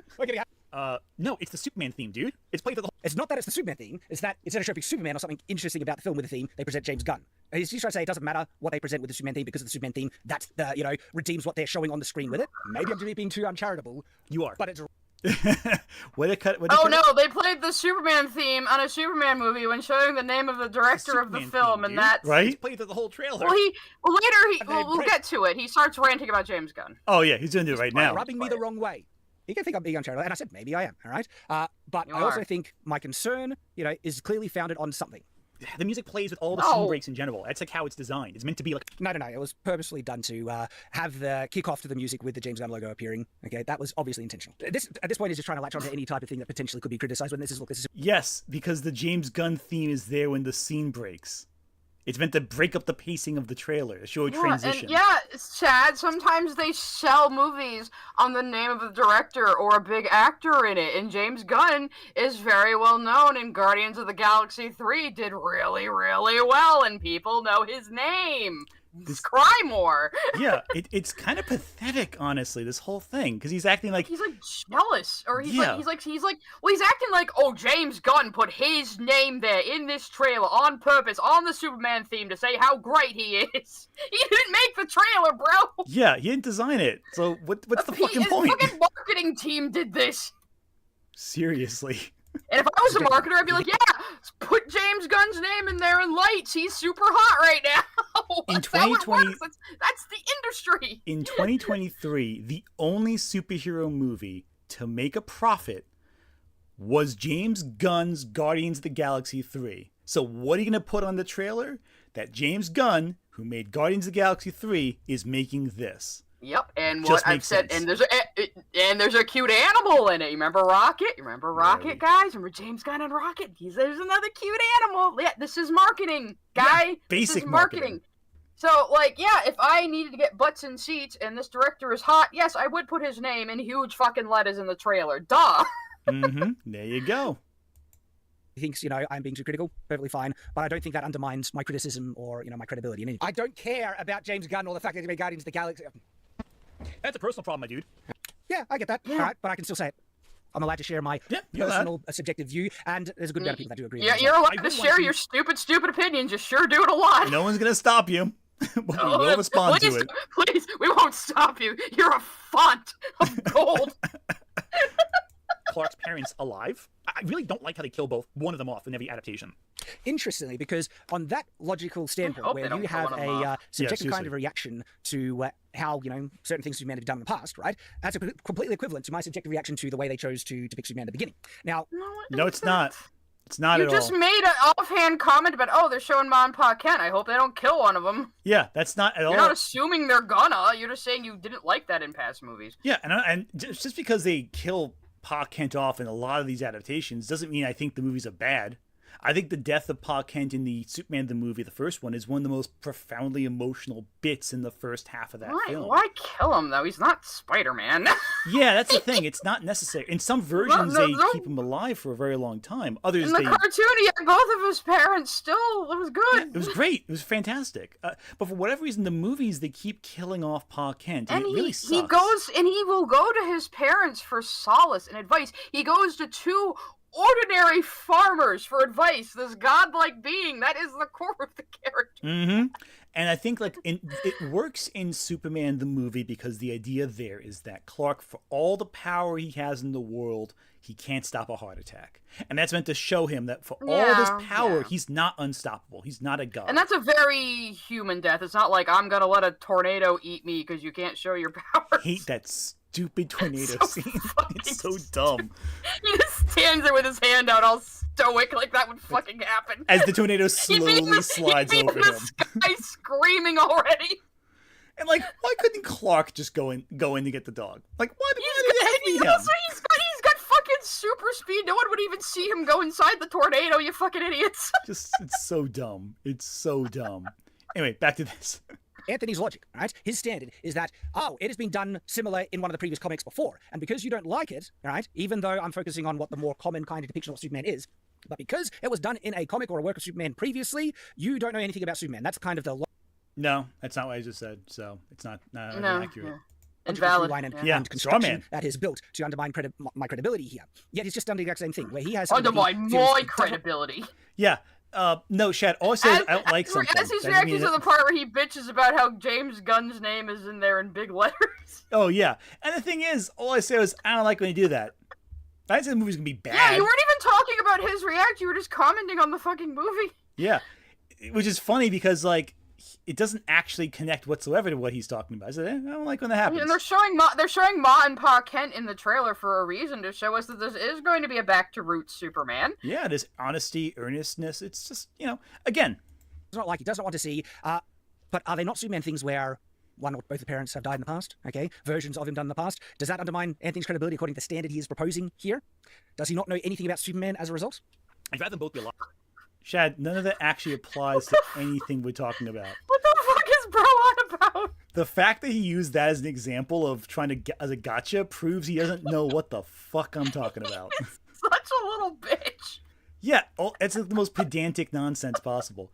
Yeah, no, the difference is, Shad, that you said I don't understand. What's the word? The problem is, Shad, that you were talking about the core of the character and how that has to be a certain way, and you didn't understand what the core of the character was. I said I wish they would do something a little different with Mom and Pa Kent. Very different. The chat is saying there needs to be more size on screen to make up for the balance here. Seriously, size unbalance. Should add a couple more. Oh my god, this is great. I prefer that in the DC animated universe, where he has both parents alive and they're both wholesome figures in his life. I like that more. So I'm hoping that this is just him talking to his dad after. Now, this is the thing. I'm not the one who set up this trying to kind of arbitrary standard that if someone has... He can't respond to anything I'm saying. He has to make up his own nonsense to get mad about.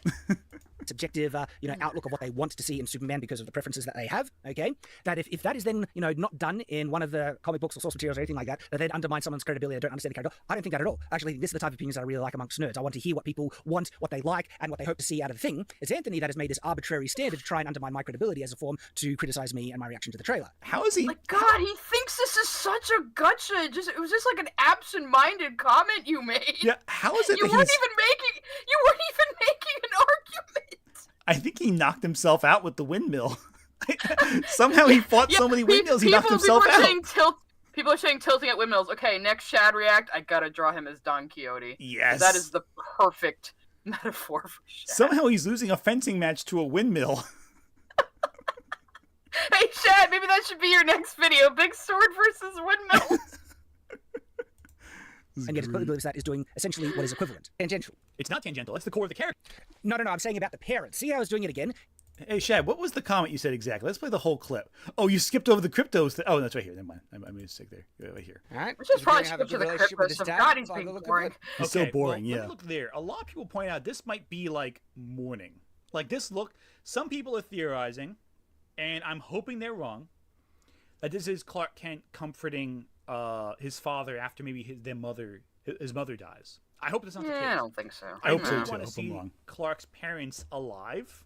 I really don't like how they kill both. He could just be putting his arm around his dad. It doesn't have to be a big deal. I hope so too. I prefer that in the DC animated universe, where he has both parents alive and they're both wholesome figures in his life. I like that more. So I'm hoping that this is just him like talking to his dad after like a rough time and not like a death. Good. Again, those are good elements. But as I mentioned, it's tangential. God, it sounds like it's giving him gas to like agree with you. This is the character. This is Superman's character. He is meant to be a son of two worlds. He's meant to have this wholesome, he cut this out, honest relationship with his families. It's not. It's not like that's just an extra element. This is who the character is. I mentioned before I see both Clark the reporter and Clark the hero. And again, he cuts all of this out. This whole detailed diatribe about like is trying to say something that is a separate kind of thing to the core of the character and then interpreting that as the core of the character. There's been very great, well done, enjoyed, received Superman stories that has the father pass away. That's usually the more common thing. And then there's ones where the parents are alive. Lois and Clark Superman, perfect example. But then he wants to latch onto something that is not the core of the character and then represent it that it is. It's like, I'm not so he's saying, so in this scene he's saying that I'm saying the death of the parent is the core of the character, when I'm actually saying it's the fact that he's a son of two worlds is the core of the character. Yeah, and then the whole he was raised by wholesome Kansas farmers thing is very important to his character. And, exactly. I was gonna say something else, but my brain completely just short-circuited right now. Oh, I hear you. The problem is that he is taking elements, mixing up statements I make from different statements, reapplying them to make it sound like I'm saying one thing when in actuality I'm saying something totally different. I was gonna agree with something you said that Superman is always Clark Kent. Yeah, even when he's Superman, he's Clark Kent. I mean, Batman deliberately calls him Clark because he knows the man, not the symbol that is Superman. Batman, on the other hand, is always Batman. Yeah, even when he's Bruce Wayne. What was the one thing from Batman Beyond? It's like, in my dreams, I always call myself Batman. It's like... Well, it's like there's also a great scene from the comics where they're all like Wonder Woman, Superman, and Batman are all like giving each other introductions as their secret identities, and she's got the lasso of truth to make sure. Yep. And she introduces herself as Diana, and Superman introduces himself as Clark Kent, Kal-El, and Batman just says Batman. Yeah, because that's who he is. That's who he is at his core. It's great. Batman. I'm Batman. All right, let's keep going with this. Talking about Superman, who he is as an individual here. I'm talking about if his dad is going to be alive or not in the film. Well, I'm not talking about that. The film can work regardless of their choice on this. Anthony, latching on. Wait, he never actually mentioned the fact. Wait, no, hang on a second. He just lied just now. He said that he's wondering if his point is that one parent might be dead. I brought that up. He never once mentioned that. He's still arguing with your point because he thinks this is some kind of gotcha. Like, oh, you said speculating on the movie ruins my credibility, but you just speculated, friend. So there. No, but it sounds like what he's implying is that I think he got himself mixed up there. At a certain point. I think he's saying you are saying that a core part of the character is one of the parents dying because you didn't understand. What the fuck you just made a fucking offhanded comment like, oh, I hope they don't kill one of the parents. Like that wasn't even part of your fucking argument, but he's acting like it is. And at this point in the video, I'm talking about how he's the son of two worlds. He has nothing else to grasp onto to call you disingenuous while cutting up your points and not showing you in context. Exactly. It's funny as shit. We're getting to Krypto here, completely. This is the character. And now he's criticizing something that I'm not even mentioning or focusing. That's not my argument at all. Because it wasn't you. He wasn't even talking about you, bro. He just made a comment about the movie. And also, at this point, he said that the relationship between Clark and his parents is tangential. I said the relationship between Clark and his parents is the core of the character. No, it's paramount. Yeah, it's paramount. It's one of the most important elements. If Superman was not raised by Ma and Pa Kent, he wouldn't be Superman. Exactly. And the fact that he's twisting the argument to talk about, like, Ma and Pa Kent living or dying or whatever is proof. Yeah, when it was just an offhand fucking comment. You know, we're gonna get to the Krypto freak out, but that isn't even the biggest freak out in his fucking video. Oh yeah, no, that's when Superman letting these people die. Which is actually is nuts, either being dishonest or he lacks the capacity to understand someone's argument. Which one is it? Let me know in the comments. What do you think? I think you can character. He's meant to be a son of two worlds. He's meant to have this wholesome, honest relationship with his family. I'm not saying you shouldn't have a wholesome, honest relationship with his parents. I'm saying if the dad is alive or not, that's not going to affect. Didn't say that's your argument, you dumb motherfucker. And now he's taking the words I said and acting like he said it. This is so bizarre. That's the funniest shit in the world. Oh my god. He took my argument, said it was his argument, and now he's arguing against me. Shad, how do you do this? What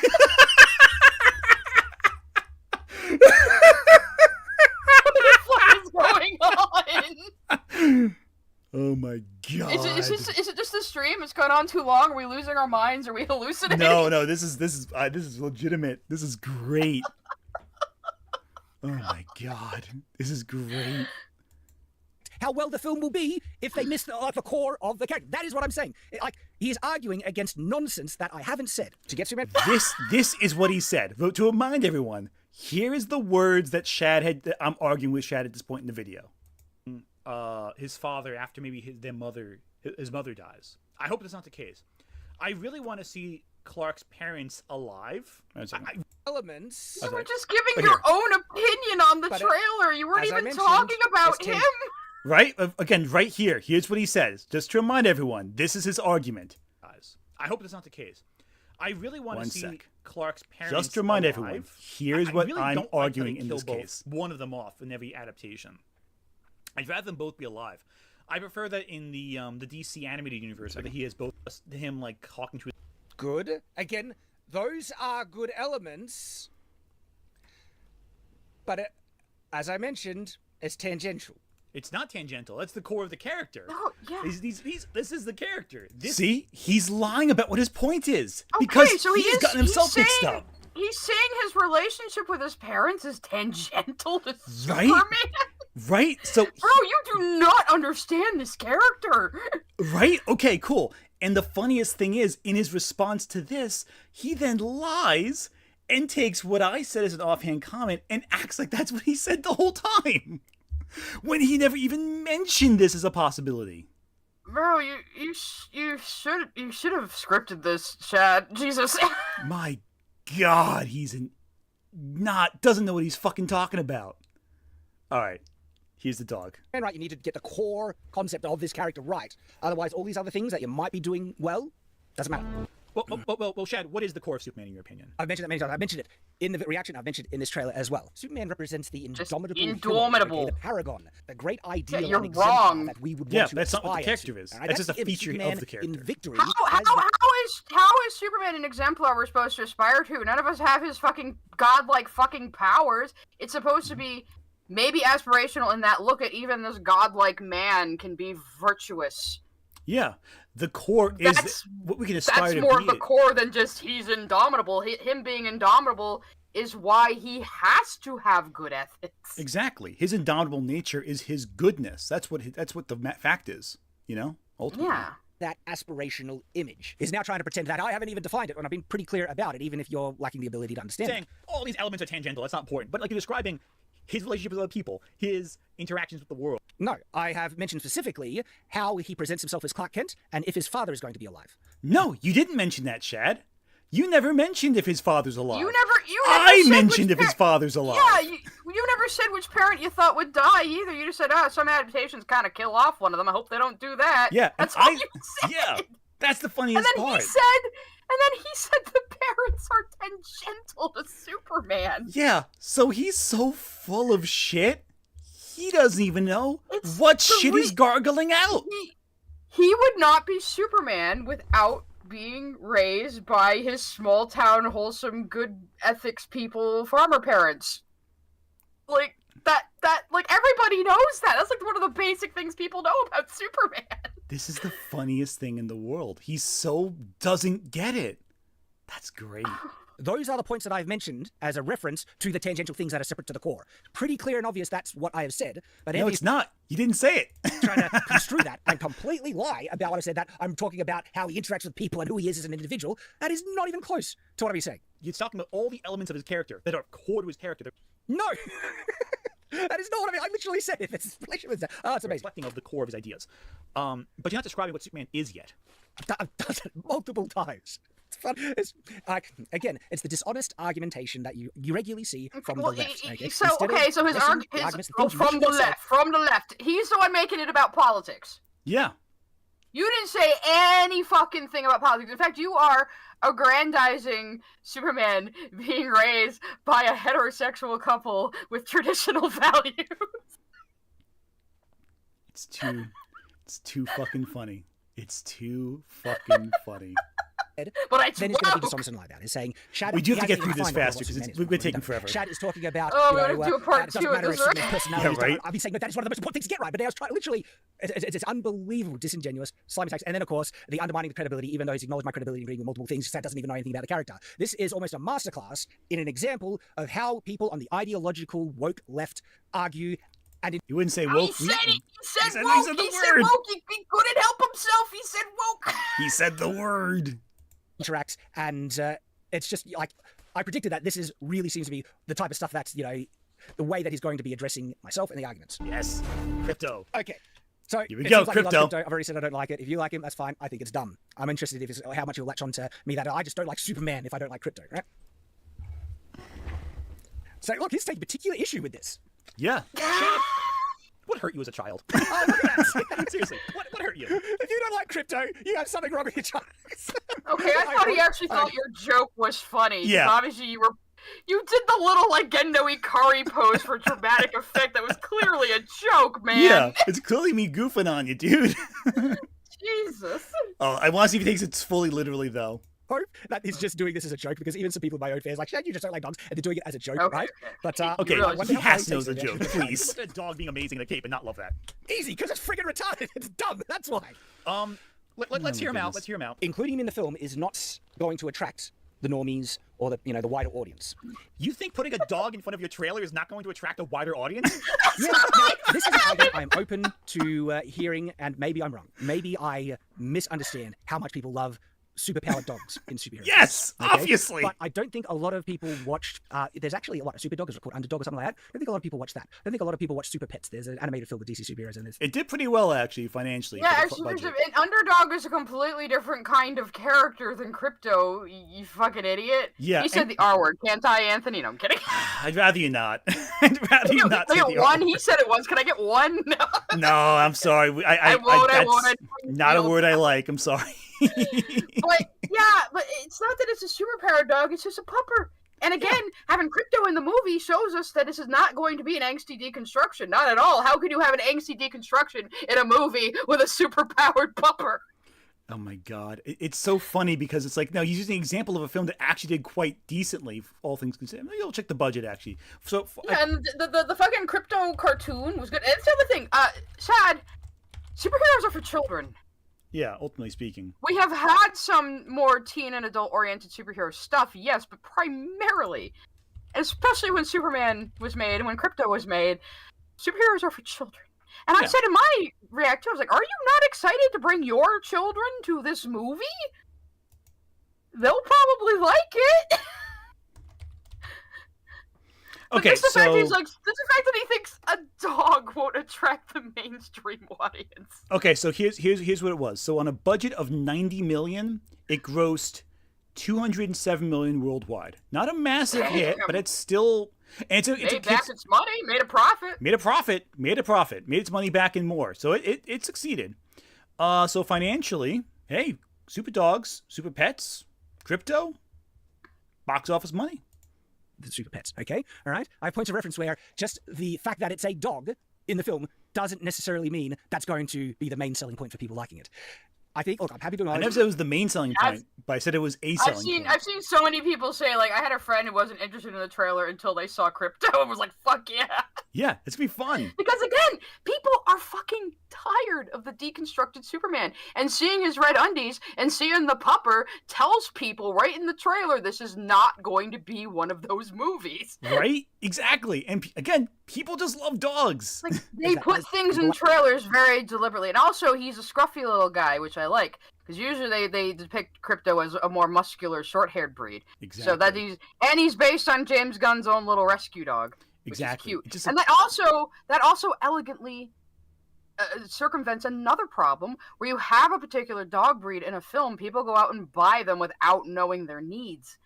Exactly. You know, it was like after 101 Dalmatians come out, a bunch of kids wanted Dalmatians, not knowing that they tend to bite children. I feel bad for all the Dalmatians that were then like abandoned as a result of that. Abandoned or euthanized because popular breed in a movie, a bunch of people who didn't know how to take care of them went out and bought them, and then just got rid of them because they don't think animals are sentient beings. Exactly. It's horrendous. Anyway, back to this because we're going to get sidetracked. I don't, okay? And for those people that like dogs so much, like Krypto, okay, it does seem like that they like the film more because of that. But I don't trust a man who doesn't like dogs. Agreed. Happy to admit, maybe I did over-exaggerate my perspective on this. That I said people generally are not going to respond positively to that seems to be incorrect. And I will happily acknowledge that. See, when you place an actual argument, all right, I'm willing to reflect. This is something I'm willing to do. I rarely see people attacking me. Oh, he has to make it about himself. The thing is, Shad... I'm willing to reflect by saying maybe I was a little exaggerated as a grown man being mad about a super dog. Probably because my argument was so simple and so small in terms of what I had to say that even he couldn't cut around it. To actually acknowledge especially when they're called out and lying through their bloody teeth, they always dodge the issue, okay? They seem to have no shame of how dishonest. Now he's theying you based on what he perceives your thoughts to be, based on you possibly being the kind of leftist he doesn't like, though he doesn't even know that. Oh yeah, and the funniest part is I just have the video playing alongside it, so I can tell you whenever you cut out my bullshit, because I can point out my bullshit back to you. You can play this game, Shad. I can edit things too. Even though it's so clearly, this is live. No editing here. Call them out blatantly. Right here, as I've been showing, okay? But even though there's a lot of people like dogs, no, I still have the opinion, but perhaps I could be swayed on it, give me evidence for it, right? I don't think Krypto is going to be the thing that's going to sell this movie to the wider audience. I consider myself a big fan of Superman, yet I can also... You haven't read the fucking comics?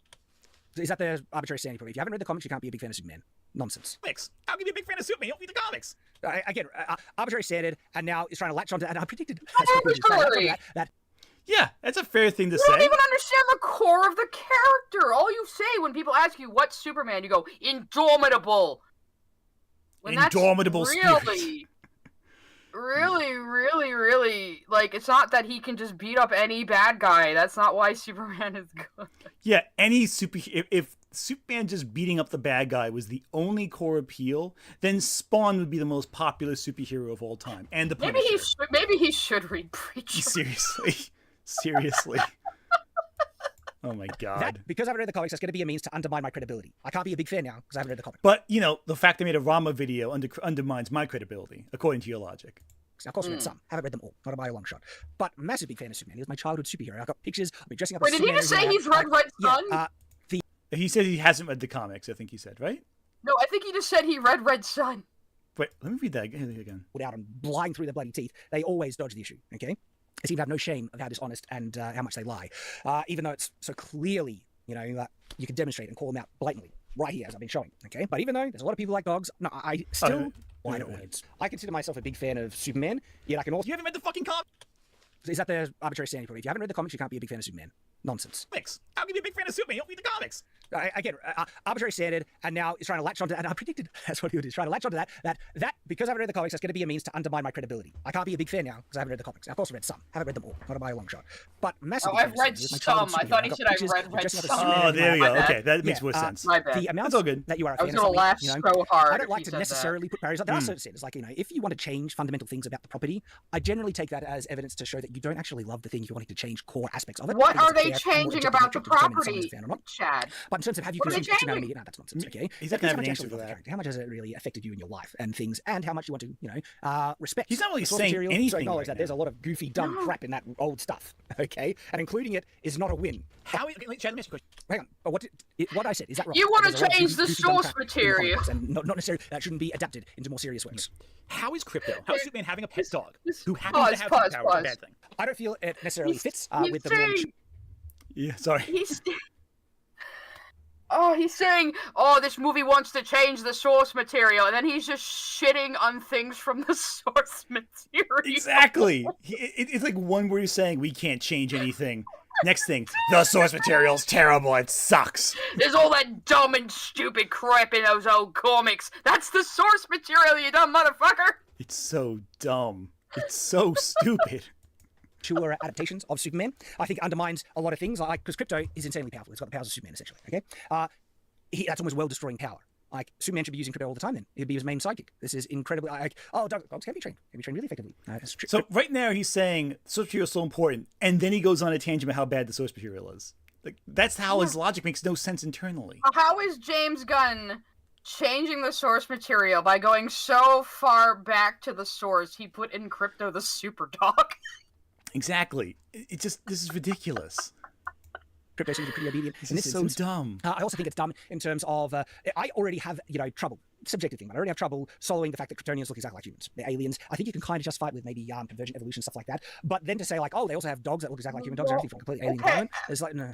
None of this matters. I don't He care. really does hate everything about Superman. Yeah, it's like he hates the Kryptonians. Like, he all hates Kryptonians Krypto. look exactly like humans. They need to explain that. No, they don't. It's 1950s sci-fi logic, you dumb shit. Not everything has to be realistic. People are sick of realism.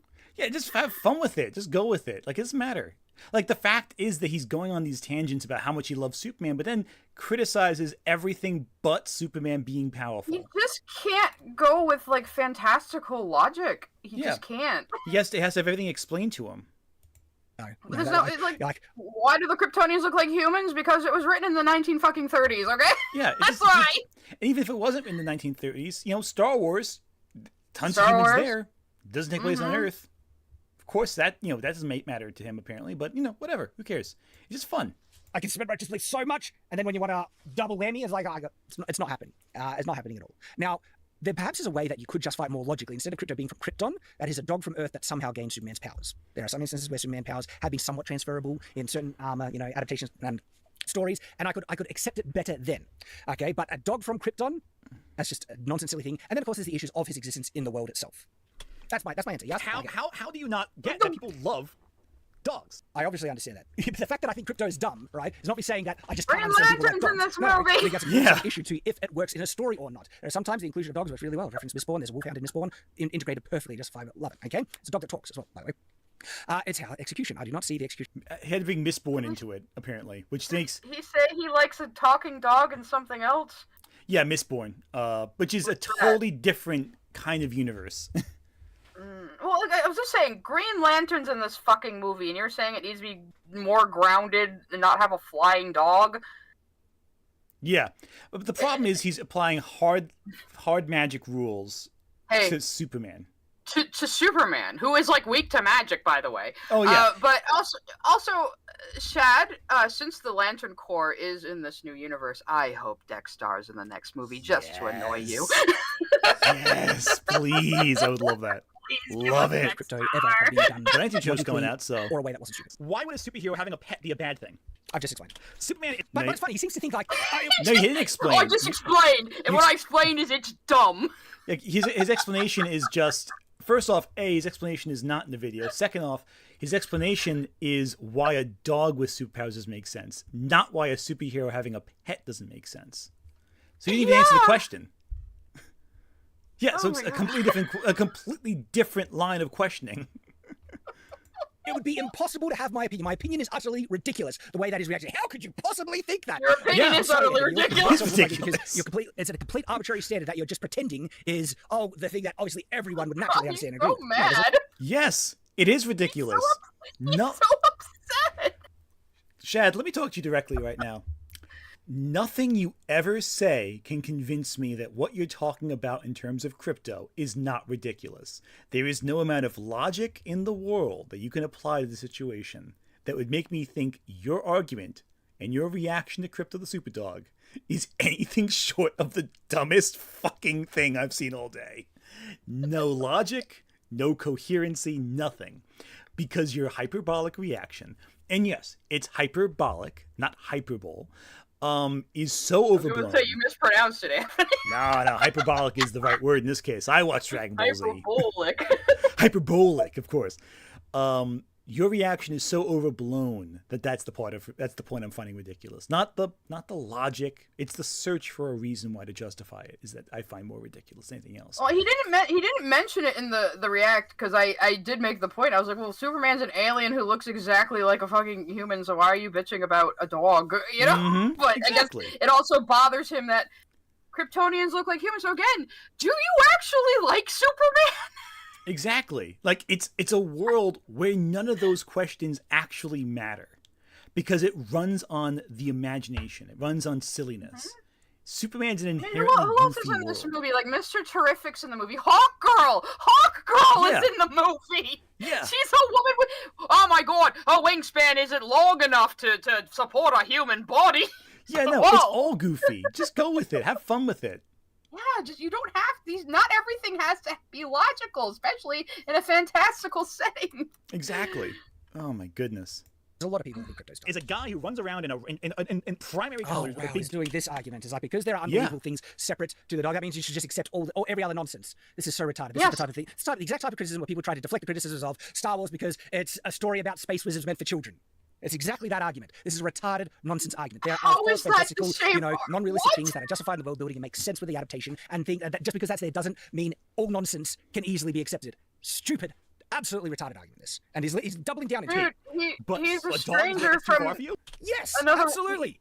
And that's not an unreasonable thing. Like, it's not just... It is unreasonable, Shad. You're being fucking ridiculous. He's a stranger from another world. That is all the world-building Superman fucking needs, man. Not everything has to be like fucking Game of Thrones-ass world-building. Exactly. He's trying to apply Brandon Sanderson-level world-building to Superman. Even Brandon Sanderson would disagree with him. Yeah, because Brandon Sanderson has the idea of soft magic. Which Brandon Sanderson knows what the fuck he's talking about. Yeah, and Brandon Sanderson also understands that not all worlds have to make logical sense.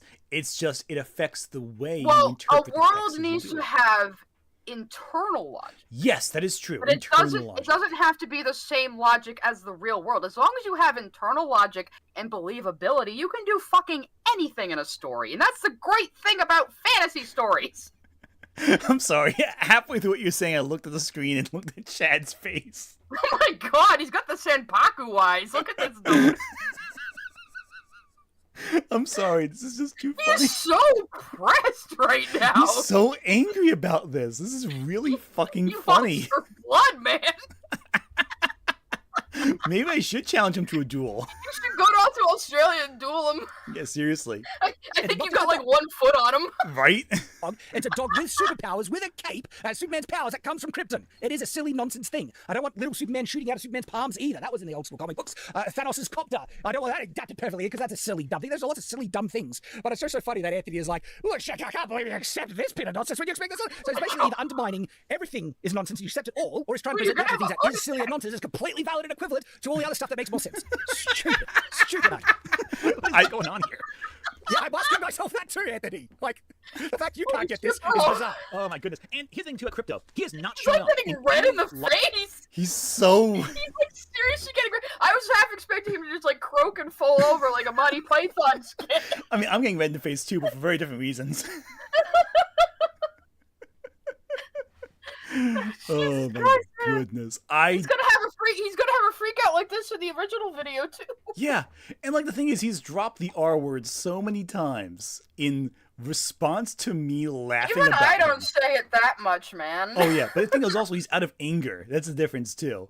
Yeah, he's trying. He wants to say like the strongest possible word he can say to show how mad he is at you. You can. Yeah. He did say it earlier in the video too, so you can tell he's like actually mad right now. Which is so fucking funny. Over fucking Krypto the Superdog. Krypto. Jesus. It's a dog with Superman powers. It's Look at goofy him, as he's shit. so That's the cute. point. Like, it is silly. That's the appeal. It is a silly idea. That's why people like it. And again, he didn't want another angsty deconstructed Superman, and having Krypto the dog in the trailer shows this is not going to be an angsty deconstructed Superman. Again, I've had so many comments on my video reacting to him of people saying their friends were won over by the trailer as soon as they saw Krypto. Right? It's just Because it's like, this isn't going to be one of those movies. This is going to be like a fun movie. Hey, we're not going to go into the movie feeling goddamn fucking miserable the entire time. Amazing. It's actually going to be entertainment. Right? Like, I find it so fucking And that's the other thing he doesn't understand. Like, Chad, this movie doesn't exist to fulfill your power fantasy. This movie exists to entertain people and make money. 100%. It's just a goofy, fun movie, and it's just appealing to a wider audience with a silly dog. Sometimes goofy can be great. It's some of the best fucking movies ever made are goofy as shit. You know? Mm-hmm.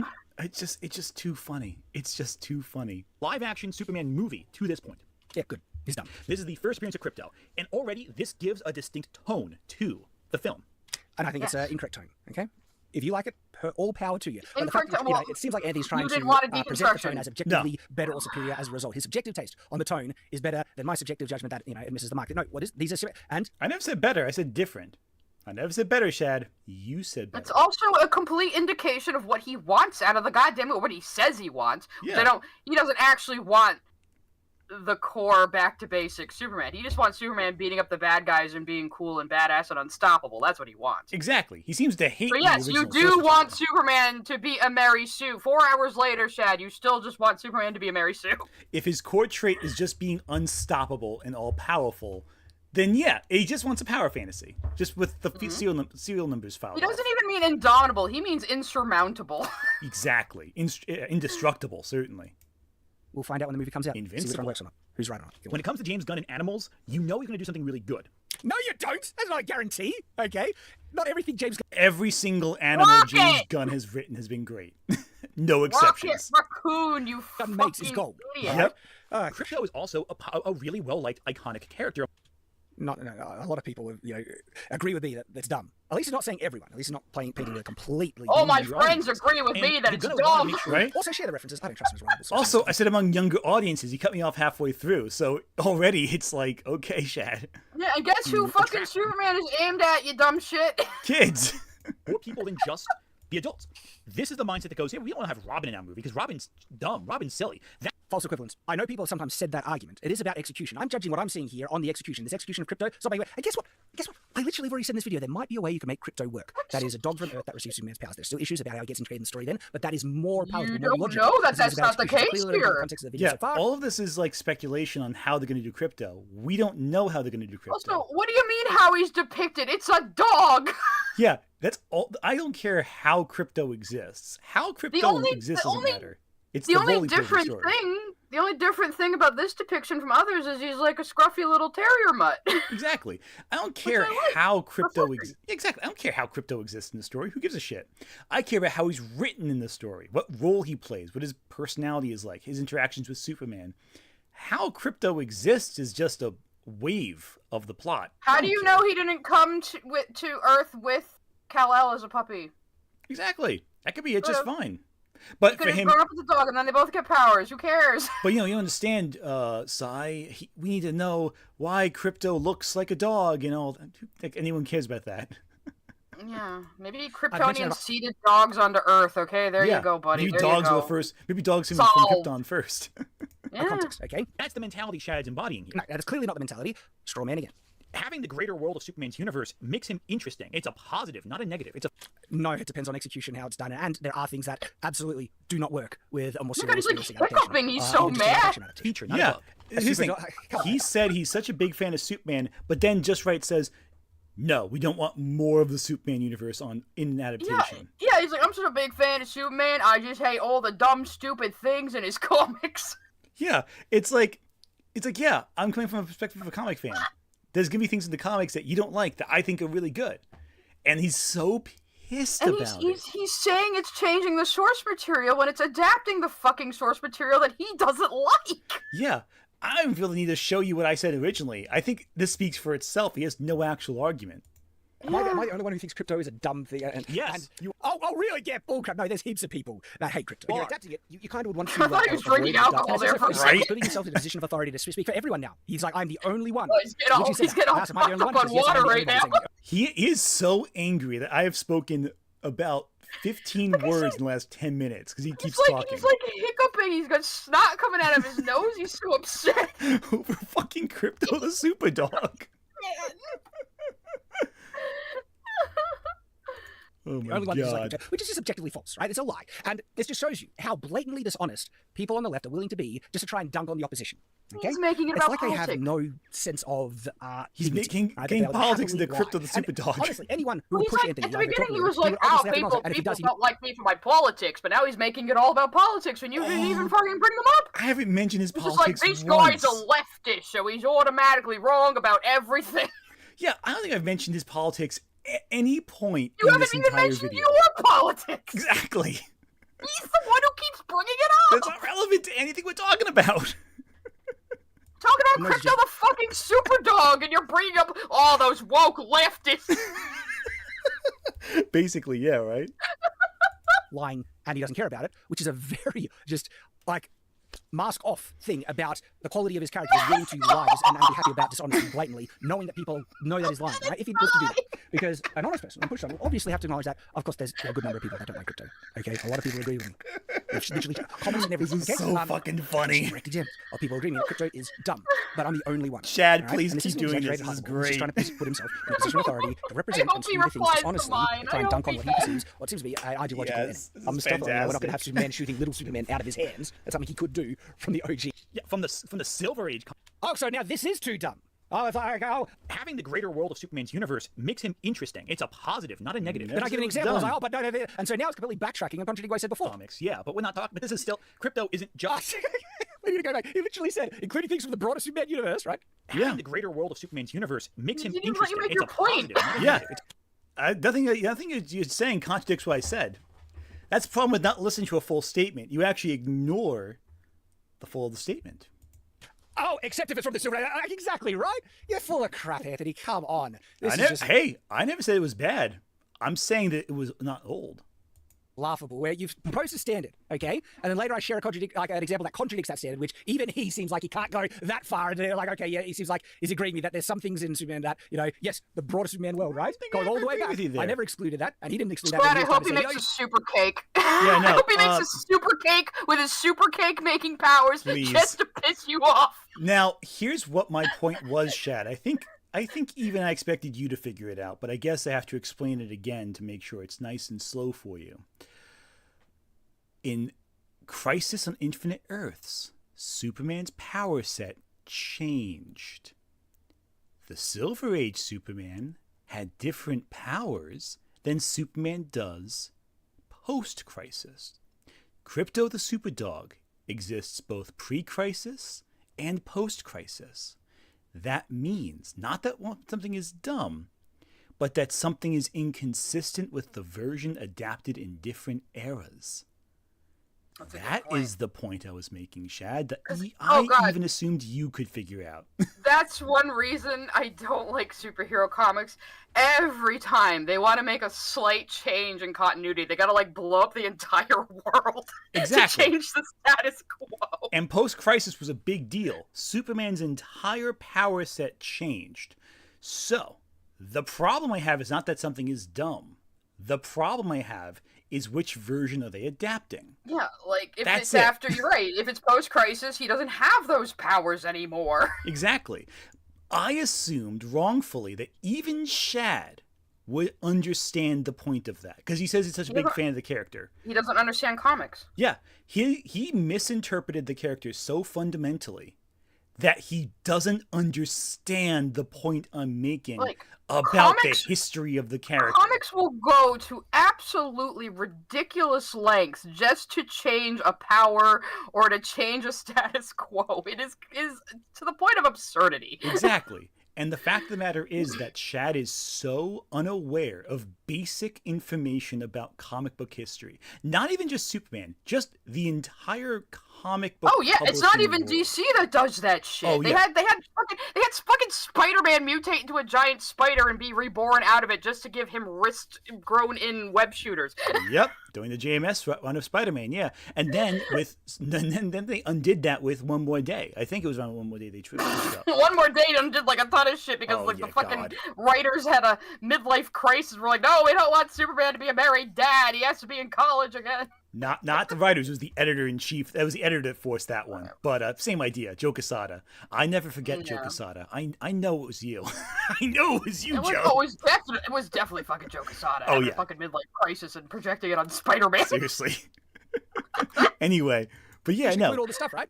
But now it's like, even that's too far for him. Never said that. But this is still... Krypto isn't... Clearly, I was talking about that. And I do conflate Krypto with a similar type of thing. He doesn't even let you finish a single sentence before he just starts raving like a maniac. Yeah, it was just funny because he doesn't get what the fuck we're talking about. I think it's a dumb thing from the comics that, I would say shouldn't be adapted, but there might be a way to make it work. I'll acknowledge that. Oh, is just a dog with superpowers. That's not too strange in a world like the DC universe. It's in the context, okay? Like I said, there could be a way to make it work to have a dog with superpowers. We already mentioned it, okay? But a dog from Krypton, okay? And that is not addressing, like I said, the issues with integrating him properly, all right? Krypto, a dog with superpowers, that's just an insane thing that, why isn't he being there when he's helping Superman and fighting Doomsday? Krypto could be really helpful in so many instances. So you see that if you're going to include him, you include him properly and address his presence in the universe. Okay, because there should be rippling effects that should be affecting people just kind of forget about it anymore. Krypto being here is not that strange. In fact, it's a positive. And again, because there should be rippling effects. This is speaking from the arbitrary position authority that is saying, and it's just a positive, universally. It's like, it's going to be on execution. And I'm more than happy to say that if they make it work in the film, there might be a way to do it. I'll acknowledge it. But he's just saying it's a positive, universally, no argument at all. Really. He doesn't understand my argument. Like, it's not a complicated argument, but he's so pissed. His face is so red, he's sweaty. He's so pissed about a fucking dog. He's so ass mad. Oh my god. Dude, everybody please, everyone who's around Shad, stop being so diplomatic with him. He needs to be told how lame he is, please. He needs for his own sake. Some people, listen, sometimes people just need to get laughed at. I'm very sorry. Sometimes you gotta be straight up with people. Sometimes mockery is healthy. Yeah, listen, it's not about anything he can't control. None of this is anything that we're laughing at is things outside of his control. I don't know if he can control this behavior, I'm not sure. This is all purely just how he is. I know there's a lot of super chats piling up. I'll answer them eventually. This is just too stupid and my mind is breaking a little bit. Yeah, I know. Like, oh god, I feel fucking drunk right now. I'm trying to work on something while he's just rambling like a madman. He sounds fucking ridiculous. Anyway. Because that is a statement from someone who doesn't seem to understand that writing things that can be difficult to believe is going to be about the execution. I trust James Gunn with this kind of stuff. I don't. Because James Gunn has done animals in superhero movies well. I've seen him miss the mark a lot with things that he's done well in the past. Focus on the best elements of Superman. Oh, he cut out my whole fucking statement. Shad. Examples, Shad. He cut out my examples. Precise examples at the beginning. Give examples. He cut my examples. Red Lantern Cat would be really happy about that. But here, make sure that you attract more people than. Yet I can also. You haven't read the fucking comics. How can you be a big fan of Superman? You don't read the comics. Okay, here we go, right here. This gives a distinct tone to the film. Also, we're talking about James Gunn. James Gunn is a guy who said, yeah, Rocket Raccoon, a character who, up until this point, no one cared about, and makes him a household name. When it comes to James Gunn and animals, you know he's going to do something really good. Krypto is also a really well-liked, iconic character among younger audiences. And you're going to want to make sure that you attract more people than just the adults. This is the mindset that goes, we don't want to have Robin in our movie because Robin's dumb. This is the argument he broke down and was arguing over. Nothing he said approached anything I just said. That's the mentality Shad's embodying here. Having the greater world of Superman's universe makes him interesting. It's a positive, not a negative. It's a feature, not a bug. A super dog. Come on, am I the only one who thinks Krypto is a dumb thing? Yes, and you when are. you're adapting it, you kind of would want to avoid the dumb stuff. We're not going to have super. From the Silver I think comics, I think it's really strategic. Krypto isn't just a. Yeah. I think it's really strategic that they put Krypto right after James Gunn's name. Exactly. Not at all. They're like, oh, hey, you like the funny little raccoon he gave you, right? Well, look, here's another cool furry friend. Exactly. It's marketing, Shad. It's marketing. It's so basic. And it's like all of this is Silver like... Age character. Krypto is existed into the modern day because Superman having a dog is fun. Krypto is just a dog with superpowers. Right That's here. Not too Basic strange stuff. In a Totally world different like the argument. DC universe, where there's a Red Lantern cat, Yes. Actually, if the Lantern Show has the Red Lantern cat, it'd be really. We're on the same page. wavelength. In fact, it's a positive. And Same again, page. I trust James Gunn with Here this we go. kind of Here's what we stuff cut out. because James Gunn has done animals in superhero movies well. Beyond just simply Rocket, you have Howard the Duck, which he brought to the big screen.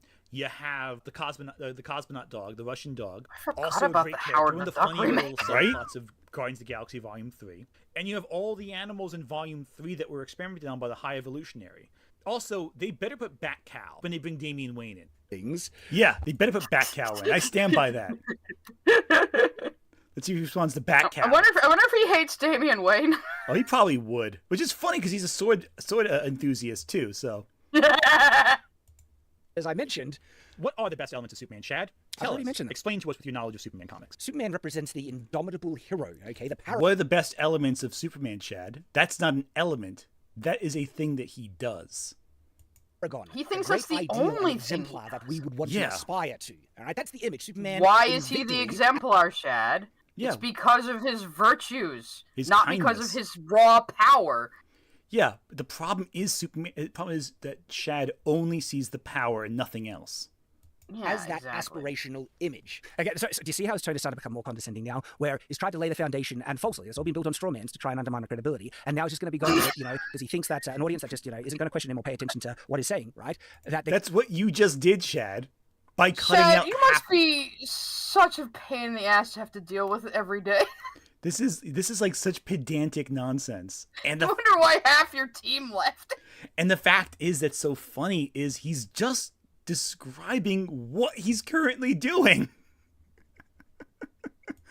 They're going to be there with him. But now I'm at a point where it's okay to start to be condescending and belittling because I'm just an idiot that doesn't understand. All right? Where so many arguments, especially the primary criticisms that How many times did you call me the R word again, Shad? I don't think I ever called you the R word.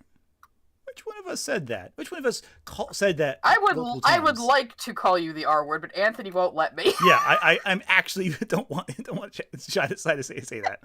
But like that's the thing. Like you're saying, oh, he's calling me an idiot. Like I will. Because you opened the door to that conversation. Hey, listen, if you can't dish it out, if you can't take it, don't dish it out. You know what I'm saying? Mm-hmm. Trying to lob against me. I just built on absolute bullcrap, as I've objectively pointed out through this reaction. Because it is done. Objectively. Objectively is a nice word for saying cut out half the argument, made up your own argument, and when possible, just lied, taking my argument and saying that you said it. Chad, do you think people don't like dogs? For me, Anthony, perfect example of how he argues. I say, I can't be the only one that dislikes Krypto the Superdog, and he takes that Shad doesn't like dogs. And that doesn't seem like it was a joke or everything. That seems to be his honest... It was so clearly a joke. Chad, I'm smirking my ass off the whole time. Just because you don't understand how humor works doesn't mean anyone else doesn't. See, maybe he is autistic. He can't understand your facial expressions. But also, I'm getting the impression that you don't like dogs, Chad. Yeah. You've never talked about having one. And he's really Again, angry about a dog. Aren't you supposed to be like the traditional wholesome manly man? Why don't you have a fucking dog, bro? That's a fair point. And listen, even if you don't like dogs, there's an okay, acceptable level of that. But like, there's no reason to get angry about. Oh yeah, no. dogs. I mean, I like one of my cousins. She just has an aversion to dogs. She doesn't want to be around them. You could She have a doesn't like them. phobia. I respect that. I keep dogs away from her when she has to be in the same room as them. Exactly. And some people have phobias with dogs. That's fine. But like, the problem is he's so ass mad about fucking dogs. That's the problem. Anyway, interpretation. Doing a good job actually understanding, being honest and engaging with the actual arguments people are saying there.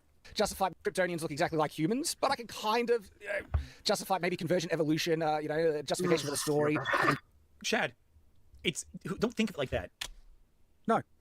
He's so fucking stubborn. Okay, I'll give him that. That was a pretty funny response. That was good. I'll give him that. Checkmate. This isn't even an argument. You're just saying, I have authority, so stop doing the thing that I think you should ruined do. it. You ruined it. Come on. Seriously. No, you killed it. If he had just said no and moved on, that would have been fucking funny. So much but no, funnier. he had to ruin it. Yeah, sometimes again, like Doug Walker. Sometimes going on a little bit too long kills the joke. And maybe it probably wasn't a joke though, unfortunately. Oh yeah, that's true. Also, Doug Walker at least can tell a joke. Just aliens who look humanoid. Yeah, and a lot of sci-fi authors approach stuff like this, like with more reason. Even Star Trek addressed this. One of the episodes of Deep Space Nine, where they actually address why so many aliens in the universe have a similar humanoid appearance. But They didn't have to. Yeah, but it's Star Trek. They care about that sort of thing. Star Trek, bumpy-headed alien of the week. Yeah, this is a comic. This is based on a comic made for children. Well, see, Shad, a lot of that comes from older stuff like Star Trek and 50s sci-fi, where they couldn't really do a lot to make alien-looking people, so they just looked like humans, and that just sort of stayed as a traditional trope of fiction. That's not a bad thing. Yeah, it's just a goofy, fun little thing. It's not meant to be taken too seriously. And by applying this intense world-building logic, you're actually kind of missing the mark. There's something called the willful suspension of disbelief. Also, people in chat are pointing out it was Next Generation, not Deep Space Nine. But that's not. I'm not gonna be pedantic about that. I'm not gonna. But you have to a lot of times you have to meet a story or a piece of media on its level. Mm-hmm. You have to show. I mean, yes, there's things with bad world building, bad execution, of course. But just because something isn't 100% realistic or is a little odd in places doesn't mean that's not purposeful. Yeah, and again, take a look at how the work approaches a text based on the internal logic and internal mechanisms of the narrative. You don't have to necessarily apply Star Trek's world building to DC's universe because it's so muddled and mixed and contradictory. It's a world that has planetary gods and scientists and empires mixed in with the Greek gods and magical entities, and the spirit and the wrath of God manifests as a person. It would be like complaining that the Pern series isn't Star Trek. Yeah, it's just not cohesive. There's a thing called the Speed Force that completely breaks down all the logic that you can think of. And it doesn't make sense at all when you think about it for more than 5 seconds, because it's always contradictory depending on which writer is writing about it. It's all flexible world building. Sci-fi doesn't always have to be hard science. In fact, a lot of sci-fi is let down by trying to be hard science. Because at the end of the day, it's still just entertainment. And the biggest problem is that Shad is so concerned about the science behind it that he's missing the emotional narrative potential of the dog. Exactly. Like he cares so much about these details that no one else is going to care about, and ignoring the real core of the character, which is a man and his dog, which is a really human story. Yeah, which is a very basic story too. Oh, it was man and man's best friend. Yeah. But also, like I said earlier, Superman is fucking weak to magic. DC Universe canonically has fucking magic in it, Shad. Why are you questioning the logic? Not to be pedantic, but he's not weak to magic. He's just vulnerable to magic, which is a fine. Him and Wonder Woman both are. I knew that. Yeah, that's the most actually thing I've said all day. Also, we have Zatanna, who makes magic by saying words backwards. That's her magic. Yeah. This isn't the world you can think of. If that makes sense, then Krypto makes sense. Who is ever going to have the balls to put Zatanna in a movie? Oh, someone's going to put Zatanna in the movie, I think. But maybe because of the balls. Especially if movies start going more toward this, you know what, fuck realism attitude, which we have been seeing more and more in movies coming out lately. There's been color. Not everything has to be grimdark and realistic and super, super serial. Well, there was a while back where Guillermo del Toro was going to do a Justice League Dark film, and Zatanna was going to be on that team. But they didn't go through with that. I would love that, but it didn't get made like so many other Guillermo del Toro Like how films. it's like how fucking Del Toro almost made the Hobbit movies. They wouldn't have sucked if he did. Or The Mouth of Madness, which also got canceled. He has a whole list of movies. In fact, he's made Frankenstein now is incredible. I think it's because he's very, very, very Ambitious. contentious with also with the bastards with the money, as he puts it. I don't think he no. ingratiates himself to producers very much. No, I don't think so either. He doesn't give a shit. I love it. Which I admire. One of the reasons why he's one of the best directors currently working in Hollywood. He just doesn't care. It's great. Well, he cares. He cares about the right things, which is Yes. which is to say, Which doesn't get you contracts very often. no, it does not at all. His position is just ignore it. Don't approach it like that.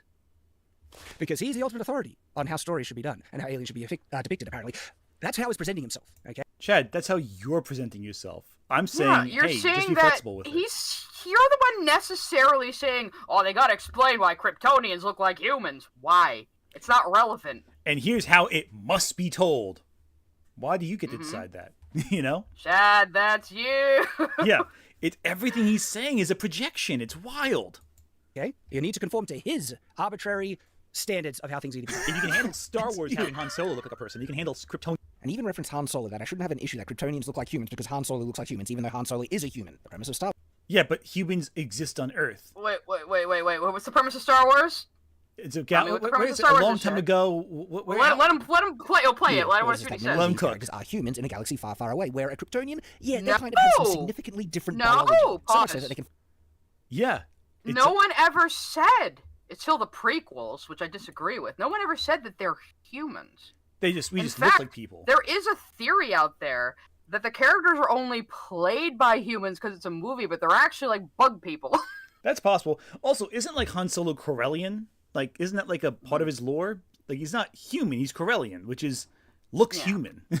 function solar Yeah, batteries. they and just get near happen to look indomitable powers. human because They're it's a human-made sci-fi movie. But like again, this willful suspension of disbelief. They might not literally look like humans in universe. We're just seeing humans because humans are depicting them in the film. Until they get to the lore and they say, "Oh, humanoid is the is the Oh yeah, and then terminology." they start saying humans in the prequels. Fuck you, Yeah, George which is a Lucas. whole thing. Which then that loses all fun. I think it was You more fun. you when it was ruined the more fucking ambiguous. Buck Rogers tone of it, you dumbass. Yeah, The seriously. level of false equivalence and stupid logic that I'm having to deal with is just rough. And so there's going to be a scene of Krypto dragging a broken and defeated, half-dead Superman. Yes, he's a good boy. That's why. No, I'm not criticizing the imagery that evokes, Sebastian. And by the way, he said before that... criticizing the imagery! You literally just criticized it, dude. Yeah, because he says, oh, that they open it up with him being broken, and now a stupid dog is gonna drag him through the snow all broken and battered. You are criticizing the image because all imagery is all you have here. Yes. It's a trailer. Yeah, there's nothing else. That's it. You see Superman All right, having- we there's no power other through point it. in the film Sorry, where we he's not got shown this. as being We got this triumphant. far. We'll get through Yeah, it. that's what we want to see, right? Yeah, we do want to see that. I don't want to see it. Okay? And look, I think I bad? could go too far to speak to... What's the matter, Shad? Are you the authority and everyone else should see? What are you gonna do? Cry and scream and shit your pants? You know? Apparently for so. everyone's thing, all right? I think there are a lot of people like me that don't want to see that. That's what I mean when I say that, okay? You want to see a dog be a very good boy and help out a person. No, I don't What want to if see what if Superman, we put your wife's face on Krypto? I'm sorry, I had to get in Yeah. one wife's face. That's valid. Good use of your wife's face my privileges. one before you strangle me if I do it again. Basically, yeah. Like, I do say it's going to be about how they execute it. From the trailer, isn't what I wanted to see. People love stories involving dogs. Like, So therefore, if it has a dog, it's just a good story. That seems to be what you're implying, which is nonsense. I'll tell you, Call of the Wild. People don't read that because they want. Yeah, there are also stories with dogs in them that people hate. By his logic, you're saying because there are stories with dogs that people like, that then means this is good. That is... But then your logic there is that because people hate stories with dogs in it, that means it must be bad. Your logic is ridiculous. What is he? He's not even saying anything. He just wants to contradict what I say, but like none of it actually means anything. The nonsense, retarded vein of thinking. As like me saying, because there are movies with dogs that people dislike, this is going to be bad. I never said that, nor would I, because it's a stupid way of thinking about it. What No I'm one saying is said that it doesn't you work said specifically that. with what we're being shown at the moment. And I give objective, God. clear reasons why I don't think it works. Not He's just because gone it's for dogma, but 30 it's minutes about the Objective. fucking That's what I dog. wanted to Objective take from my reasons. argument. He That's has just an stopped issue with saying dogs. You subjective. Just Seriously. be honest, dude. That's the Superman. Right there. Yet, we get only a glimpse of it in this teaser. So wait, Chad, are you under the impression that the movie's just going to be Superman being awesome with just being broken? Did I say that? I said, this is the type of stuff I want to see. I think it's safe to say that this is the type of stuff that most, Superman fans want to see. That seems to be the sentiment. Pause for a especially reacting to second. this. Pause. Yeah, go for it.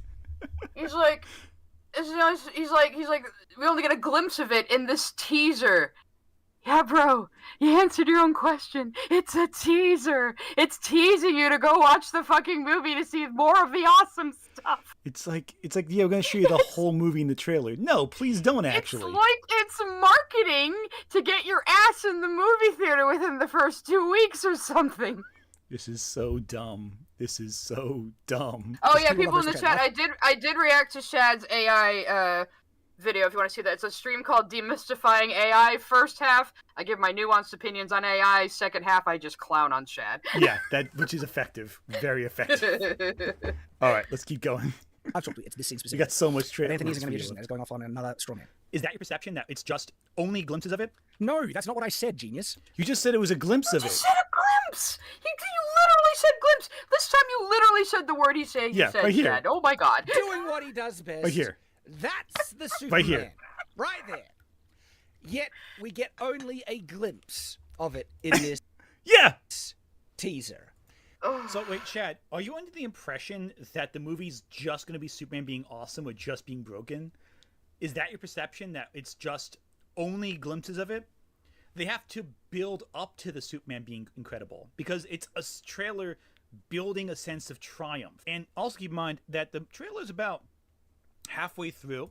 Yeah, see? Exactly. So his point is moot. They have to build up to the Superman being incredible because it's a No, they don't have to, actually. They don't have to do that. You can open with that. trailer. If you want, but I'm not saying they should necessarily.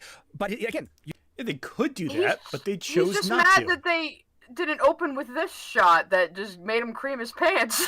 Yeah, it's more effective if you build up to it. Like it's Again, the whole point of opening with him getting pummeled into the snow is making you go, whoa, what was that? Is that Superman? Why is he all beat up? What's happening? What could have done this to him? Holy shit, I gotta watch the rest of this trailer. Oh, wow, trailer, cool. I'm gonna go see the movie. It gets your attention very effectively. Oh, Oh, it's so dumb. universe. he doesn't pain even universe, understand you have basic to build visual up with it. storytelling. No, you No, don't. no, he doesn't. Again, Anthony, a writer would know this. That there are multiple ways to write a story and make it work. All right. Yes, It's not you- they are writers. There are multiple ways. to Yeah, tell a you don't story. even know how this story is gonna be written. You're just making a bunch of fucking assumptions based on like 1 minute of carefully selected footage put in order to get people interested in going to see this goddamn movie. Yeah, the problem is, as a writer, you should know there are multiple ways of telling a story. But even then, this trailer has visual storytelling in the way a trailer does. Because again, opening shot, Superman in the snow. Holy shit, what's going on? Oh, this is a James Gunn movie. Oh my god, there's a dog in a James Gunn movie. You know, it is telling you information. It's getting you emotionally invested, or at least it's meant to. And Mhm. again, that's the job of a fucking trailer. Exactly. And the thing ultimately is this. Yes, there are multiple ways to tell a story, Shad. Why then are you saying it has to be told in one way? Yeah, why are you saying this way is bad? Yeah. That's what it comes down to. It's strange. There's multiple ways to tell a story. Yes, that's true. So why are you saying it's the only way of telling it? His problem with the opening shot is just that Superman was injured and he's got this whole... Because he went on the whole, like, woke left bullshit thing a minute ago when you didn't even bring up politics. It was just him going, they're trying to make men look weak, big, strong men like me. Exactly. It's ridiculous. It really is ridiculous. So childish. All right. Let's keep going because I think we can get through Usually this something next that I would, hour if we keep this up. give as a criticism, Yeah. but he's the one that brought us in that direction first, and so I'm just holding him to his own standards there. He considers himself a writer. Why is he saying nonsensical things that a competent writer should be aware of? Like, you have to build up to these things, not necessarily. Shad is conflating the intimacy of the character with weakness. Bull crap. Absolute nonsense. The intimacy of the character, the weakness. This is just absolute dishonest crap.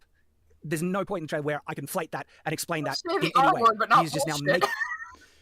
Let's take a look right here.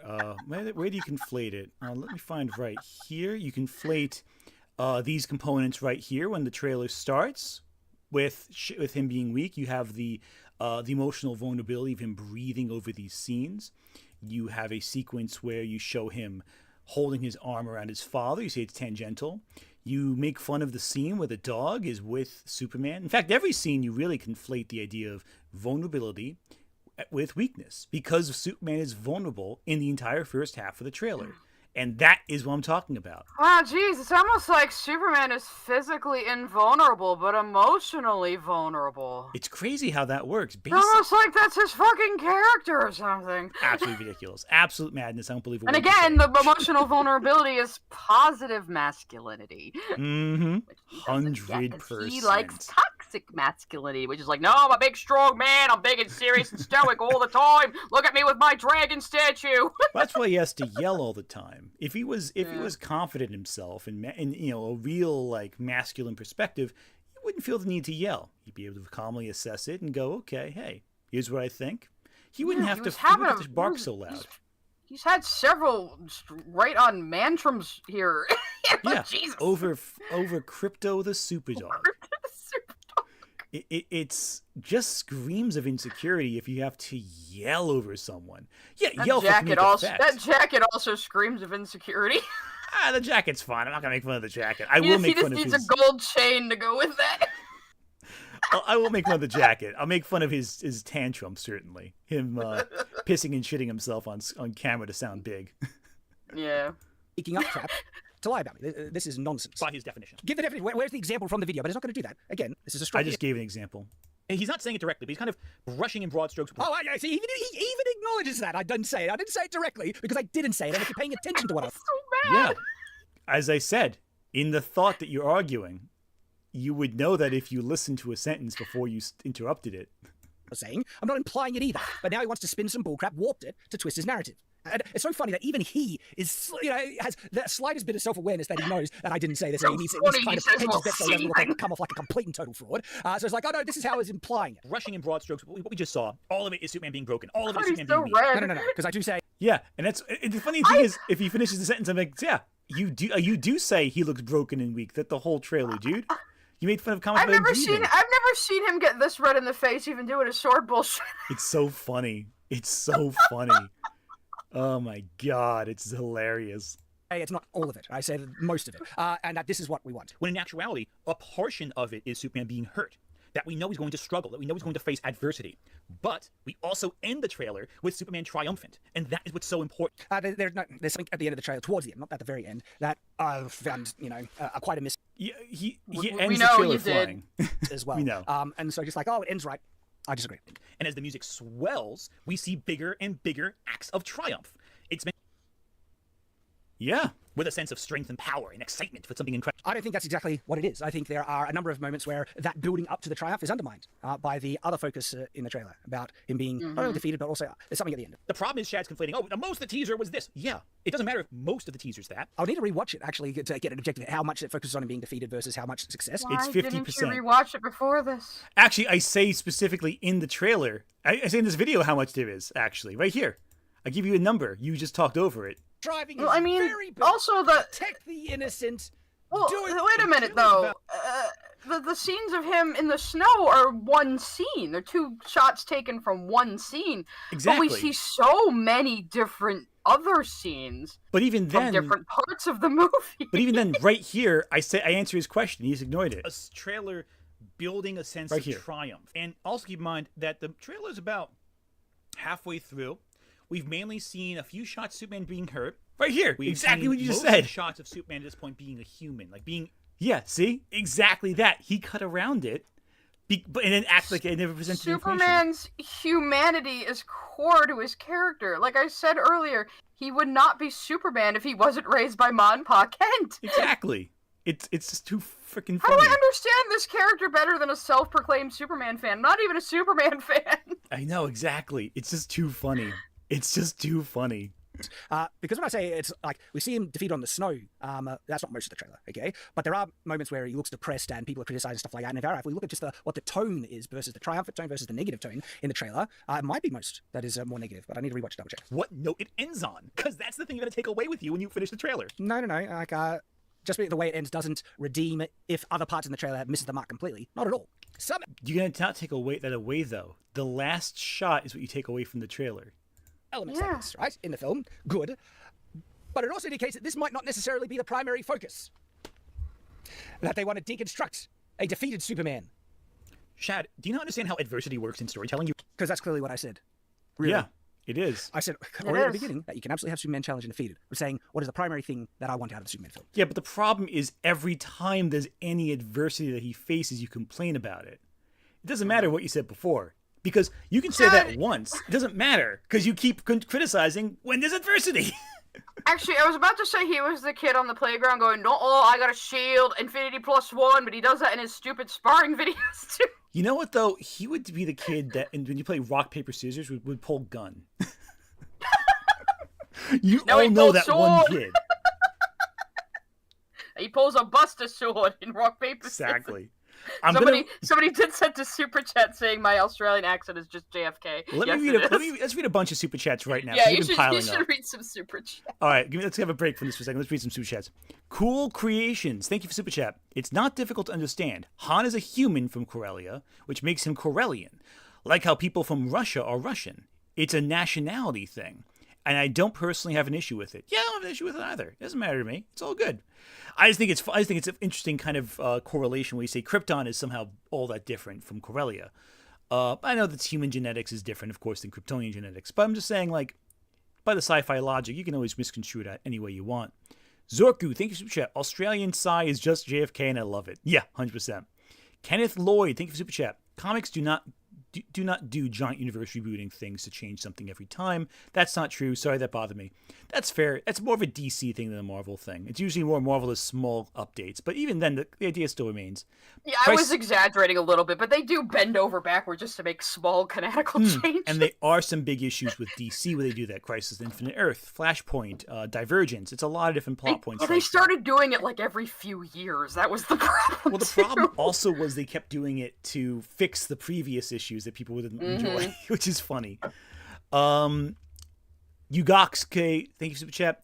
Yes, you heard it here, everyone. Krypto the Superdog, introduced in the 50s, is woke. Yeah, right. Hikaru, thank you, Super Chat. Used to like Shadiversity back in the day. Lost respect from when he made his argument for AI. Have heard things that aren't any better for him since. Well, this is kind of proof of that. You're right to believe there was something wrong. Lord Apep, Ruby Fire, thank you, Super Chat. As a wise words, let things be campy or corny, 100%. David Kovic, thank you, Super Chat. I was genuinely upset we didn't get the Thanos copter in Endgame, but we did get the Thanos copter in Loki, so that's one thing. We did get that. It is now in the MCU, technically. Ed Stevensky, thank you, Super Chat. Like superhero comics cost a nickel back then, right? Something a kid could have. Yeah, 100%. Kids would love comics. Oh, yeah. And they were on newsstands and they were in grocery stores. Actually, comics moving to just specialty shops kind of fucked everything, especially when Diamond shut down during COVID. Yep, 100%. Also, GIs read a lot of comics, too. So GI soldiers who were teens wanting to go back home, they read those comics a lot, kept them alive. Cursed Knight, thank you, Super Chat. Unrelated question. Have you two played Disco Elysium? Sai, I think, has. I've played some Disco Elysium. No, I haven't played it yet. I'm going to stream it blind in the future. I promised my fans I'd stay blind, but it's in my Steam library. I've been meaning to get around to. Valid. You go XGC. Thank you, Super Chat. I'm making up your point, and you didn't make the argue against Shad the Shadow Boxer. Yeah, right? Basically. Vivid Friend, thank you, Super Chat. What is Shad's comprehension? Painful. Yeah, exactly. He's not listening. That's the problem. David Kovic, thank you, Super Chat. Is this deconstruction in the room with us right now? Yeah, right. Comet Z, thank you, Super Chat. James Gunn is a pretty hot guy. I agree. I have no comment on that one. Wings of Shu, thank you, Super Chat. The Ultraman Owlman Syndicate universe is a better evil Superman of sorts than Injustice, but Injustice has its place. It just went on too long and relied too much on just killing characters just cause. Agreed, especially I forgot about Owlman. Oh, Owlman's great. I love Owlman. Okay, a couple super chats here. Miss Jasmine, thank you, Super Chat. He just doesn't like the new Superman because it doesn't have his wife's face on it. Lex Alola, thank you, Super Chat. Green Lantern CGI suit was perfect because made of light, so it fit. That makes sense. I agree with that. Okay, yeah, that one is like the one excusable one, I suppose. Yeah, that one's fair. Luxury Baller, thank you, Super Chat. Conservatives always self-report with accusations. Oh, 100% agree with that. Lex Alola, thanks, Super Chat. Gohan beat Raditz and Vegeta. No wonder Goku thought he could beat Cell. Oh, 100%. Gohan's great. Gohan's badass as shit. Love it. Raven, thank you, Super Chat. Holy Rocky Mountain. Oh, it's just Batman. Shadiversity doesn't understand basic storytelling. Yeah, it's funny how that works out, right? Nitro Java, thank you for Super Chat. Personally, David Corrin Sweat Superman is giving me Smallville vibes, and I'm here for it. Yeah, I agree there. SMJ Jath, thanks Super Chat. Jate, thanks. Sorry. I genuinely wonder if Shad read Berserk and what his thoughts on Puck are, considering how much he hates Krypto. Well, he probably hates Puck. Now I think about it, that's a good point. Dell, thank you, Super Chat. Deconstruction is when it isn't what Shad wants specifically. It's deconstructing his perception of the thing. Yeah, that's probably right. He has very one way to write things orientation. Which, you know, for a writer, you should really not know. You should know as a writer, there's more than one way to write a story. Yeah, there's more than one way to write a story, but this one way is bad. Yeah, this one way is the only way the story can be told, apparently, according to Shad. Benson K, thank you, Super Chat. This guy bothers me. He comes across as a super sexist and a know-it-all on basically every subject, despite just being a Renaissance Fair expert. Well, that's unfair to Renaissance Fair experts. Some of them have right. He's not even Ren Fair level, which I thought he was when I first started watching him. There's some real talented people in Ren Fairs. I've seen some real talented. Oh hell yeah! It's incredible. There's a great Ren Fair. I haven't been to it in a while. I really want to go again. There's a great one around here called King Richard's Fair. It probably comes to you too. There's a Ren Fair by me. I'm not sure if it's the same one, but there was a beautiful glass I think they move around, but they're usually in Massachusetts, King Richard's. There's one in New York. Jack the Whip Singer is there. I usually go to the one in New York State, which is really nice. Close to New Jersey. That's closer to you, yeah. Yeah, I'm not going to dox myself by telling you which one, but it's I'll let you know in private if you really want to know. Gamer Geek, thank you, Super Chat. Shad wants a Homelander that wins every fight and overcomes all obstacles. We want Clark Kent, the human, to overcome adversity through effort. 100%. 100%. And this is the last one for right now. Miss Jasmine, thank you, Super Chat. There's also only a selected number of people that would have access to kryptonite, are well known enough, and that filmmakers would want to use. Yeah, so basically, primarily just Lex Luthor. Oh, one more. Pocket the Hamster, thank you, Super Chat. And do you like Hawaii Part 2? Yeah. Think so. I did a stream on Hawaii Part 2 not too long ago. If you'd like to go check that out. So from what I saw from shameless self-promotion. So I saw from Side, I did it with my friend who got me into the album before I even knew it was like a big meme on TikTok, and I loved it immediately. 100% you there. All right, cool. Let's keep going because we are getting late, and I do want to finish this before 2 a.m. But Strawman wants a novel. You should know this. So there's you should know this is right. See, I want to try and now undermine my credibility. So if you want to play a game, right back at you, mate. You played the game first in terms of the chronology of this video. Bafflingly stupid comments about storytelling. That is just complete nonsense. So don't come at me with how this is writing. So mad. Gosh, when you clearly have it's so fucking funny. Very flawed understanding about what can be achieved and done in a story, and that doesn't necessarily need to be always done the way that you are saying. Okay, wait, pause. Let's do it. Yep. He's saying you have no understanding how to achieve things in a story when he is bitching about everything this story is executing. Yeah, exactly. That's the funniest part. Everything he's saying is just talking about himself. He's like, you can't have Krypto because Krypto's dumb. But what if in the execution they make it work? You even conceded that could be possible. You can make a Superdog work. Again, for James Gunn made people cry over fucking Rocket Raccoon. Mm-hmm. And that is the power of cinema. And the problem is he's taking it so fucking personally. It's just so... Yeah. It screeches of insecurity. But again, he doesn't like anything about Superman. That's the most confusing part. The only thing he likes is that he's super powerful. But that's not... That isn't even the most important part about the character. Yeah, everything else he calls tangential. It just demonstrates he doesn't understand what drives the character. He just likes the power fantasy of it. If he had come to Earth as a baby and was raised by fucking Lex Luthor's family, which is probably an AU somewhere, he'd be a completely different person. Yeah, 100%. Or even Red Sun, But again, is meant to push against your hero. Never said it all. Once again, this isn't me. This isn't me. My argument is all. You just imagine a straw skin suit wearing strawberry right there. A mask of my face with straw in it. That's who is talking with right now, not me. That's not true. Your wife's I'll face was with not my it. friends. I had to. Couldn't resist. Sorry, but no. Like the problem is everything he's described is against adversity, but because he didn't say the word specifically, that means that he didn't actually say it. He can say every other word that means the statement, but as long as he doesn't say the word adversity specifically, then it's totally fine. Even if I'm not saying that specifically, he will isolate a single line where I say it just to make it sound like that's all I'm saying. Yeah, he just goes, no, I didn't say the exact word. Yeah, this is like the most... Bro.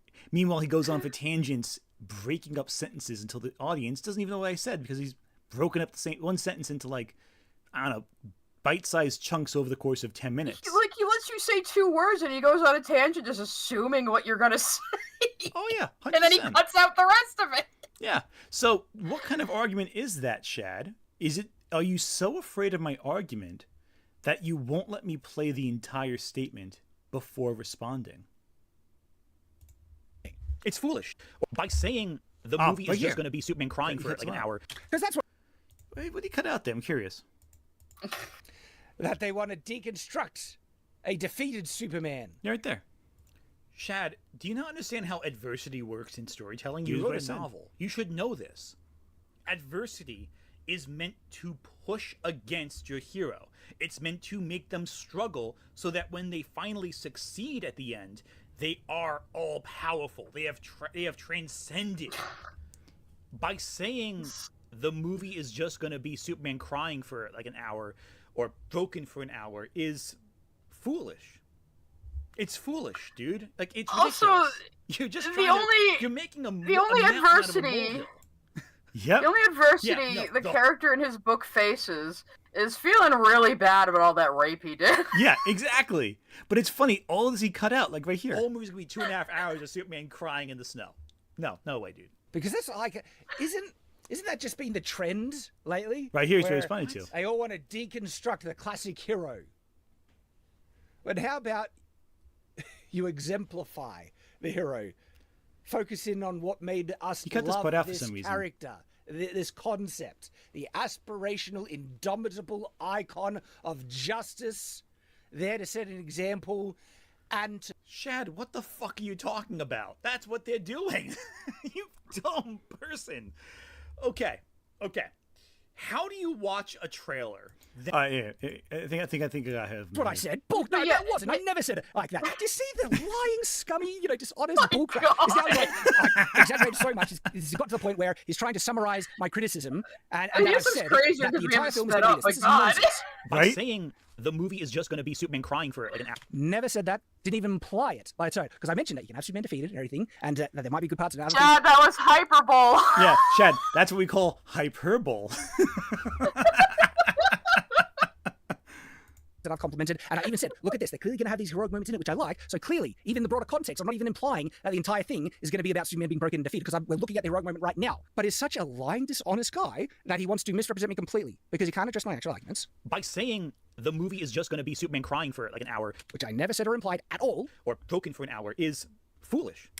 So, he's not addressing me at all. It's foolish, it's retarded, it's nonsense. It's like, man, if someone, said that, perhaps it might be, but that's not me. I didn't say that. These woke activists, dude. It's foolish, dude. Like, it's ridiculous. You're a woke activist now. Woke activists for saying this is dumb. This is why he brought up your Ranma video. Yeah, he he could justify saying, "Oh, he's just a crazy woke leftist activist." Mm-hmm. What is you being an activist about saying, Shad? You don't fucking understand Superman or basic storytelling. Yeah, because you've demonstrated. You're talking to him writer to writer here. Like, demonstrably, you have shown that everything you've said is a projection of what you're saying. Shad, we are talking to you as creatives. Nothing else right now. Seriously, dude. This is really dumb. Like, this is the most ridiculous, most pedantic, most immature, most insecure response I've seen in a while. And the only reason it's taken this long to respond is because you say new bullshit every 3 seconds that merits a response.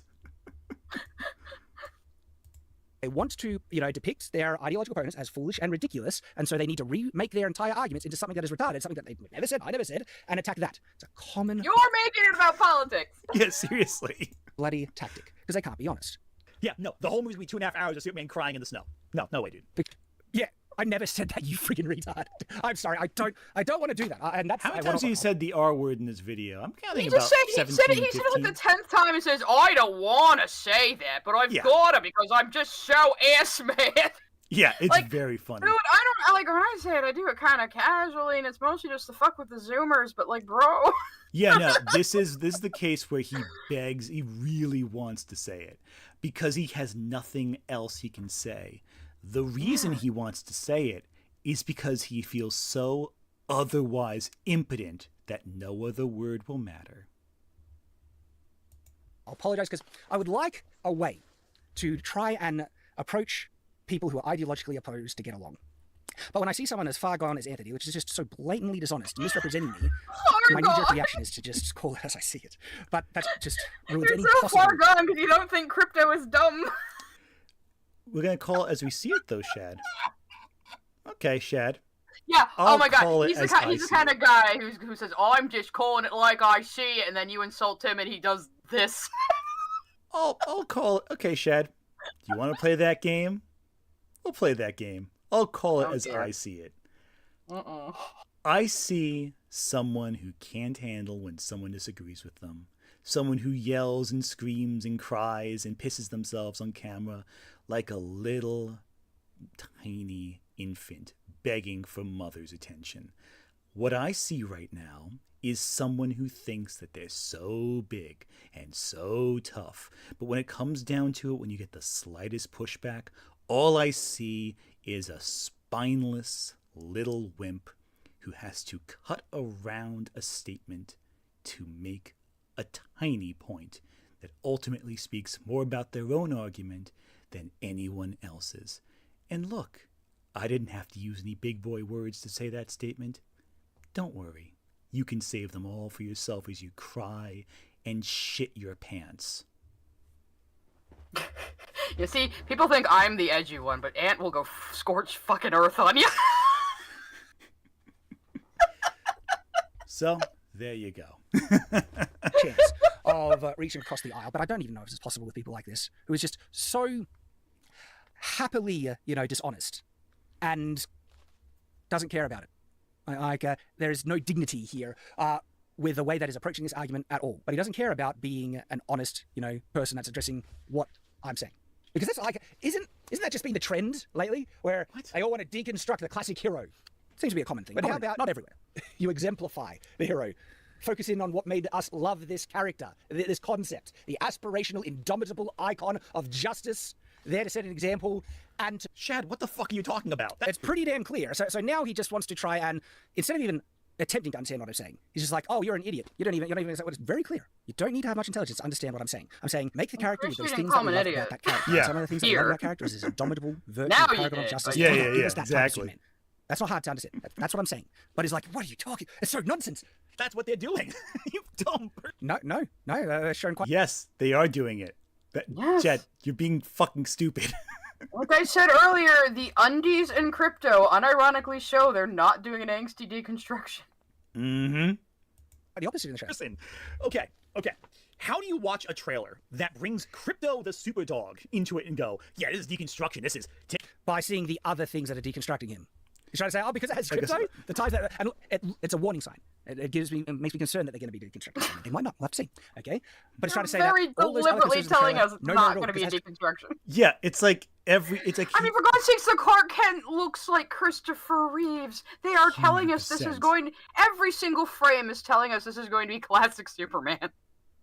It's just, and it's so funny because, like, he doesn't even seem to ever explain what a deconstruction even is. How does a deconstruction function? How does a deconstruction work? How do you understand what is being deconstructed? What components of Superman is being deconstructed? No, he thinks deconstruction is just big man look weak, big man have emotion.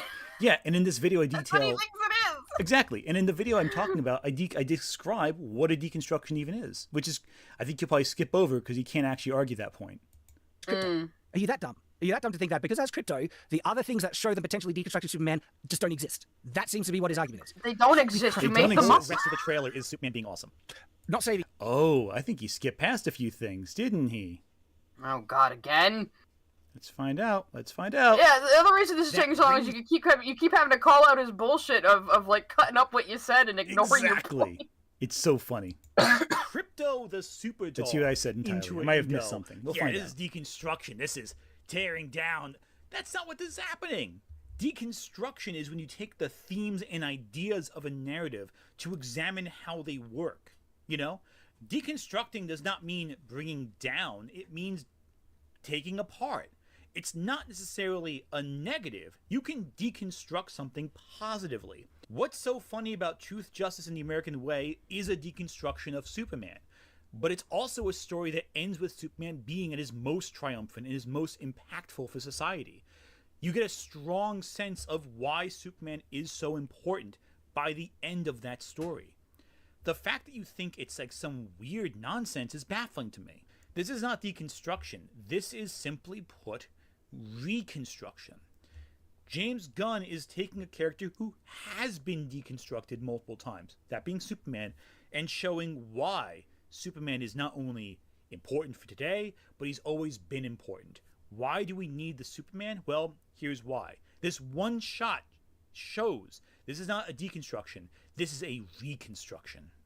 To serve. And you know what? Actually, I feel like Superman goes through this cycle every few decades. Every time. Where they make him angsty and badass, and then somebody comes along and puts him back to basics, and he's at basics for a while, and then they make him angsty and badass again, and then somebody comes along and puts him back to basics. It never ends. This has been done. We were just talking about how after Death of Superman, he came back with the stupid fucking mullet and the silver outfit. 100%. What's so funny is he skips all of that, and he even skips his own rest of the argument. The people in whom they can help because they have such tremendous power. But instead we only get a little glimpse. The whole rest of the trailer is Superman being awesome. Lex. Yeah, so there you go. He cut all of that out because he couldn't argue against it. Calling me this sniveling little leftist when meanwhile, he couldn't even address the point I was making with actual citation. He can't be honest because he's a leftist, and he just cut out like all the context of what you said. Yep, with multiple examples citing what I was saying, backing it up. Just off the cuff. And this is in his recording, don't forget, this video he's responding to was done live. I did all this off the cuff. Yeah, you edited this, Shad. You had plenty of opportunities to think about your argument. The only editing I did to this video was putting images on associated with the words I was saying to further enhance the meaning.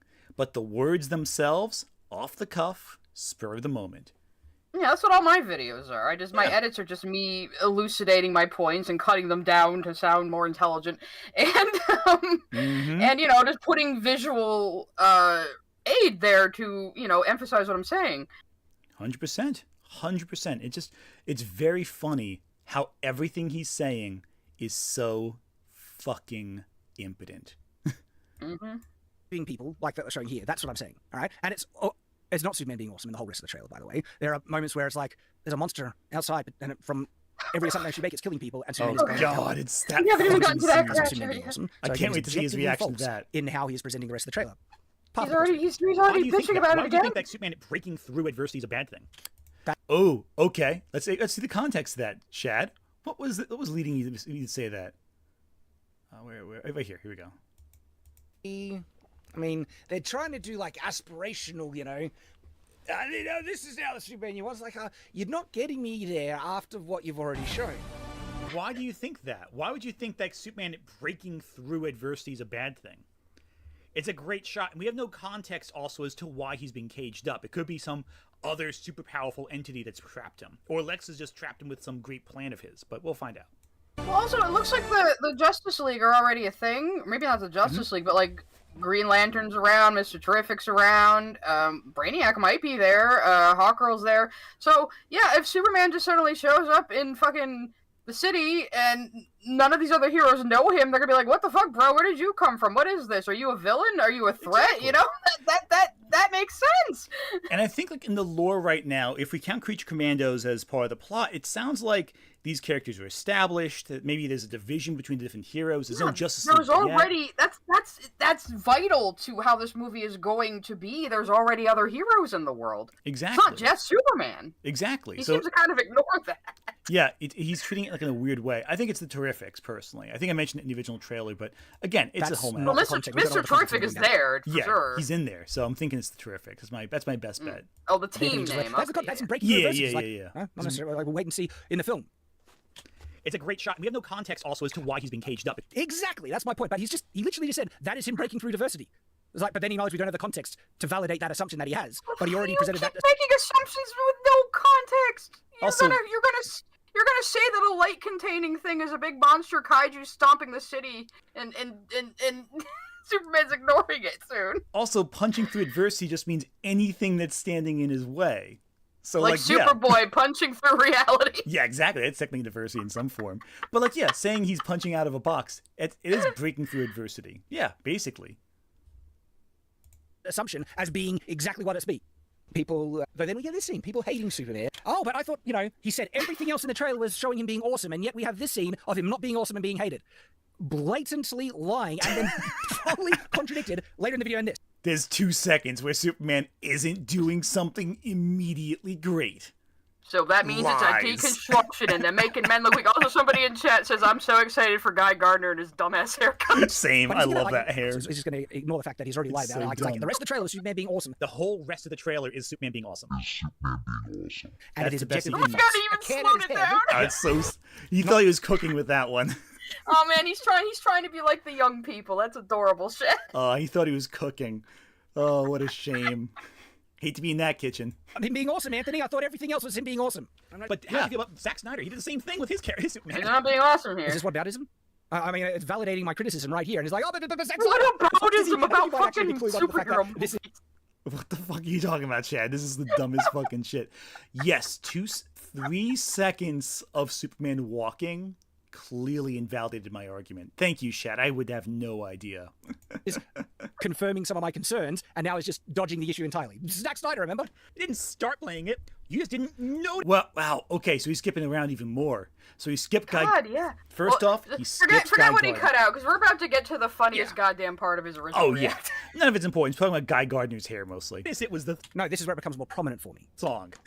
It's been that way the whole time. Don't distract me with that great. Look, I'm glad you're using it, but is this film worthy of it? Yes. Does he play No, my that's not Otis proven. Sunny clip? We'll wait and see. It's like he's willing to give this movie a complete pass, Well, right? yeah, we'll no, have how about we to judge wait it on and its merits when it comes to actually see, going to give Chad, respect to Superman, which you're not and be worthy doing. of this track. And sorry, I'm not going to give. I hope he plays Is the it Otis showing Sunny clip. respect to Superman by saying Krypto the Superdog is cool and should be in this movie? I'd say certainly. No. Do you see how, again, conflating an argument I didn't make at all? I was saying it looks like they might be deconstructing his character by showing him broken and defeated, and we don't want that, okay? And I've always framed this that we have to Okay. wait and see with the film coming out to see if they do. That's what I'm saying here. I said we'll have to wait and see if they'll be worthy of that. I would say that Shad, you don't get to complain for an hour about a fucking trailer and then say, oh, I didn't actually say that. I said it might be that. Like, no one cares. Oh, we at that should point. wait and see, but also Krypto is dumb and Superman's in the snow and bloody, which means it's a deconstruction. Yeah, it's like you can't have it both ways. And also, This is again, one- we're about to get to the funniest goddamn freak out in the original It's react. so great. respectful of Superman than the Joss Whedon Justice League is for having the same theme in it. We will see. This, Here we go. again, I think it's another scene that is missing the mark, where I explain. See, Just listen in the feel background. bad. I hope you can prove to me you can do this. Show, like, a let's see. double Chad Anthony's capable of rage hearing right these now. like, I can't wait to see why the I don't double like it, why rage. does it work, and see the Double understand. fisting Does he have Chad the capacity? rage. Wow, he's like boosting himself up here. It's like he's amping himself up to his past self. Look, his hair's getting all out of place. God, he's so upset. It's To engage in an hilarious. argument honestly and address my true reasons and not make a straw man. Let us hope. Let us hope that he can do it. We'll find out. Let's see. And from my, all I can assume is that it is actively killing people right now. Right now. Why can you assume that? We know it's in the sky. We don't know what the context is. This is Yeah, I say we don't know the context, but it's a safe assumption that this is a death raid monster killing people. Like, How? How How is that a safe safe? assumption? How? How? It's a ball There's a beam. It glows. There's glows. There's like weird, like flaky light sparks things. He thinks the beam is shooting out from the ball when it's clearly the beam is connecting to the ball and probably containing something. It's probably either Solaris or some shit Brainiac's doing. Exactly, or Lex or anything like that. But I think I'm still amping on Solaris. That could be fucking miniature Krypton for all you know. Exactly. And the thing is, look at the city landscape. There's no fire. There's no explosion. Yeah. There's no smoke. There is absolutely no indication that thing is kaiju stomping millions of people right now, as he claims. Exactly. It's just he's overreacting. If it's doing that, it's like safe assumption that it's not doing nice things to people, right? That's not a. How would you know that? There's no physical sign of damage. There's no indication at all that it's damaging anything. Yeah. We don't even know what it is. Oh, Brother Eye could be. That's another good idea too. I didn't think of that one. Thanks. Oh, Brother Eye. Oh, that's good. Yeah, they were doing some deep cuts in this movie. Yeah. So I didn't even think of that they're one. Using a lot of lesser known heroes, it seems. Which again, James Gunn known for doing that. Exactly. But that's good. I didn't think of Brother Eye. That's really clever. That's a good one. Yeah, it's a possibility. Unreasonable thing for me to assume. That's what I'm saying. But it's like, well, we don't know the context. You shouldn't assume that. There's clearly like a moment of intimacy before Superman goes fight. Really? Well, my issue, right? I think Anthony's just trip up once again, but in this one, it's a good way. Because by saying that this is an intimate moment between Superman and Lois before he's about to go and fight. My issue is if people are dying right now, Superman wouldn't be waiting. Okay, he'd be going out straight away. Indication. Yeah, he wouldn't be waiting. So that's probably why he isn't. You know, that's probably not a life or death situation. It's probably why he's not bursting out of that window right now. You fucking idiot. I think this kind of indicates the problem with Shad's response. I don't know completely. why he assumes it. He assumes so much. That thing is. When he saw the promo shot, he also assumed it's a monster. So we happened to see 5 seconds of it in the trailer. Was like, oh, that thing's obviously kaiju stomping the entire city, and Superman's just ignoring it. Exactly. The problem is that we see a ball in the sky. It's in a bubble, it looks like, and there's sparks coming around the bubble. There's a beam. To me, that looks like something being contained. So, like, when I first saw this, I was looking at it through his video. So I said, maybe that's some kind of holographic light show, or maybe that's like a hologram in the window. But then I got a better look at it. I was like, okay, it's obviously containing something. Maybe that's miniature Krypton. We saw a guy who looked like he could be Brainiac. Maybe that's some other hero's powers. Yeah. You don't know what the fuck that thing is. It's obviously something. A plot point. It's going to be a big deal when it happens. They're not going to tell us what it is in the trailer. It's there to stoke our interest. It's a teaser, like you said. It teases you to get you interested. Exactly. And the thing is, like, we don't know what it is entirely, so we can't make assumptions that anyone's in mortal peril right now. It could be mortal peril tomorrow if that thing gets out. Someone in chat says, I'm going to see this movie just to see what this jellyfish thing is. Yeah, right? Oh, God, imagine if it's like the squid from Watchmen. That'd be terrible. I would hate if that's the case. Dying at this moment, just have it into Alan Moore be pissed. Gives him it makes him look bad. It's a bad look on him, right there. That's my criticism. And I think it's funny because Anthony seems to acknowledge, though, that he needs to go out and fight this thing. He needs to stop it, which means it's doing bad things, which validates my criticism as to why... Not necessarily. It could do bad things. That might not even be what the danger is. He might be like, Lois, I have to go do something, so goodbye. Yeah. We don't even know what the conversation they're having here is. Yeah, for all we know, if it's like Brother Eye, there could be some computer system. For all we know, she was like interviewing Superman and he's testing her to figure out if she can tell he's Clark. That's what I kind of get from this. Or it's a diversion. We have no idea. Yeah, maybe he has revealed his secret identity. Maybe he hasn't. I don't know. Maybe maybe like I said earlier, maybe she's dating both Clark Kent and Superman and isn't aware of it. I'd just like to think that she's figured it out on her own. Just piece it together. Well, she's a fucking reporter, so yeah. Well, I mean, most continuities, Lois Lane figures out who Clark Kent is just by process of being a smart reporter. Yeah, in my adventure with Superman is she just throw herself off a building to get him to like admit it. Yeah, because she figures it out like the episode before. I mean, people have a problem with that, but it's like, dude, Lois Lane falling off buildings is such a Superman cliche. Come on. My favorite is when in Superman. A joke. My favorite's in the alternate cut of Superman 2. That's not even the first time she's done that. No, it's not. Superman 2, she throws herself off Niagara Falls to get him to show himself. Like people were acting like her doing that in My Adventures with Superman was like some woke thing and like some new thing. It's like she's fucking done that before. And I'm seeing chat mention in Super Chat just from Miss Jasmine pointed this out too. Thank you, Super Chat. That's probably the chat is saying it might be Mr. Terrific's force field. Well, Which yeah, makes sense. we've seen Mr. Terrific in the goddamn movie, so that would be obvious. Oh yeah, that would make sense. I thought also maybe Green Lantern, but Mr. Terrific's force field makes just as much sense. Yeah, well, the pinkness makes me think it's not Green Lantern. True, but those sparks are a little green. It but does that have might a little be- bit of teal and green. Maybe multiple heroes are containing something with multiple powers. That could be it too. Again, we don't know what this thing fucking is. Yeah, it's too early in the narrative. We just know it's important, whatever it is. But the Yeah. problem is Shad thinks he must be one thing, therefore again, he has they're to act not- like it is that one thing. They're not going to tell us what it is because it's a teaser. They want us to go pay to see the movie, stupid. Exactly. And it may need to be stopped, but it might not be an active threat at this moment because it's Yeah. contained. So there you go. Again, he's acting like it's a gotcha, but any common, if you think about it for more than 5 seconds, you realize it's not. So what are you going to do? This is not working. In this very moment, it's shooting a laser beam. How do you know it's shooting a laser beam? It looks like the laser beam's being shot at it, like to hold it back, basically. Oh, is that is like, come on, dude. No, look, it's clearly coming from it. But that is going to be. How do you know it's not coming from it? No, it's No, it's not not. clear. But I think it's a very fair and safe assumption to assume it's coming from it. That it's facing the direction, seemingly, because it seems like it has this, a focus. It's like a No, hole it doesn't look atmosphere, like it's shooting out from it at all. The way it's shaped, the way it moves. Yeah, it it's doesn't look not like it's even- shooting out from the ball. It looks like something is shooting into the ball. Yeah, like look at the way it's shaped, like has a buckle outwards and then down Yeah. into it. It doesn't look like at all like it's being shot out at something. It's not an even buckle. And it's either. very calm looking. Yeah, it just stays stationary. There's Very going to be an eye on strange, one very side, weird. and the fact that it's slightly angled, It's like a blimp. slightly angled a little bit in that direction, in the same angle, because it's got whatever tendrils coming off, which shows that's facing it a bit. That Those seems- aren't tendrils; those are like sparks. Yeah, they're like little electric sparks. He doesn't like fucking like. I played the clip like twice in slow motion in my cut just to make very clear how that thing moves. Yeah, it's bizarre what his argument is. It doesn't make any sense. indicate that it is angled in the direction of the beam, which indicates it's coming from it. That's right. Also, we don't know the context of the scene, so you don't know that for sure. I think I say that, but I say I need to assume. I'm afraid I'm perfectly allowed You to start assume, screaming the that it's context they killing give to me. people. Yeah, like he acts like it's a guarantee that it Like he- has to be a certain way. He acts like it's happening in real life. Yeah. Also, he says it's like it's facing a direction. How does he know that? There's no fucking face. It's a circle.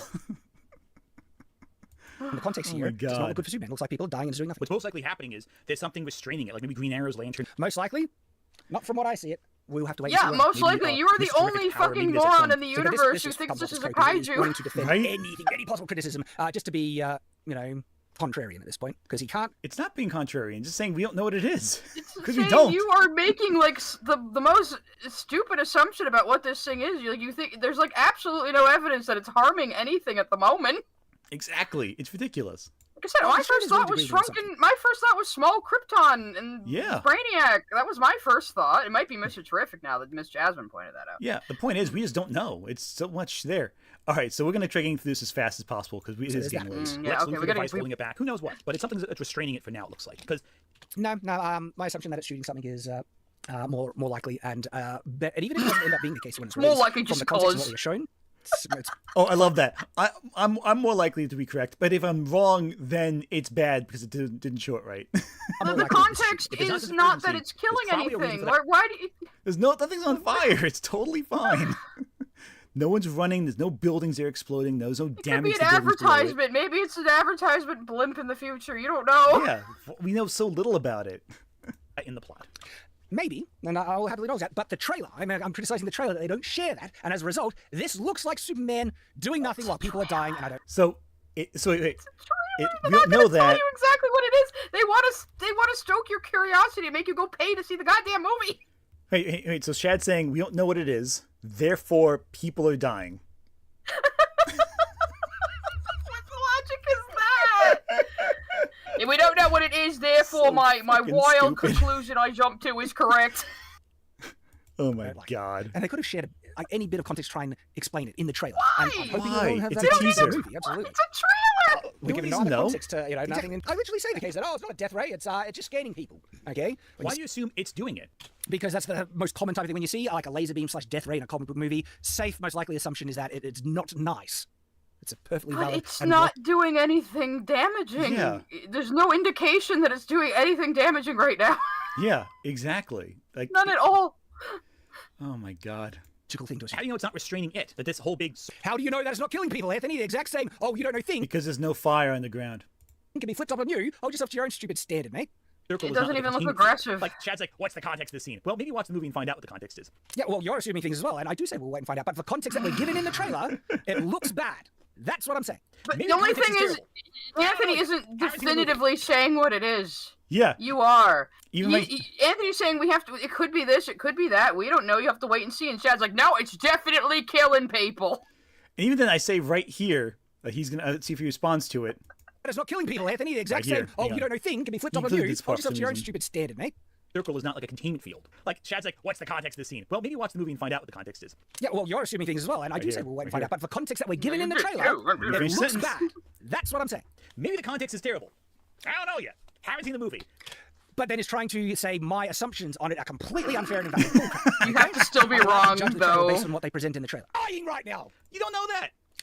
I'm allowed to assume it because they haven't clarified otherwise, mate. Oh, he cut out most of his Shad. rant. He cut Yeah, out right. so most therefore of I'm his allowed to rant. infer context by what they're Right. giving us. And he's even said maybe it's terrible. Yeah, so I might be right. Fucking talking about. What are you friggin' talking about? You didn't acknowledge Wait, that. go back to your video This at is that what it point, does look though. like from my perspective. And, What's up? Go back to your video at that point, because people have to see his whole unhinged it's rant. so He cut out great. most of it. He just put in like the last It shriek. was like, you're It's not so getting great. me there after what you've already shown. Nothing indicates that, oh, it's not a death ray, it's just scanning people. Okay? When Why you do you assume it's doing it? How do you know it's not restraining it? That this whole big circle is not like a containment field? Like, Shad's like, what's the context of this scene? Well, maybe watch the movie and find out what the context is. Maybe the context is terrible. I don't know yet. Haven't seen the movie. James Gunn hasn't invited me to his secret lair to show me the movie in this way. But, like, we don't know that. We don't know what the context is yet, but we're going to find out. see Yep, a monster that's my like that argument. shooting a laser beam, you assume it's killing people.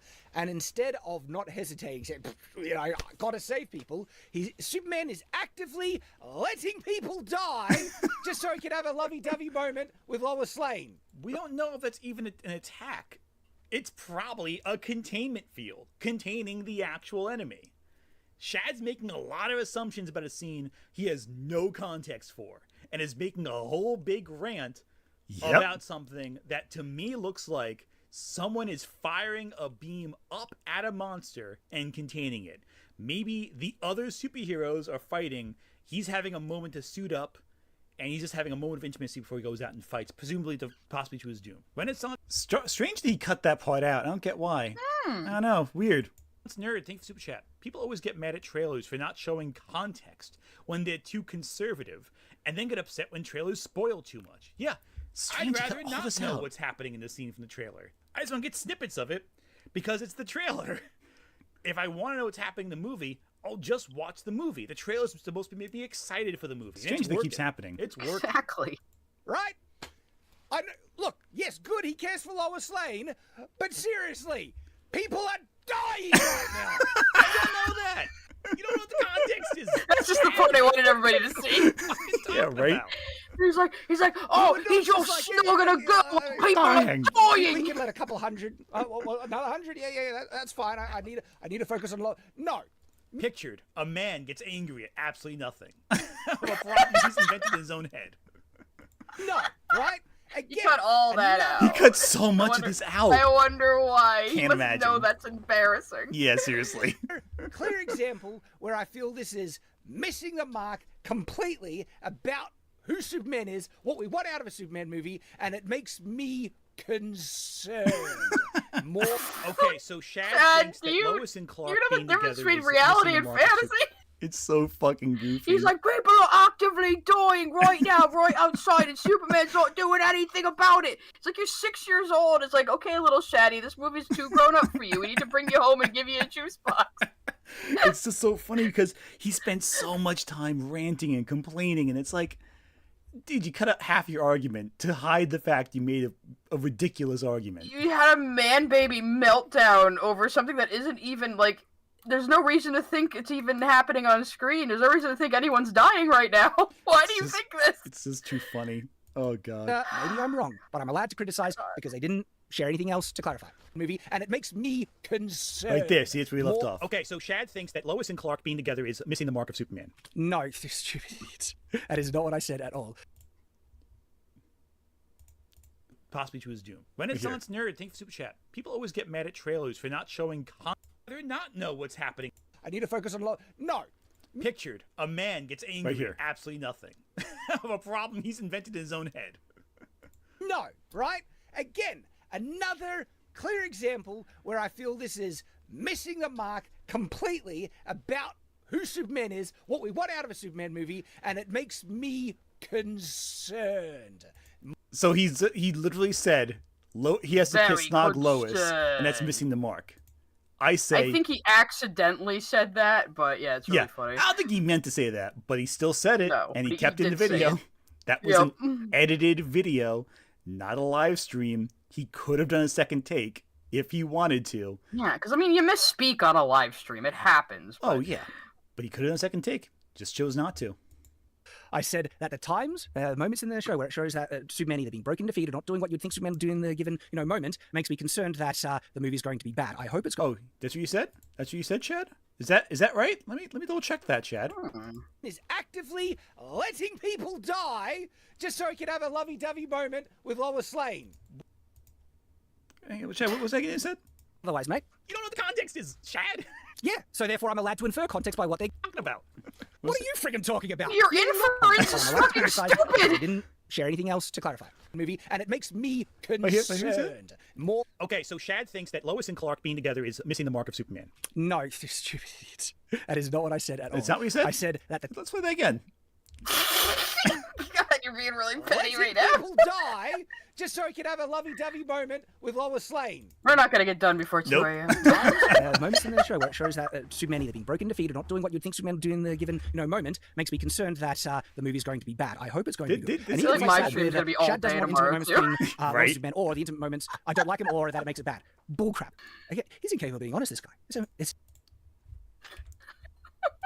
letting people die just so he can have a lovey-dovey moment with Lois Lane. We didn't say that, huh, Shad? That sounds a lot like what you just said. You didn't say. Fucking weird how that is, right? So much impressive. Because Lois and Clark being together has never been a big. Oh, that's what I'm saying, you freaking moron. Come off it. That was Shad's saying, Lois and Clark being together is a bad thing. You disingenuous loser. If a man's getting cooties, this is terrible. Letting people die just so he can have a lovey-dovey moment with Lois Lane. I don't have to say anything anymore. It's just funny as shit. Really, I don't... This is why I don't like making these videos. I don't like trying to make people enemies. But honestly, dishonesty needs to be called out. Angry at something. That's not even a problem. That's not what I'm angry at. Gosh. It's ridiculous. Honestly, No. What's ridiculous is the fact that you can't It's so even fucking understand an funny. argument. What do you think we're It's doing kind right of now, obvious. It bro? It's so fucking funny. so much now, it does come off as intentional. This wasn't an attempt to try and engage in an honest, nerdy discussion, between two nerds that like Superman, right? This was an attempt to try and clout Really? chase and You dunk to poisoned get the well from Okay, that's the what you're trying to beginning, do, bro. is misrepresenting me constantly. I just wanted to Just talk. because it thinks, I'm either ideological opponent and he wants to make himself look smarter. But dude, I you're just showing want how to much- talk, and then he What slashes this your isn't tires in our the fortress. parking lot. Like, So what? Explosive solitude is gonna As be he's attacked. slashing But, them. These seems like moments that might happen much further into the Superman story. Now, remember, Anthony said that the rest of the trailer shows Superman being awesome and triumphant. We also end the trailer with Superman triumphant, and that is what's so important. Yes. And as the music swells, we see bigger and bigger acts of triumph. The whole Yes, as the music swells. Lois and Clark being together is triumph. The music swells here. whole rest of the trailer is Superman being awesome. Yet we're towards the end of the trailer, and this is not a triumphant scene right here. Okay, Anthony was really clear about, it started with him being defeated. You and don't built know up what's to even victorious. going on Towards the here. end, Yeah. and it's still jumping between broken and sad Superman and struggling Superman. So it's not doing what he was proposing. It's doing, but he's completely unreliable in his depiction and analysis of media, and time and time again, this is validated and confirmed.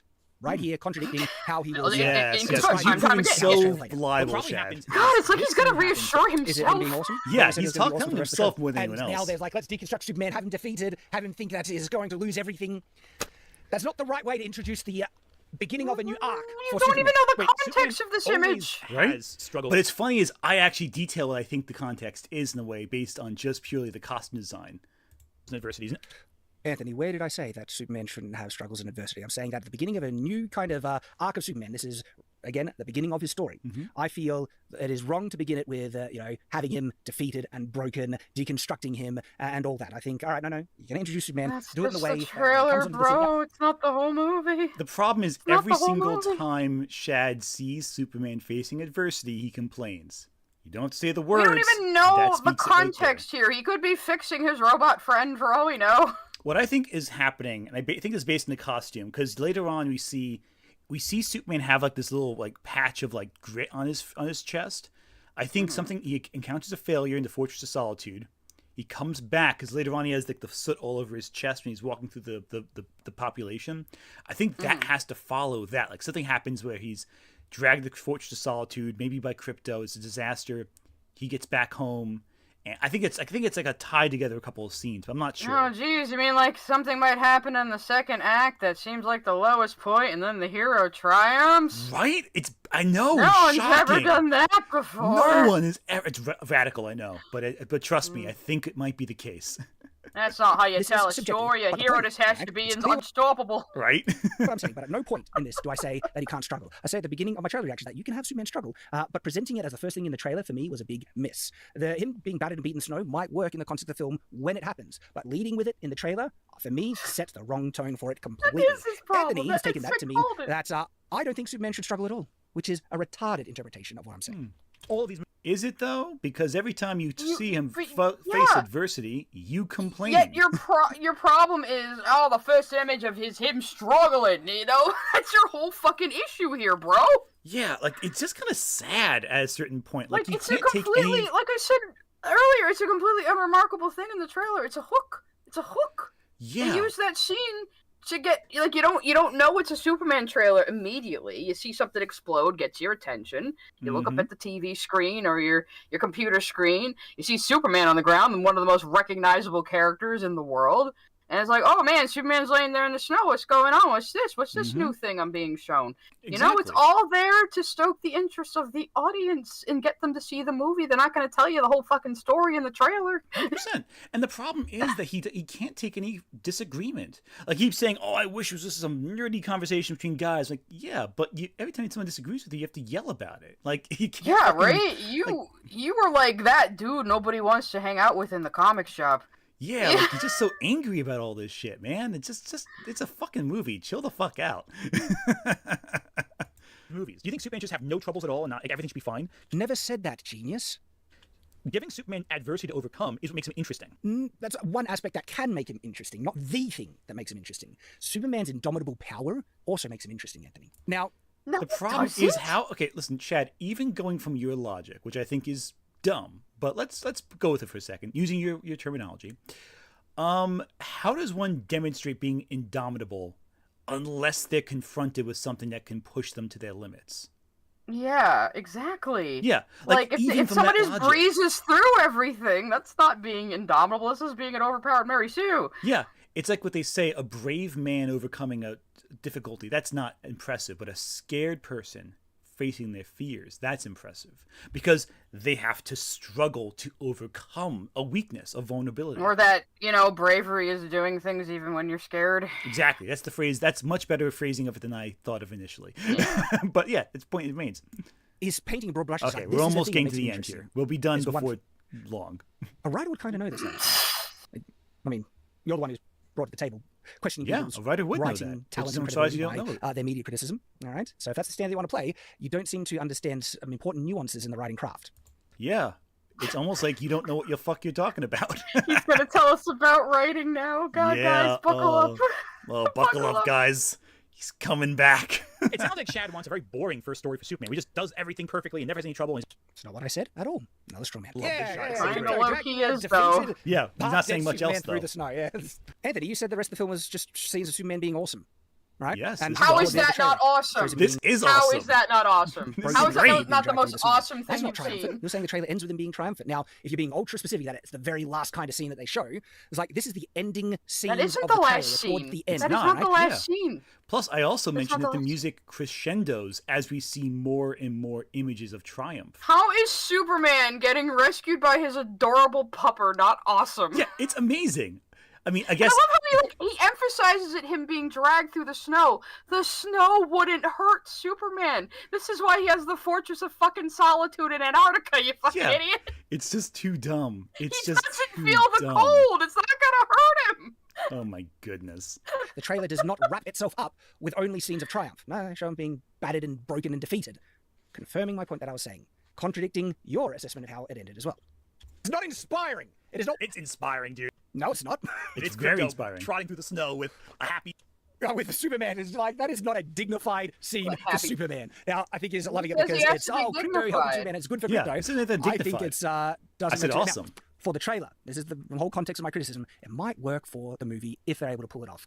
I don't think focusing it so much, and they focus on look, I think they constantly pulled it off. coming Look back at to this. this. It's As Great. a scene What are you right talking here, about, right? Chad? That That good did not set the boy. tone Look for at me that for good the beginning of boy. the Superman franchise, and I disliked it. I hope the film I'd is be good. so though. proud of They my pull it off. They make the dog scene if make she could drag me sense. across Maybe the they lawn will. like and this is that. the movie great. Seriously. It's Krypto saving him. Don't like what they're showing so far. No, is Clark Kent at this point? I don't know. I would hope so. Kind of looked like he was kissed Lois Lane should figure out who Superman is in every version. I think that's like the best part. Where Lois. eventually, but not right away. This is the first film, and it seems like the first film she knows who Superman is, and it's like part of Why the appeal can't she know is- by the end of the film? Yeah, Then I mean- you like, why are they gonna drag it up multiple? They don't even know how many films they might get. Yeah. Why not have her find out? This is probably the end of the goddamn movie right here. Yeah. Bet you anything. Plus, in the end of the first Superman movie, Lois Lane starts to figure out Clark Kent is Superman. It isn't confirmed till part 2, but you can see through the physical acting that Lois Lane is piecing together that Clark Kent and Lois and Also, Superman she's are a the same person. fucking reporter. Of course, she's gonna figure it out. Exactly. Plus, My Venture to Otherwise, Superman. she wouldn't be good at her job. Exactly. Plus, My Venture to Superman, 4 episodes in, she figures out who Superman is. That's less than the runtime of the whole movie, probably. great. Then there's what else was there? There's another one too. Oh yeah, Man of Steel. She figures out after the first time meeting Superman who Clark Kent is and who Superman That's so is. stupid. Just Because they basic want asking that one to be questions. more realistic. Isn't it silly that she can't tell it's him with the glasses on? Oh, but no, but she figures out who Clark Kent is before meeting Clark Kent. She just asks Oh. questions where people have seen weird things happen and just asks, "Oh, who else? Where'd he come from?" Oh, follows the Well, trail of breadcrumbs to That would be his pretty house. funny if Superman was just really bad at hiding his secret identity. That's what it basically is in in Man of Steel. All of Smallville knows who Superman is because he just didn't hide the fact he had power. Basically, That's pretty. I mean, It's how? I mean, great. honestly, how would you have hidden it when he was like a kid? To be honest, Oh, you yeah. know. especially when he's picking up buses out of like the fallen lake and all that stuff. And I think they've had stories like that in the comics too. Oh, It's like yeah. blatant, super baby and shit.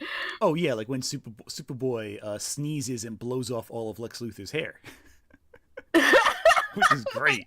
That's how he goes bald in some of the comic continuities. Amazing. It's so great. No wonder he hates him. Yeah, that's where it starts. He sneezes off For his the hair. That's the rivalry, grudge. for the when he wants revenge. Basically, that's his motivation for like decades of comics history. It's great. Oh God. the progression of their relationship as Clark and Lois, and the dichotomy with Lois being so attracted to Superman and thinking Clark is this kind of loser, not realizing it's the same guy. That's one of the most enjoyable aspects of their relationship and how it progresses. If they're skipping that, I feel like I'm missing Why something is that fun. enjoyable to And, you? Anthony, weren't you just saying that you should be including so many of the important, tangential or other world parts of Superman? Having the greater world of Superman's universe makes him interesting. It's Yeah. a positive, not a negative. They're skipping a pretty big thing here. Pretends to shoot Clark Kent. So Anthony is not addressing the regret I'm sharing here. I'm not saying. Why does he assume that their relationship won't be built up to in the fucking movie? It's probably gonna be 2 or 3 hours, bro. Also, That's I a lot. Also, I love That's how a he's lot. cutting out the example I used of Lois Lane shooting Clark Kent in the Donner cut of Superman 2 to figure out who Superman is. That's So he's- right. She does. God, Yeah. Lois just has like no fucking chill in some adaptations. It's never. great. But the best part is when she shoots him, she has blanks in the gun. So No, you know. so the bullet's Oh. never. So he was never actually in Clever danger. girl. He was never actually But in danger. yeah. He just didn't notice because he's so strong. He wouldn't notice the bullets. Right, he was just shocked that she even like fucking pulled that shit. Yep. But you know what it is? He's just like, she needs to be a good little obedient woman and not question a man, and he has a cool man pain secret she doesn't know about. That's what he really wants. Mm-hmm. Oh, 100%. Like, Lois Lane only had trouble figuring who Clark Kent was in the pre-crisis era. Post-crisis, it's usually pretty quick that she figures out who Superman is.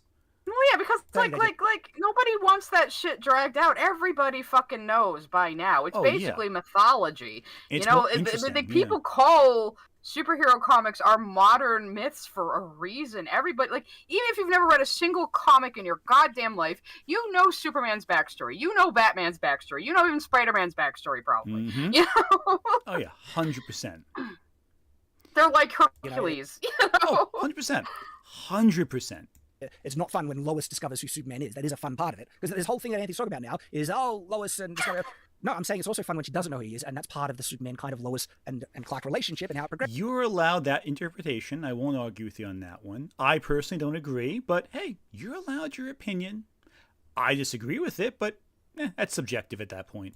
And it seems like this new movie is skipping that, and I feel it's missing something important and fun, a part of their relationship. But Anthony's not addressing that, is he? No, he's going to jump completely to something else and then talk for a couple of minutes, something completely unrelated.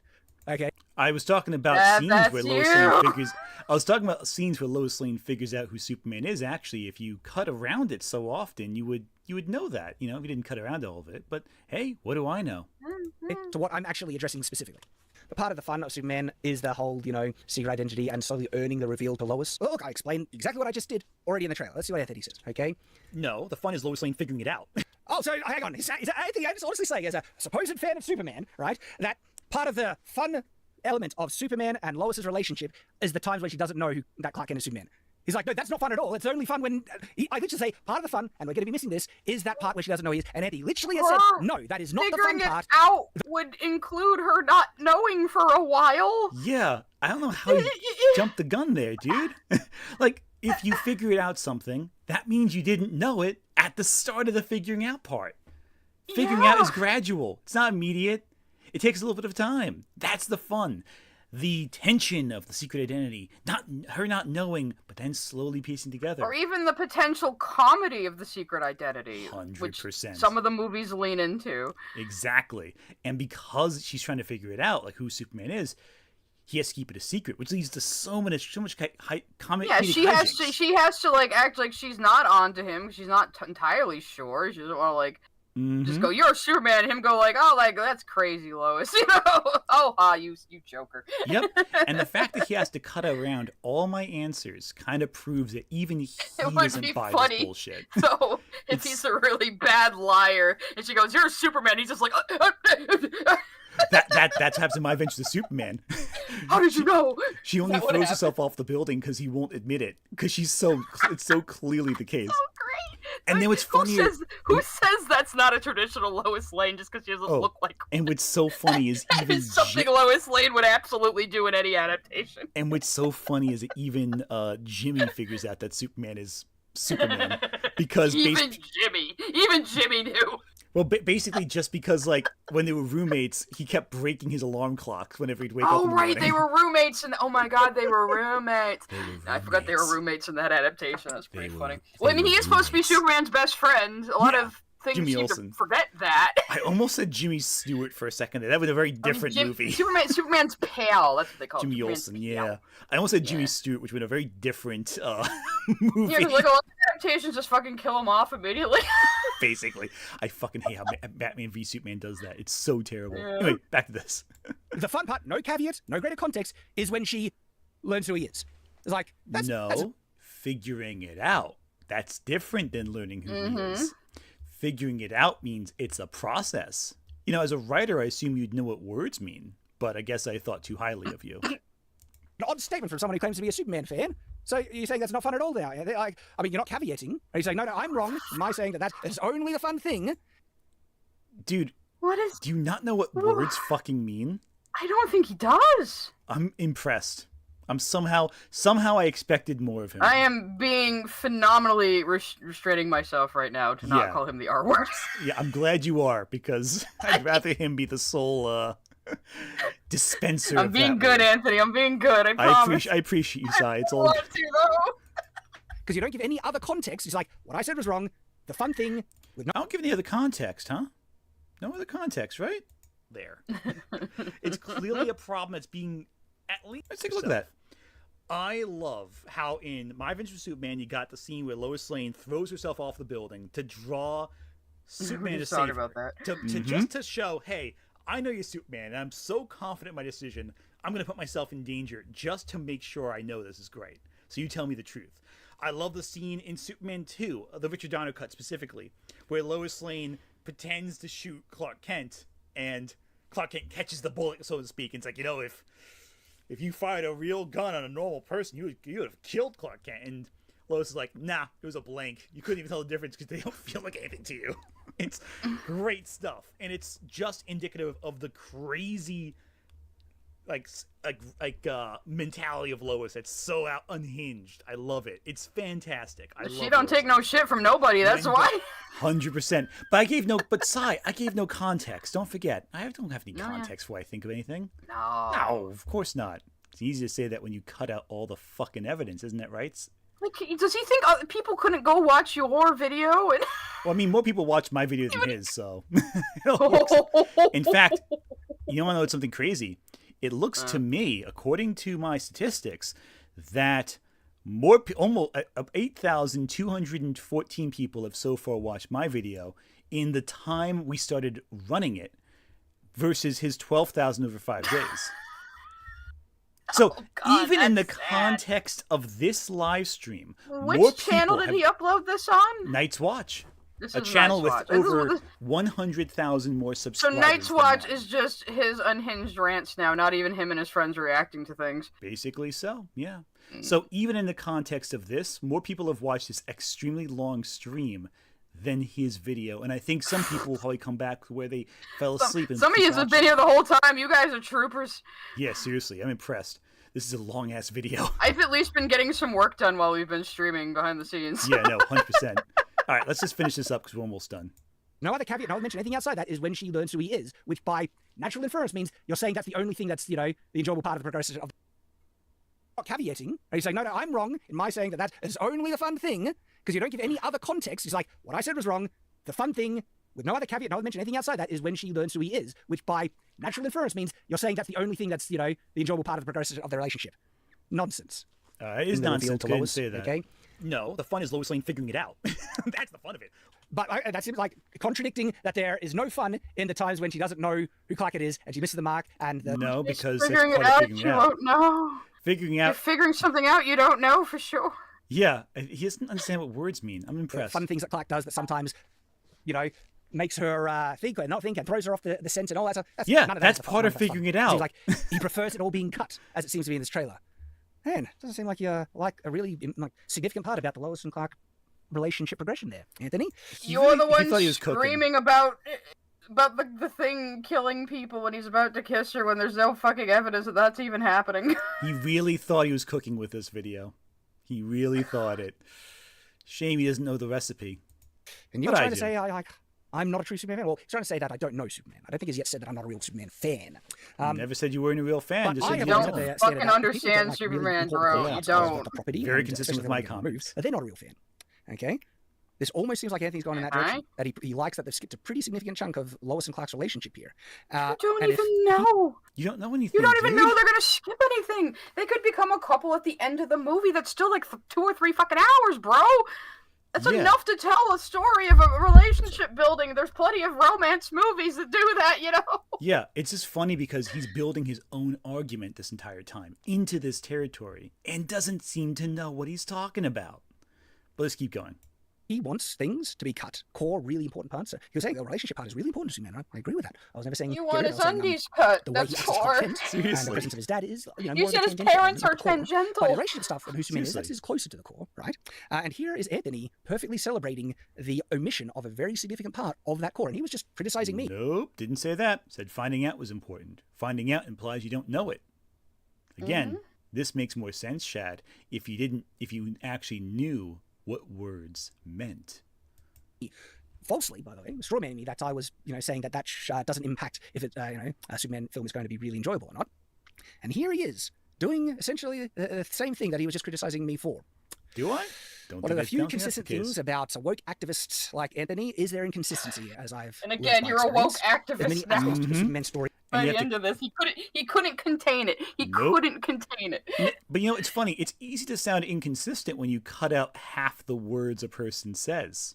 This is why my channel's dying. It's all the woke activists. I can't wait to react to his third "My Channel is Dying" it's video. so fucking funny. It'll have to be after Lily, though. The Lily react tomorrow is the most important thing. Seriously, yeah, that's more important.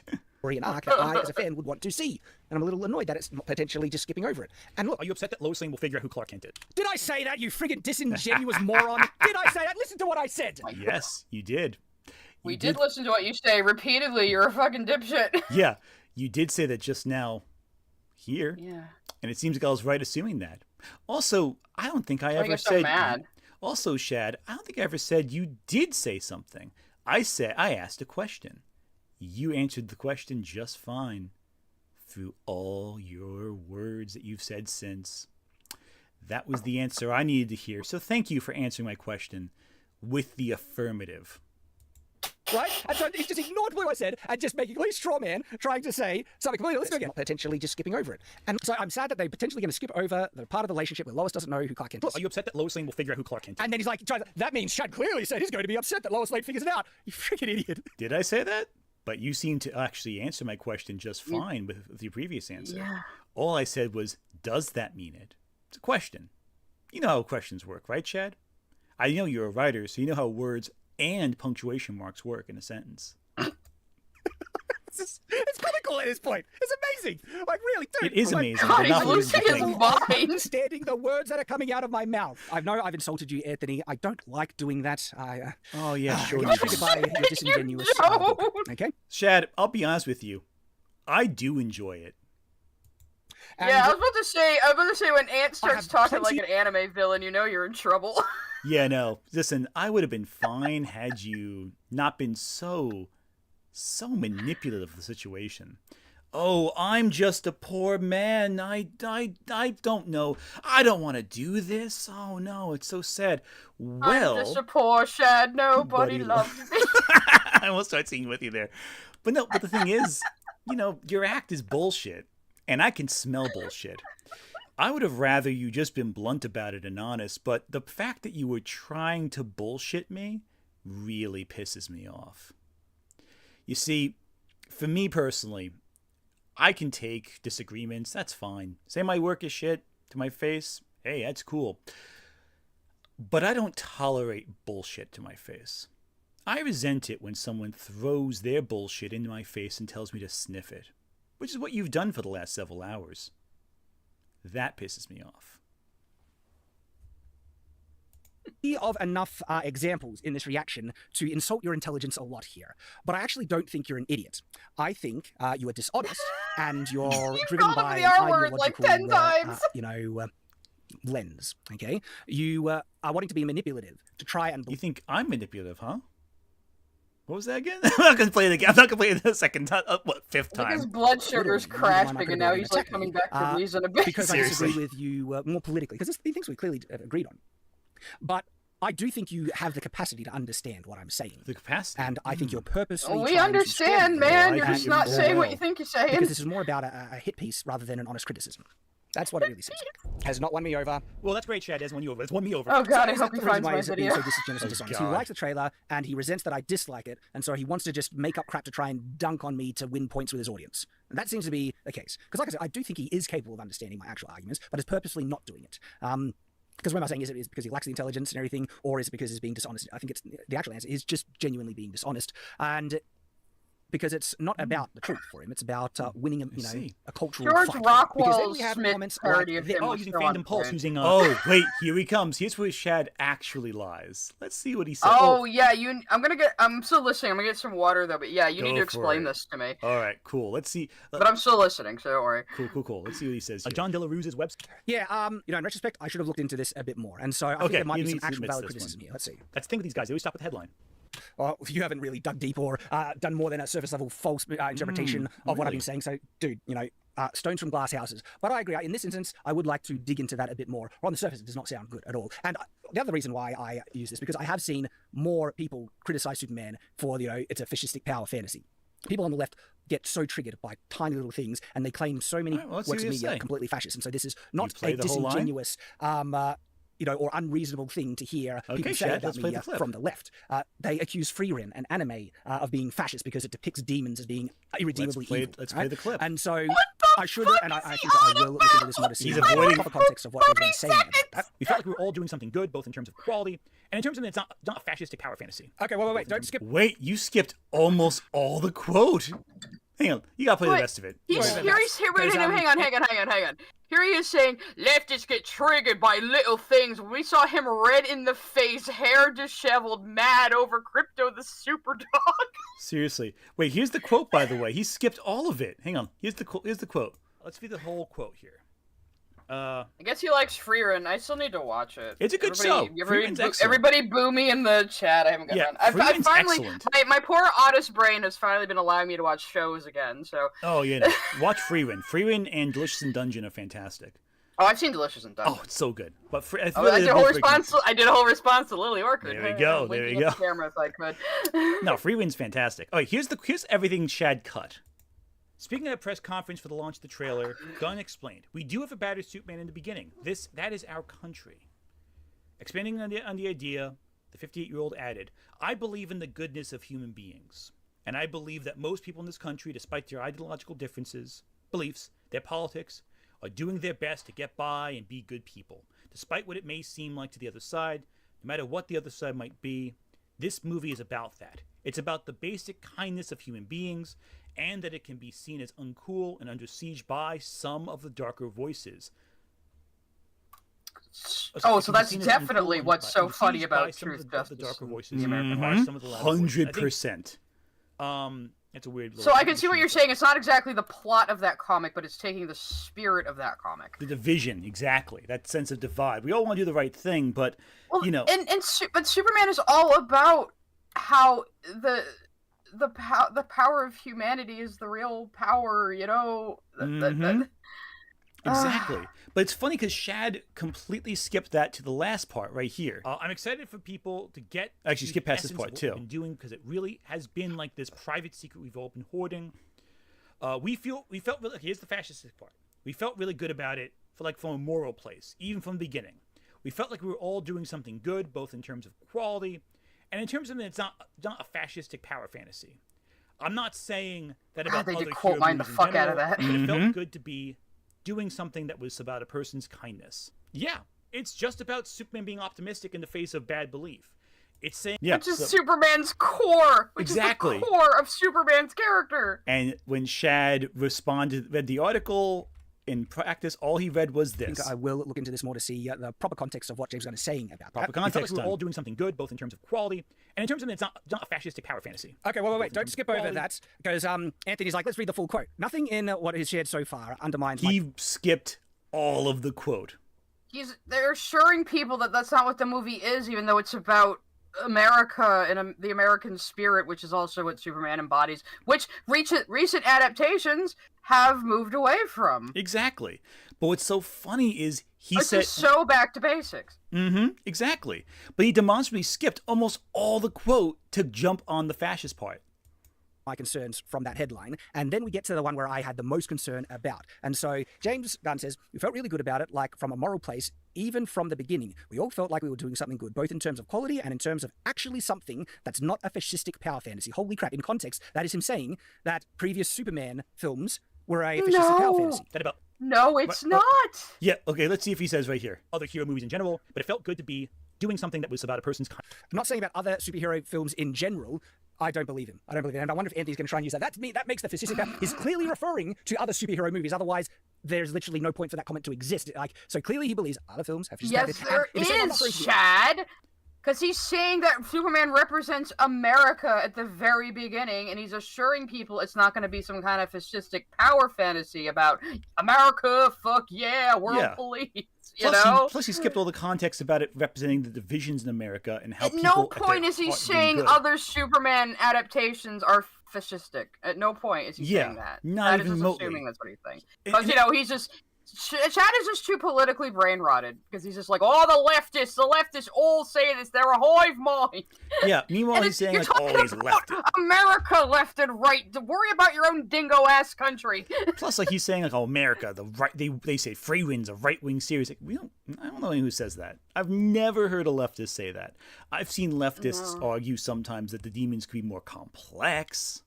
I mean, yeah, That's you a see, criticism. people That's it. say absolutely fucking stupid shit on Twitter. That doesn't mean it's a widespread Yeah, people. widespread attitude. Yeah, one Reddit thread doesn't mean that the entire world consensually agrees on one perspective. Hell, even People that say one Reddit thread, they crazy won't shit. agree.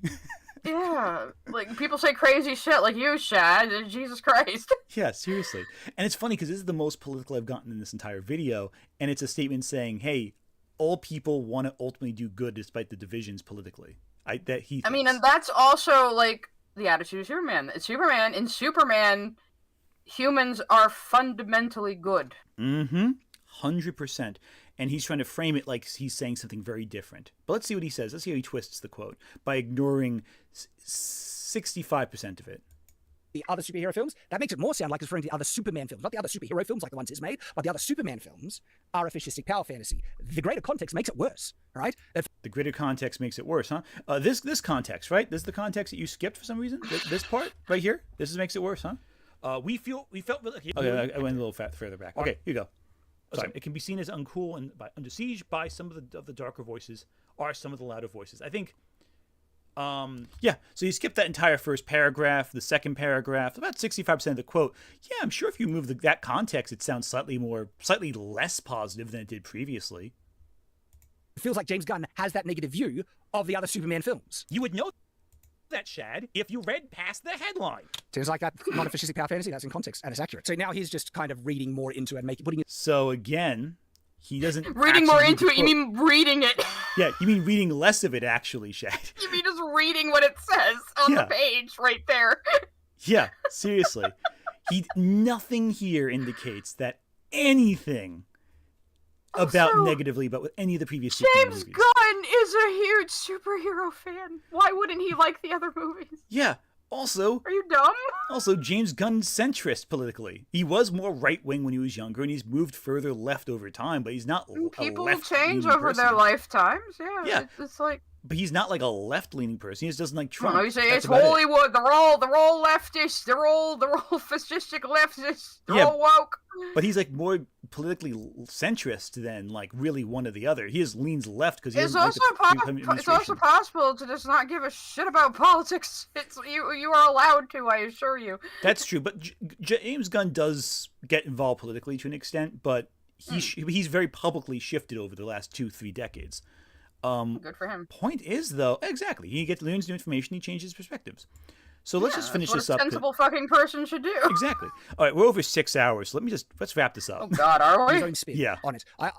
Time flies. Again, the main problem I have is the fascistic power fantasy comment. That's the issue I have, because to me, that's a statement of someone who doesn't like Superman, if they're going to have that interpretation on previous Superman films. And it really sounded like that's his view of Superman. He never fucking said that about previous superhero films. Are you incapable of reading as well as writing?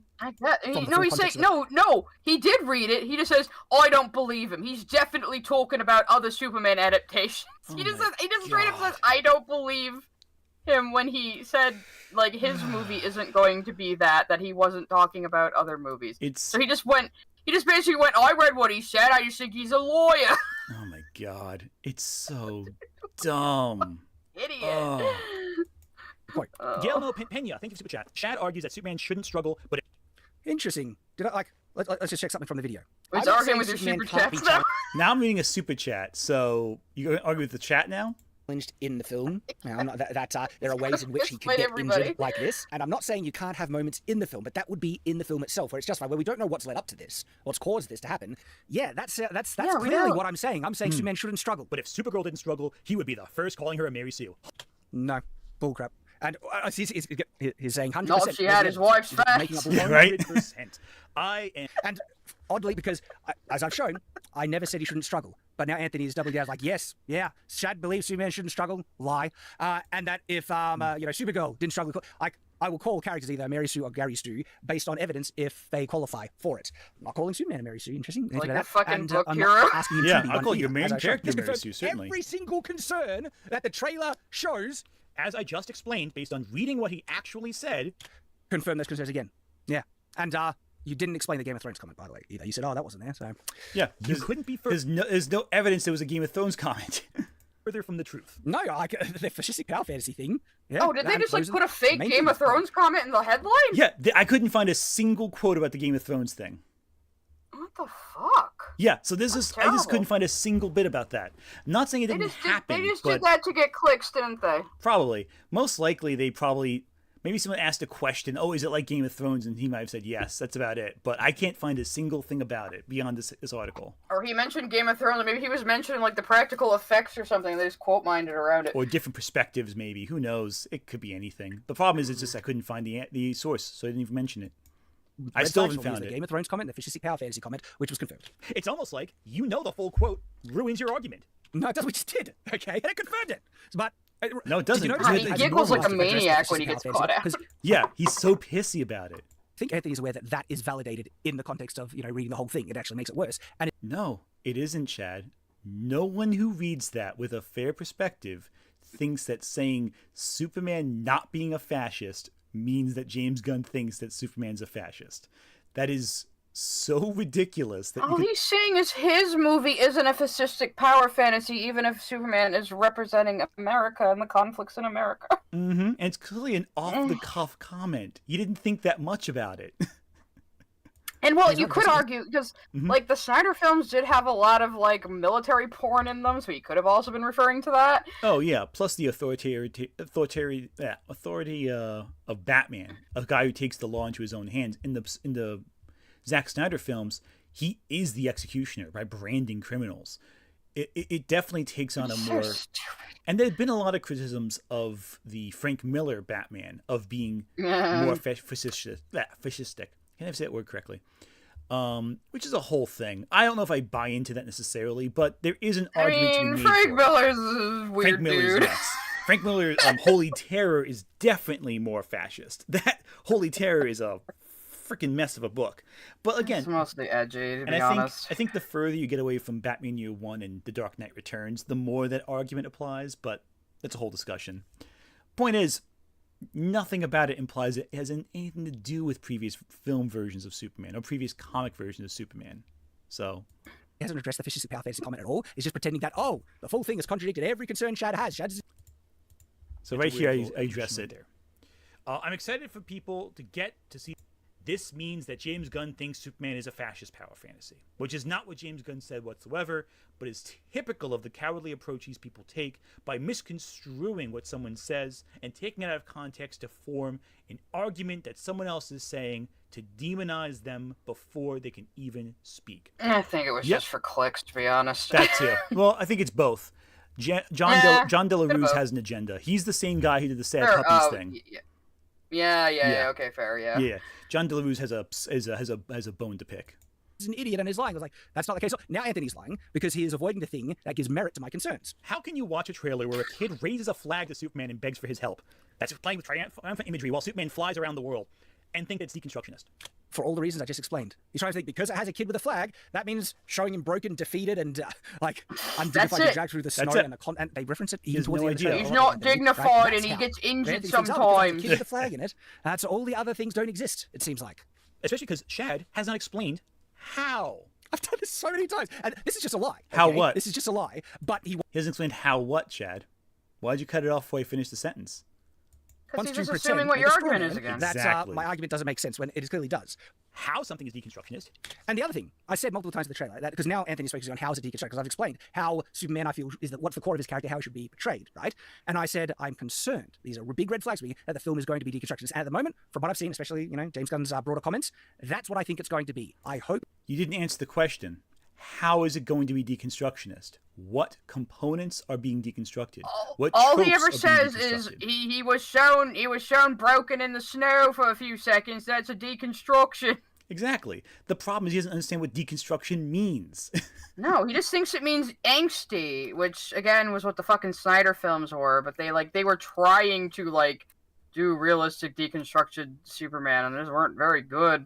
Exactly. It's ridiculous. And he doesn't need to be. Again, we're in the cycle. We're done deconstructing Superman. We're going back to basics now. And in 10 years, someone else is going to make an angsty Superman movie, and it'll just continue until the planet explodes. Mm-hmm. Yep, it's Basically. ridiculous. Also, Sad Puppies is Larry Carrera and Vox Day. Yes, John De La Ruse was with Vox Day. That's why that was the connection there. Sorry, I just saw a I'm not. comment in the I comments. don't want it to be that. I want it to be a great Superman film. We'll wait and find out. But at no point did I say 100%. Because you don't really know what you're talking about. Even though I have explained multiple times in this video as well. And so he's just lying. He's like, oh, Shad doesn't know what he's talking about, ignoring my arguments, what he's saying, and pretending Don't know he's not what you're listening. talking about. And by the way, You don't. If you knew what you were talking about, Shad, you would have included the parts of this video where I cited evidence and not If said you knew I what you cited were nothing. talking about, we wouldn't be here. Exactly. If you were so confident that I didn't know what I was talking about, you would present the scenes where I show evidence. But you didn't, because you don't know what you're talking about. the amount of times he addressed something I did not say at all is laughable. And then at the end, he's like, Shad just doesn't know what he's saying. You're a clown, man. Dude, you're wrong. You're the guy who threw a temper tantrum about Princess Peach wearing pants. No, I didn't. This is what Anthony considers throwing a tantrum. That Yes. was an awful voice of Peach. That was like, Peach was supposed to be, you know, damsel in distress, high-pitched, girly and stuff like that. That was total mainstream Hollywood girl boss voice. Yeah. Funny how a few moments ago Mario's getting beaten up by a monkey, and now Peach is looking real cool there. Real tough. Is that strong. the Toad? Is that one a halberd or Really or capable. an He axe spins a weapon around. Now, pre-established character introduces a girl boss. Fine, new character. This isn't a new character. Peach has been an established character where she has been a delicate princess for a very long time. You'd also say that's the core of her character. That's the core Yeah, of her she's character. had girl boss moments. No, it isn't. But especially in the It really isn't. completely Mario IP focused movie, she should be the damsel. Yeah, And just absolutely. the way she speaks, even like even if she's like a badass, she should still have that high pitched voice. Of Absolutely. Like, And you can have Peach like be out of You fight, know, but pause.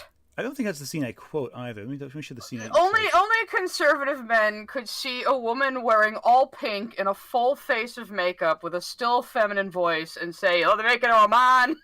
Also, here's the scene I cited here. Guy who threw a temper tantrum about Princess Peach wearing pants and saying that Princess Peach never wore a costume like this ever in the game Mario Kart. you don't have her whip out, pants and halberd in Smash Yeah. Bros. yeah, Instead, she's fighting in a fun, girly way. yeah, This is pissing me off. yeah. Using her toads as a shield, very Yeah. girly. Anonymity Yep. Of Oh, Peach. Peach! Yeah. Princess Peach! Yeah.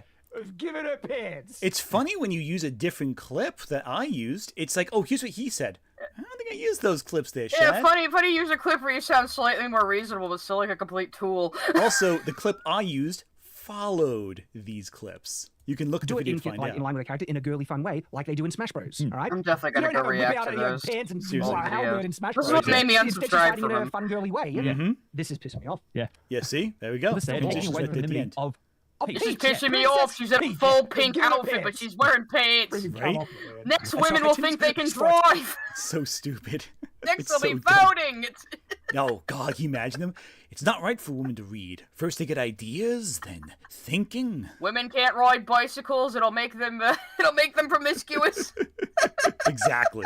Temperature because the dresses there. I was sharing my distaste, my concern and worry that they might be Concern and worry, turning yeah. Peach into a girl. Your boss. distaste But in my review of over Marathon, a I complained girl that in she a wasn't wearing a dress fucking because the preschool context was movie? shared, and it was understood. Okay, and so the fact that she's wearing pants in the film made sense because I don't have an issue with her wearing those pants. My issue was that they might have been changing fundamental aspects of her character. But Anthony, he can't be you honest. don't even can he? He's going to try and understand. strawman that again. Yeah, fundamental characters like her wearing an outfit from the games and defending herself like she does in Peach the has games. always been feisty and had a temper. She has always been like that. Also- Go fucking read the Nintendo Power comics from 1992 where she threatens to blow up the Koopa Kids and herself with a bomb. And if you And watch she even Ojo laughs about it. It's great. Oh yeah, and if you watch the video where that comes from, you started off, Shad, by saying you don't even like Mario. So She doesn't even go here. yeah, you don't even like Mario. So why do you know what is a fundamental aspect of the character? And just say, oh, he has these ridiculous, stupid opinions, right? So you shouldn't listen to anything he says. When in context, criticism. perfectly. Yeah. Yeah, And saying that Princess Peach never wore a costume like this ever in the game Basically. Mario. I never freaking said that. I never said You did. Peach didn't wear that. But again, blatant lie. You did. you did. Let's go back a You second, shall did. we? Let's play I it right remember now. it distinctly. Yeah. Right here. Instead, she's fighting in a fun. Right here. Peach never wore a costume like this ever in the game Mario Kart. You don't have her whip out, pants and halberd in Smash Bros. Yeah. Instead, she's fighting in a fun, girly way. Yeah. This is pissing me off. Yeah. Well, there's still They're more. taking away the femininity of Peach! yeah. Princess Peach! Yeah. Taking away the Her femininity, pants. and she's head to toe clad in pink with a full face of makeup. Exactly. Shut the fuck up.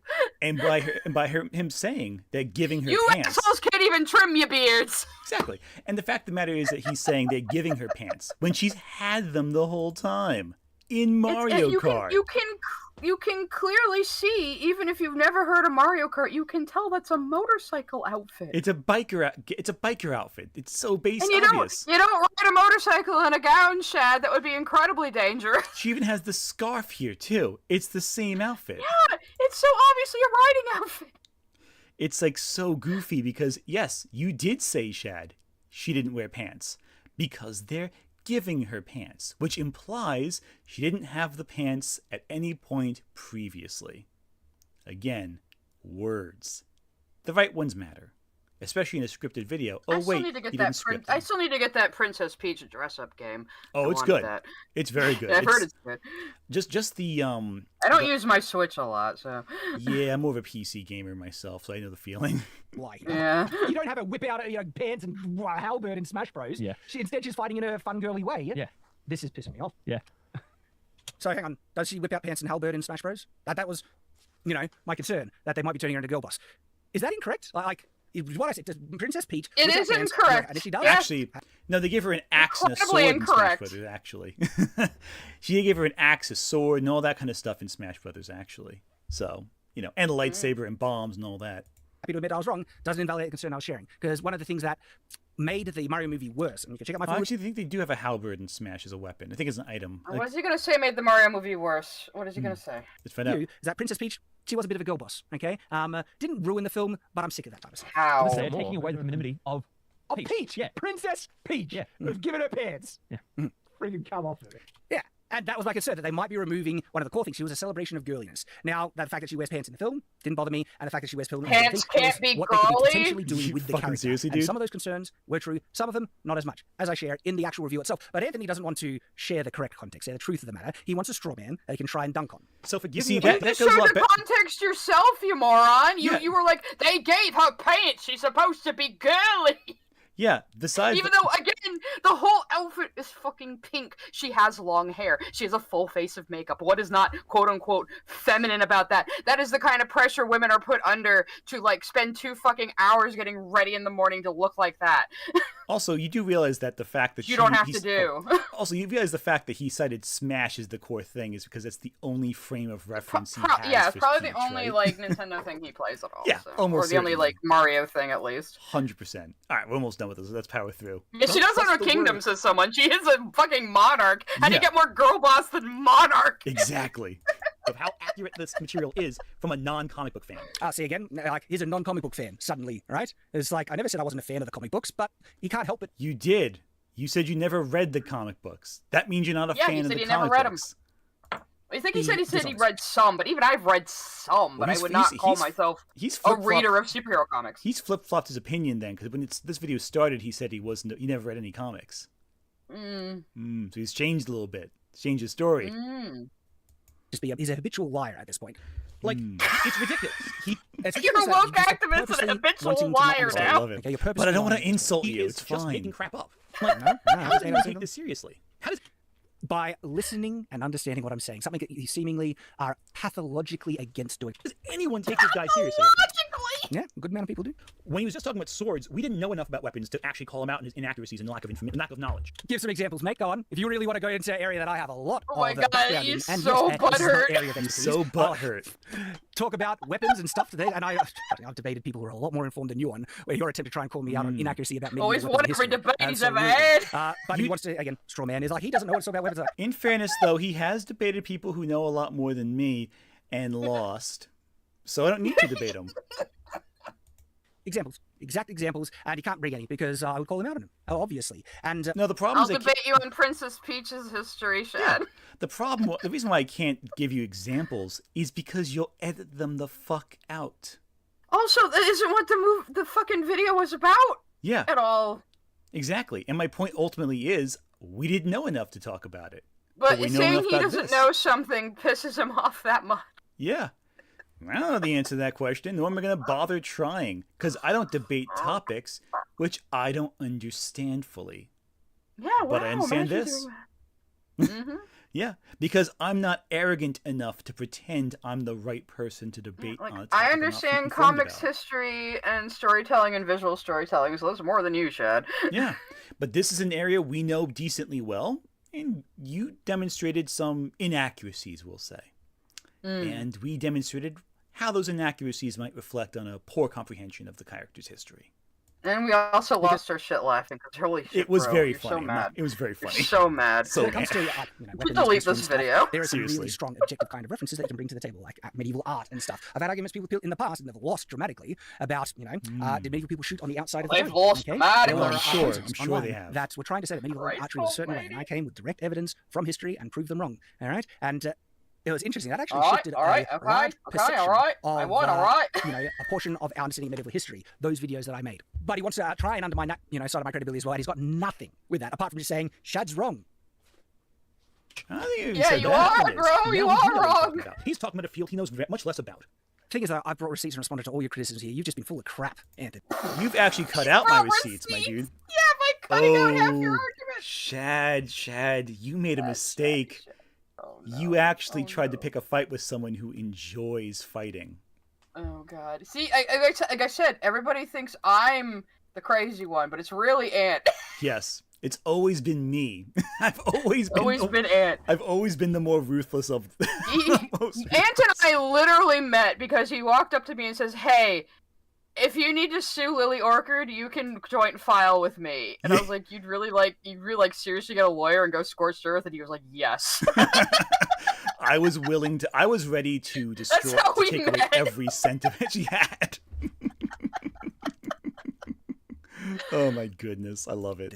All right, and so much of the things that you're saying I'm wrong weren't even my arguments. It's all just straw man, disingenuous tactics. Oh, But he's really? talking like an authority, and because of that, Really, because a lot of it I'm sharing what I like and dislike. That's not speaking as authority, where you have said very blanket terms about what makes a fan, what is appropriate in storytelling, and what in writing, everything like that. You have constantly been trying to artificially inflate your own credibility throughout all of this by making broad statements of how things should be done with no evidence at all to back you up. It's very easy to deflate a man who has a lot of confidence but not a lot to back it up.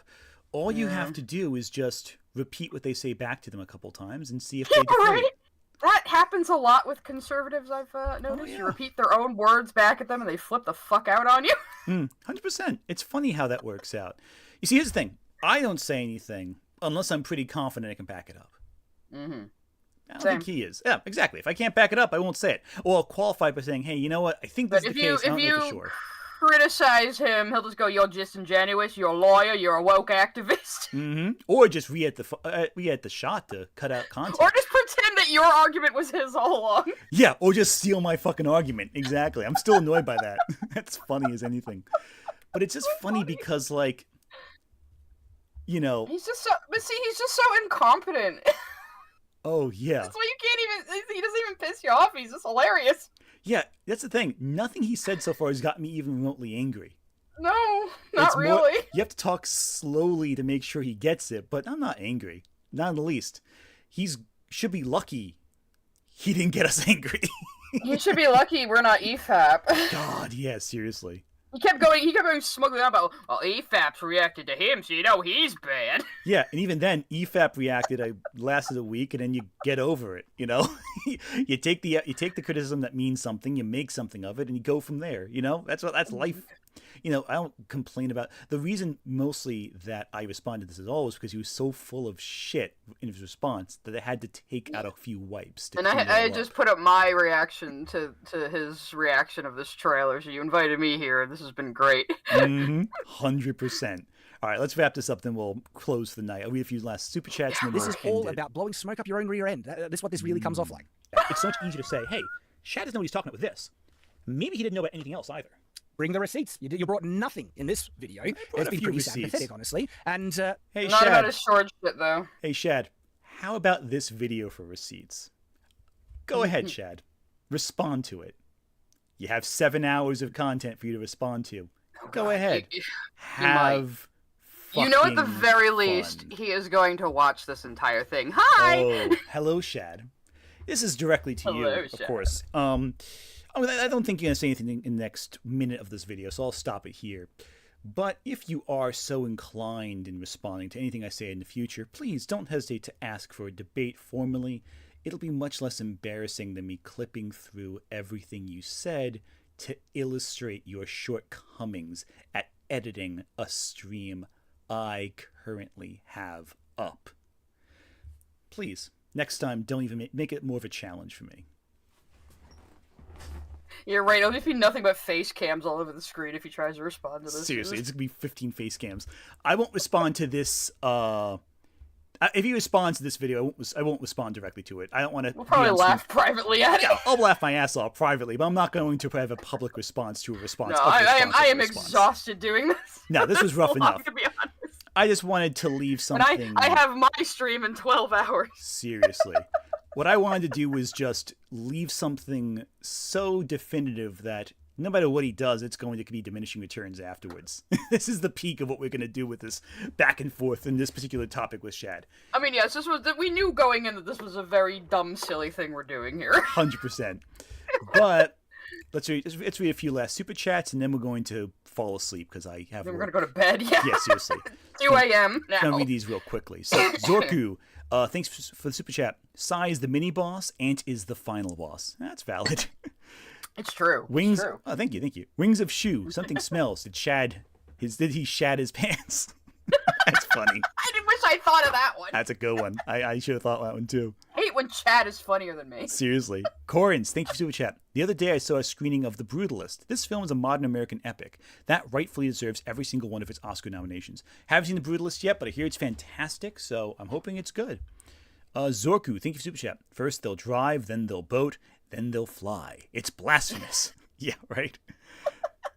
Yugo XGC, thank you for super chat. Making up points to please his audience? Are you talking to yourself, Shad? Feels like a self-report there, bud. Also, Yugo. Wait, did Lewis actually think Clark is a loser? Yeah, seriously. That's Raven, hilarious. Holy moly, this lasted my entire work shift. I'm glad of that. Hopefully the work shift will go a little faster. Obviously, this was our work shift. As you know, streaming is the hardest job. Yeah, I work a day job too, so this was. You do actually. Yeah, so it's full day of work, quite literally. Nicholas Meisel, thank you for super chat. Have either of you read Ethanville Club? Shad's entire demeanor and criticism is like a mirror image. I have not read that actually. Oh, no. Eltonville Club. I've not read that actually. No. Boop de Flute. Love that name. Thanks for super chat. It could be like a fight between Lois and Clark. Who knows? That's valid. Luxury Baller, thank you, super chat. This all ignores that Shad gets screaming mad at the trailer, and everyone is like, why are you that mad about things you're making up? That's weird. Yeah, exactly. It's bizarre. But I mentioned that in my first video, so I feel like that's... And Sai definitely mentioned it, too, in their video. Mm-hmm. Chat saying Mr. Terrific. We've had that before. Draco Stern, thank you, super chat. It looks like some kind of light show. It looks like Clark on a date to me. Hey, that's valid, too. It's definitely both. Marshall143, thank you for super chat. I wanted to thank you, Ant. You're one of the reasons I left the anti-SJW red-pilled chud crowd. Now I'm a happier person because of it. Oh, thank you so much. I'm glad that you're doing better. Honestly, it's better that you're out of that group because it's just going to drag you down emotionally. It's better to be around people who can support and value what you have to say. So I'm glad you found people here that help you out with that.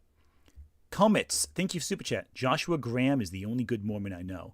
I don't know too many Mormons, so I can't speak to that. And Dave Killer, thank you, super chat. I just realized he is saying hyperbole like a French-speaking person while speaking English. It's not an important piece of info. I just wanted to say it. I'm glad we ended on that note. Yeah. So, Sai, anything you want to say before we wrap the stream up? Not really. Like I said, I got my own stream to go to in like 12 hours now. Yeah, come to my channel, though, if you want to see me roasting Lily Orchard 4 videos in a row on a subject I know a lot about. Dragon Age. If you want to see a stream on Dragon Age with Sai, follow her. Her channel is... And my channel is secretly getting people into the shit I like, so you will all be playing Dragon Age by the end, I'm sure. I love it. Well, with that being said, I'm going to pass the fuck out right now. Same here. Everyone have a good rest of the night. Sorry it took so long, but also... we don't do this too often. We don't do this too often. It's a bad combination. Have a good one, y'all. Take care. Bye-bye.